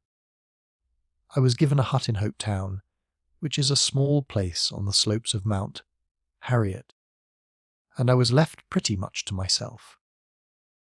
It is a dreary, fever-stricken place, and all beyond our little clearings was infested with wild cannibal natives, who were ready enough to blow a poisoned dart at us if they saw a chance.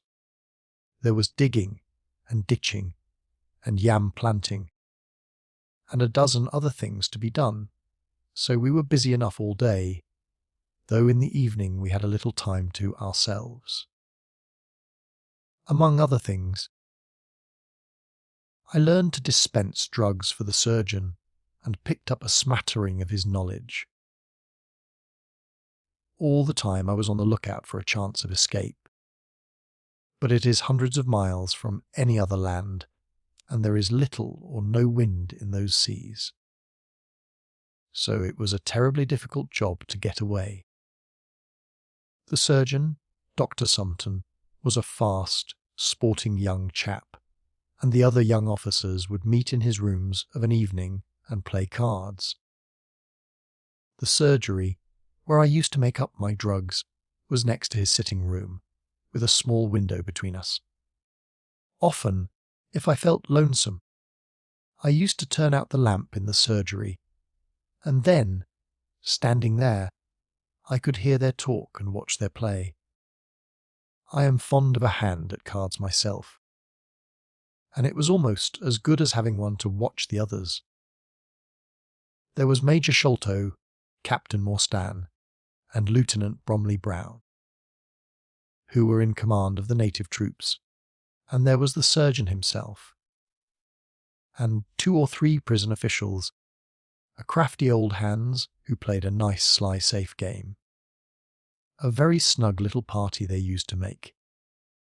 Well, there was one thing which very soon struck me, and that was that the soldiers used always to lose and the civilians to win.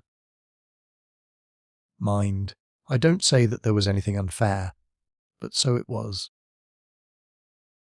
These prison chaps had done little else than play cards, ever since they had been at the Andamans, and they knew each other's game to a point, while the others just played to pass the time and threw their cards down anyhow. Night after night the soldiers got up poorer men, and the poorer they got the more keen they were to play. Major Sholto was the hardest hit. He used to pay in notes and gold at first, but soon it came to notes of hand and for big sums. He sometimes would win for a few deals, just to give him heart, and then the luck would set in against him worse than ever. All day he would wander about as black as thunder, and he took to drinking a deal more than was good for him. One night he lost even more heavily than usual. I was sitting in my hut when he and Captain Morstan came stumbling along on the way to their quarters. They were bosom friends, those two, and never far apart. The Major was raving about his losses. "It's all up, Morstan," he was saying, as they passed my hut. "I shall have to send in my papers. I am a ruined man."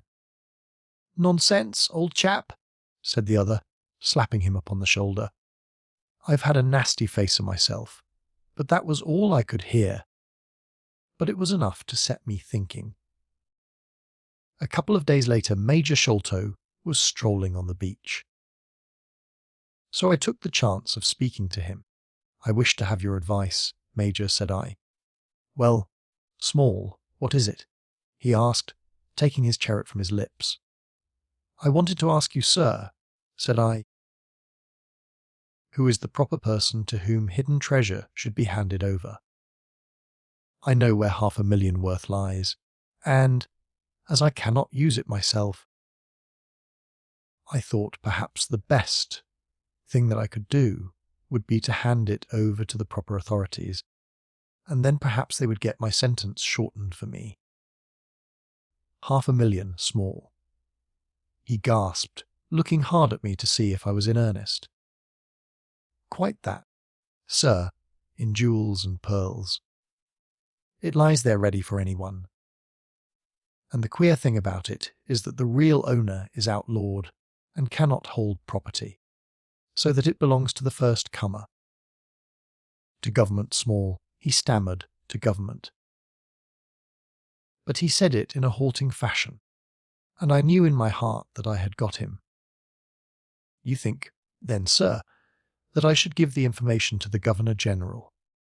said I quietly. Well, you must not do anything rash, or that you might repent. Let me hear all about it, Small. Give me the facts." I told him the whole story, with small changes so that he could not identify the places. When I had finished, he stood stock still and full of thought. I could see by the twitch of his lip that there was a struggle going on within him. "This is a very important matter, Small," he said at last. "You must not say a word to anyone about it, and I shall see you again soon." 2 nights later, he and his friend, Captain Morstan, came to my hut in the dead of the night with a lantern. "I want you just to let Captain Morstan hear that story from your own lips, Small," said he. I repeated it as I had told it before. "It rings true, said he. "It's good enough to act upon." Captain Morstan nodded. "Look here, Small," said the Major. "We have been talking it over, my friend here and I, and we have come to the conclusion that this secret of yours is hardly a government matter, after all, but is a private concern of your own, which of course you have the power of disposing of as you think best. Now, the question is, what price would you ask for it? We might be inclined to take it up, and at least look into it, if we could agree as to terms." He tried to speak in a cool, careless way, but his eyes were shining with excitement and greed. "Why, as to that, gentleman," I answered, trying also to be cool, but feeling as excited as he did, "there is only one bargain which a man in my position can make. I shall want you to help me to my freedom, and to help my 3 companions to theirs. We shall then take you into partnership, and give you a 5th share to divide between you." Said he. "A 5th share! That is not very tempting. It would come to 50,000 apiece," said I. "But how can we gain your freedom?" "You know very well that you ask an impossibility." "Nothing of the sort," I answered. "I have thought it all out to the last detail. The only bar to our escape is that we can get no boat fit for the voyage, and no provisions to last us for so long a time. There are plenty of little yachts and yawls at Calcutta or Madras which would serve our turn well. Do you bring one over?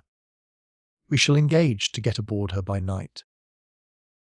And if you will drop us on any part of the Indian coast, you will have done your part of the bargain." "If there were only one," he said. "None or all," I answered. "We have sworn it. The 4 of us must always act together. "You see, Morstan," said he, "small is a man of his word. He does not flinch from his friend.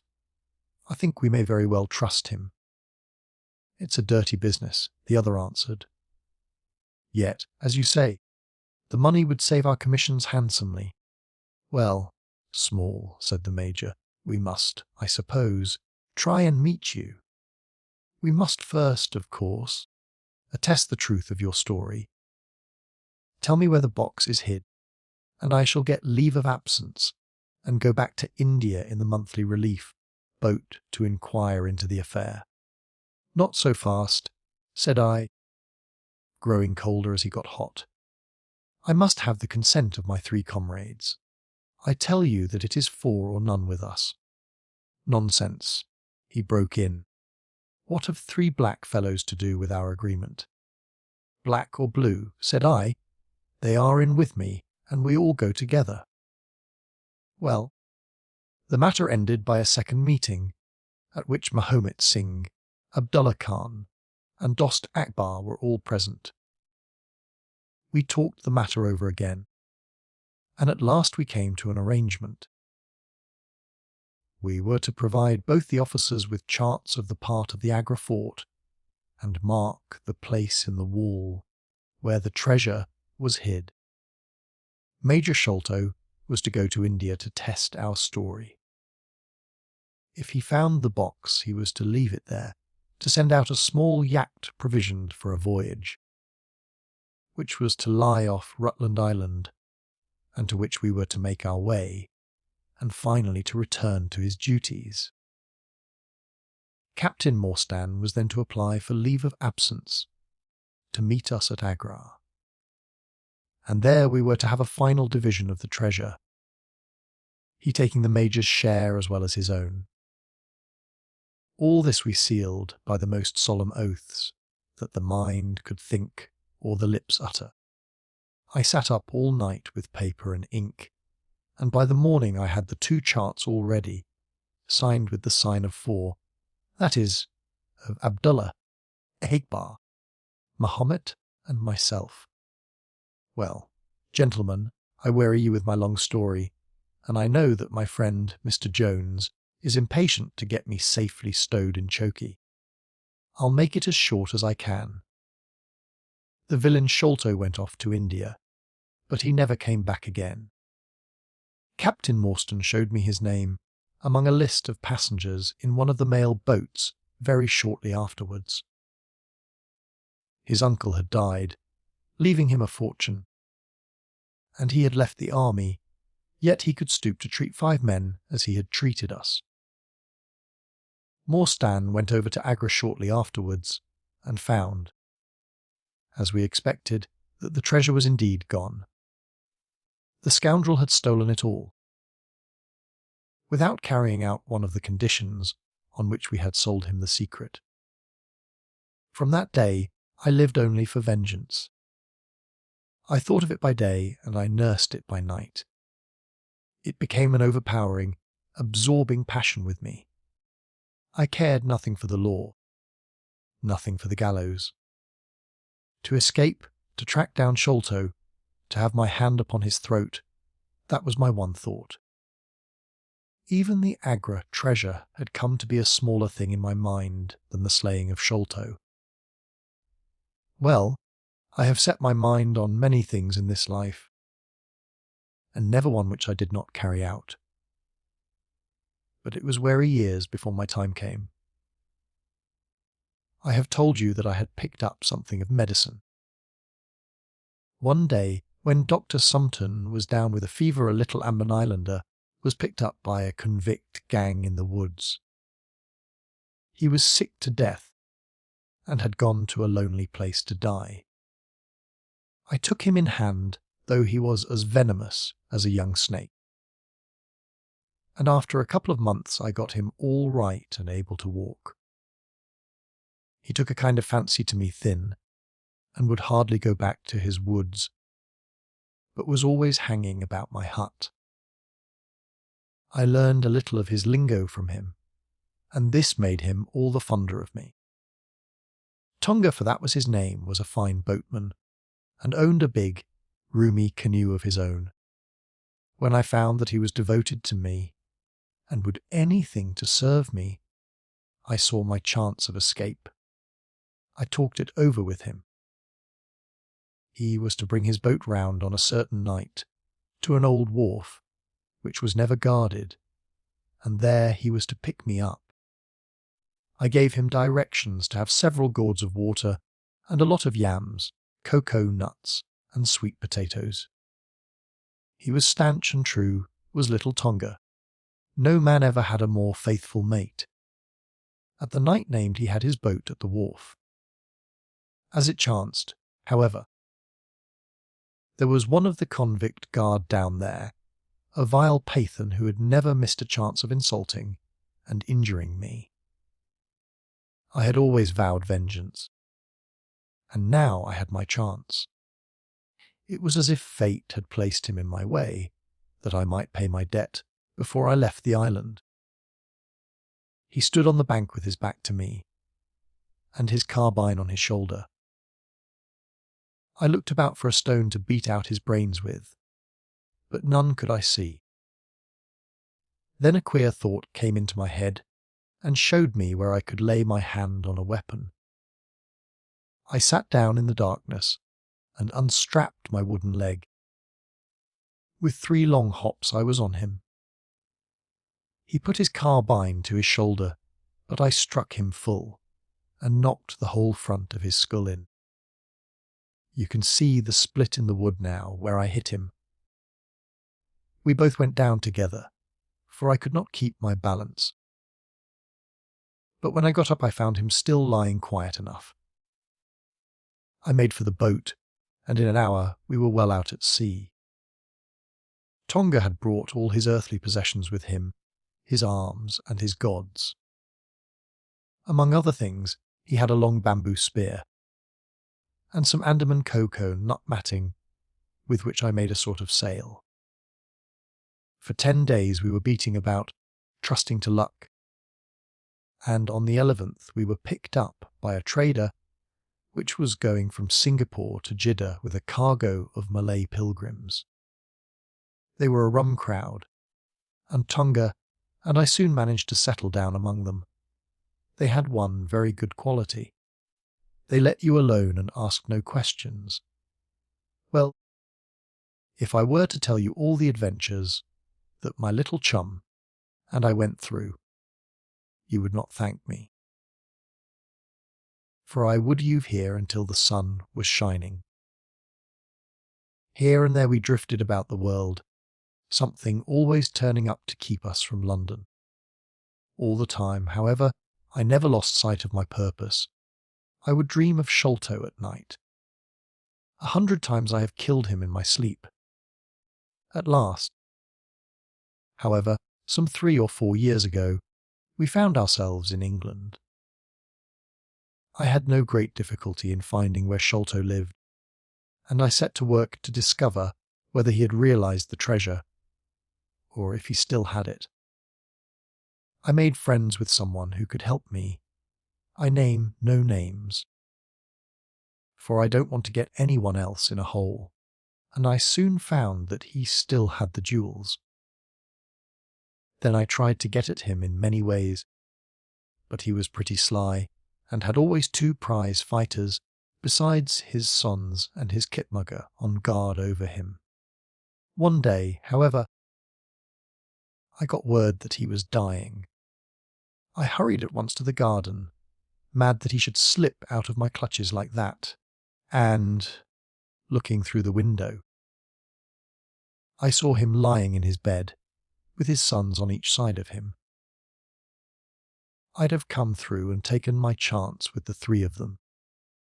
Only even as I looked at him his jaw dropped, and I knew that he was gone. I got into his room that same night, though, and I searched his papers to see if there was any record of where he had hidden our jewels. There was not a line, however. So I came away, the bitter and savage as a man could be. Before I left, I bethought me that if I ever met my sick friends again, it would be a satisfaction to know that I had left some mark of our hatred. So I scrawled down the sign of the four of us, as it had been on the chart, and I pinned it on his bosom. It was too much that he should be taken to the grave without some token from the men whom he had robbed and befooled. We earned a living at this time by my exhibiting poor Tonga at fairs and other such places as the Black Cannibal. He would eat raw meat and dance his war dance. So we always had a hatful of pennies after a day's work. I still heard all the news from Pondicherry Lodge, and for some years there was no news to hear except that they were hunting for the treasure. At last, however, came what we had waited for so long. The treasure had been found. It was up at the top of the house, in Mr. Bartholomew Sholto's chemical laboratory. I came at once and had a look at the place, but I could not see how with my wooden leg I was to make my way up to it. I learned, however, about a trap door in the roof, and also about Mr. Sholto's supper hour. It seemed to me that I could manage the thing easily through Tonga. I brought him out with me with a long rope wound round his waist. He could climb like a cat, and he soon made his way through the roof. But, as ill luck would have it, Bartholomew Sholto was still in the room, to his cost. Tonga thought he had done something very clever in killing him.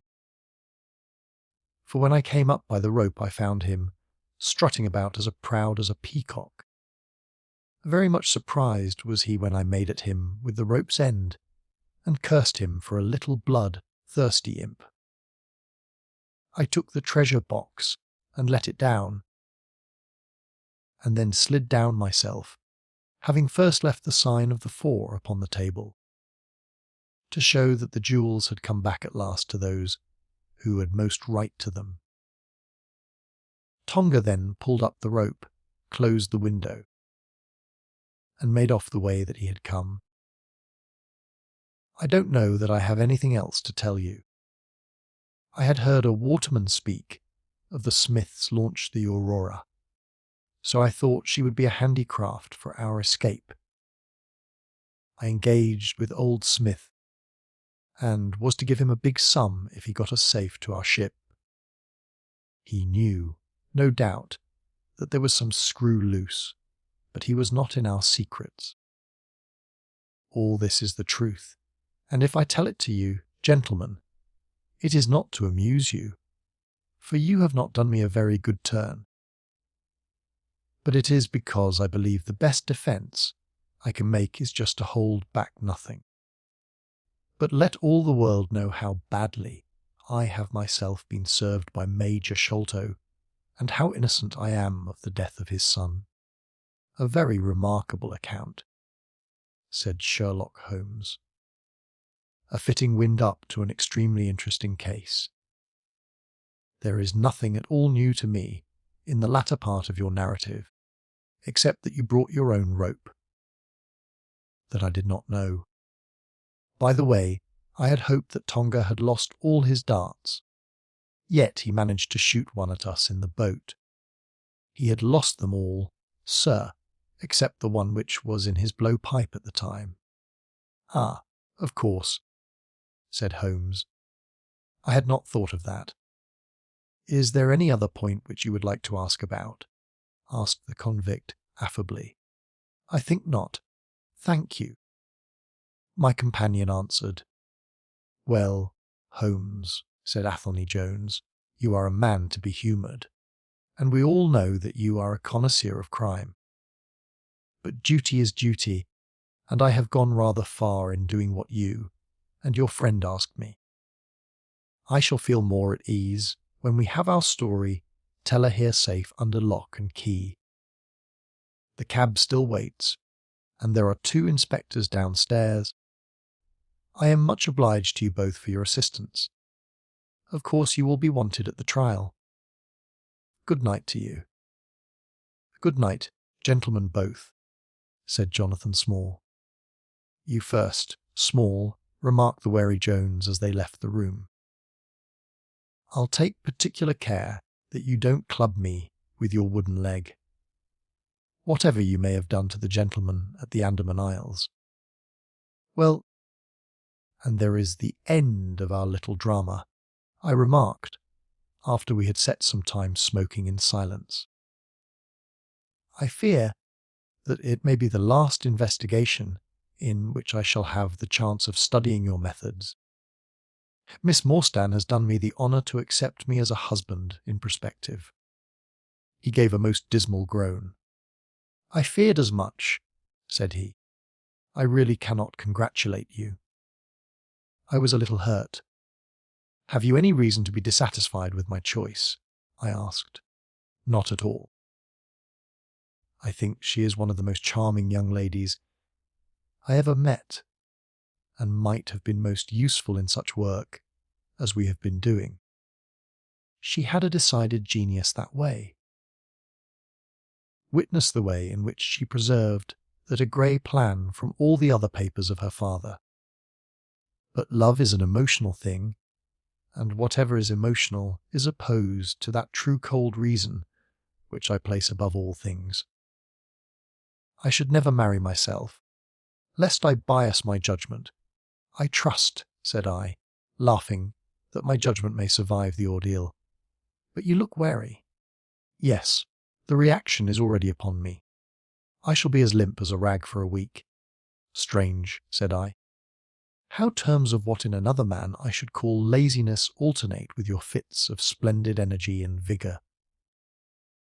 Yes, he answered. There are in me the makings of a very fine loafer, and also of a pretty spry sort of fellow. I often think of those lines of old Goethe, Steht das die Natur, ein Mensch aus der Stoff, den zum würdigen Mann war und zum Schelmen der Stoff. By the way, apropos of this Norwood business, you see that they had, as I surmised, a confederate in the house, who could be none other than Lawle Raw, the butler. So Jones actually has the undivided honour of having caught one fish in his great haul. The division seems rather unfair, I remarked. You have done all the work in this business. I get a wife out of it. Jones gets the credit. Pray, what remains for you? For me, said Sherlock Holmes, there still remains the cocaine bottle. And he stretched his long white hand up for it. The end of this wonderful story. And so, our journey through this timeless fiction comes to an end. If you enjoyed this audiobook, please consider liking the video and subscribing to our channel. For more golden tales like this one, feel free to explore the playlists on our channel.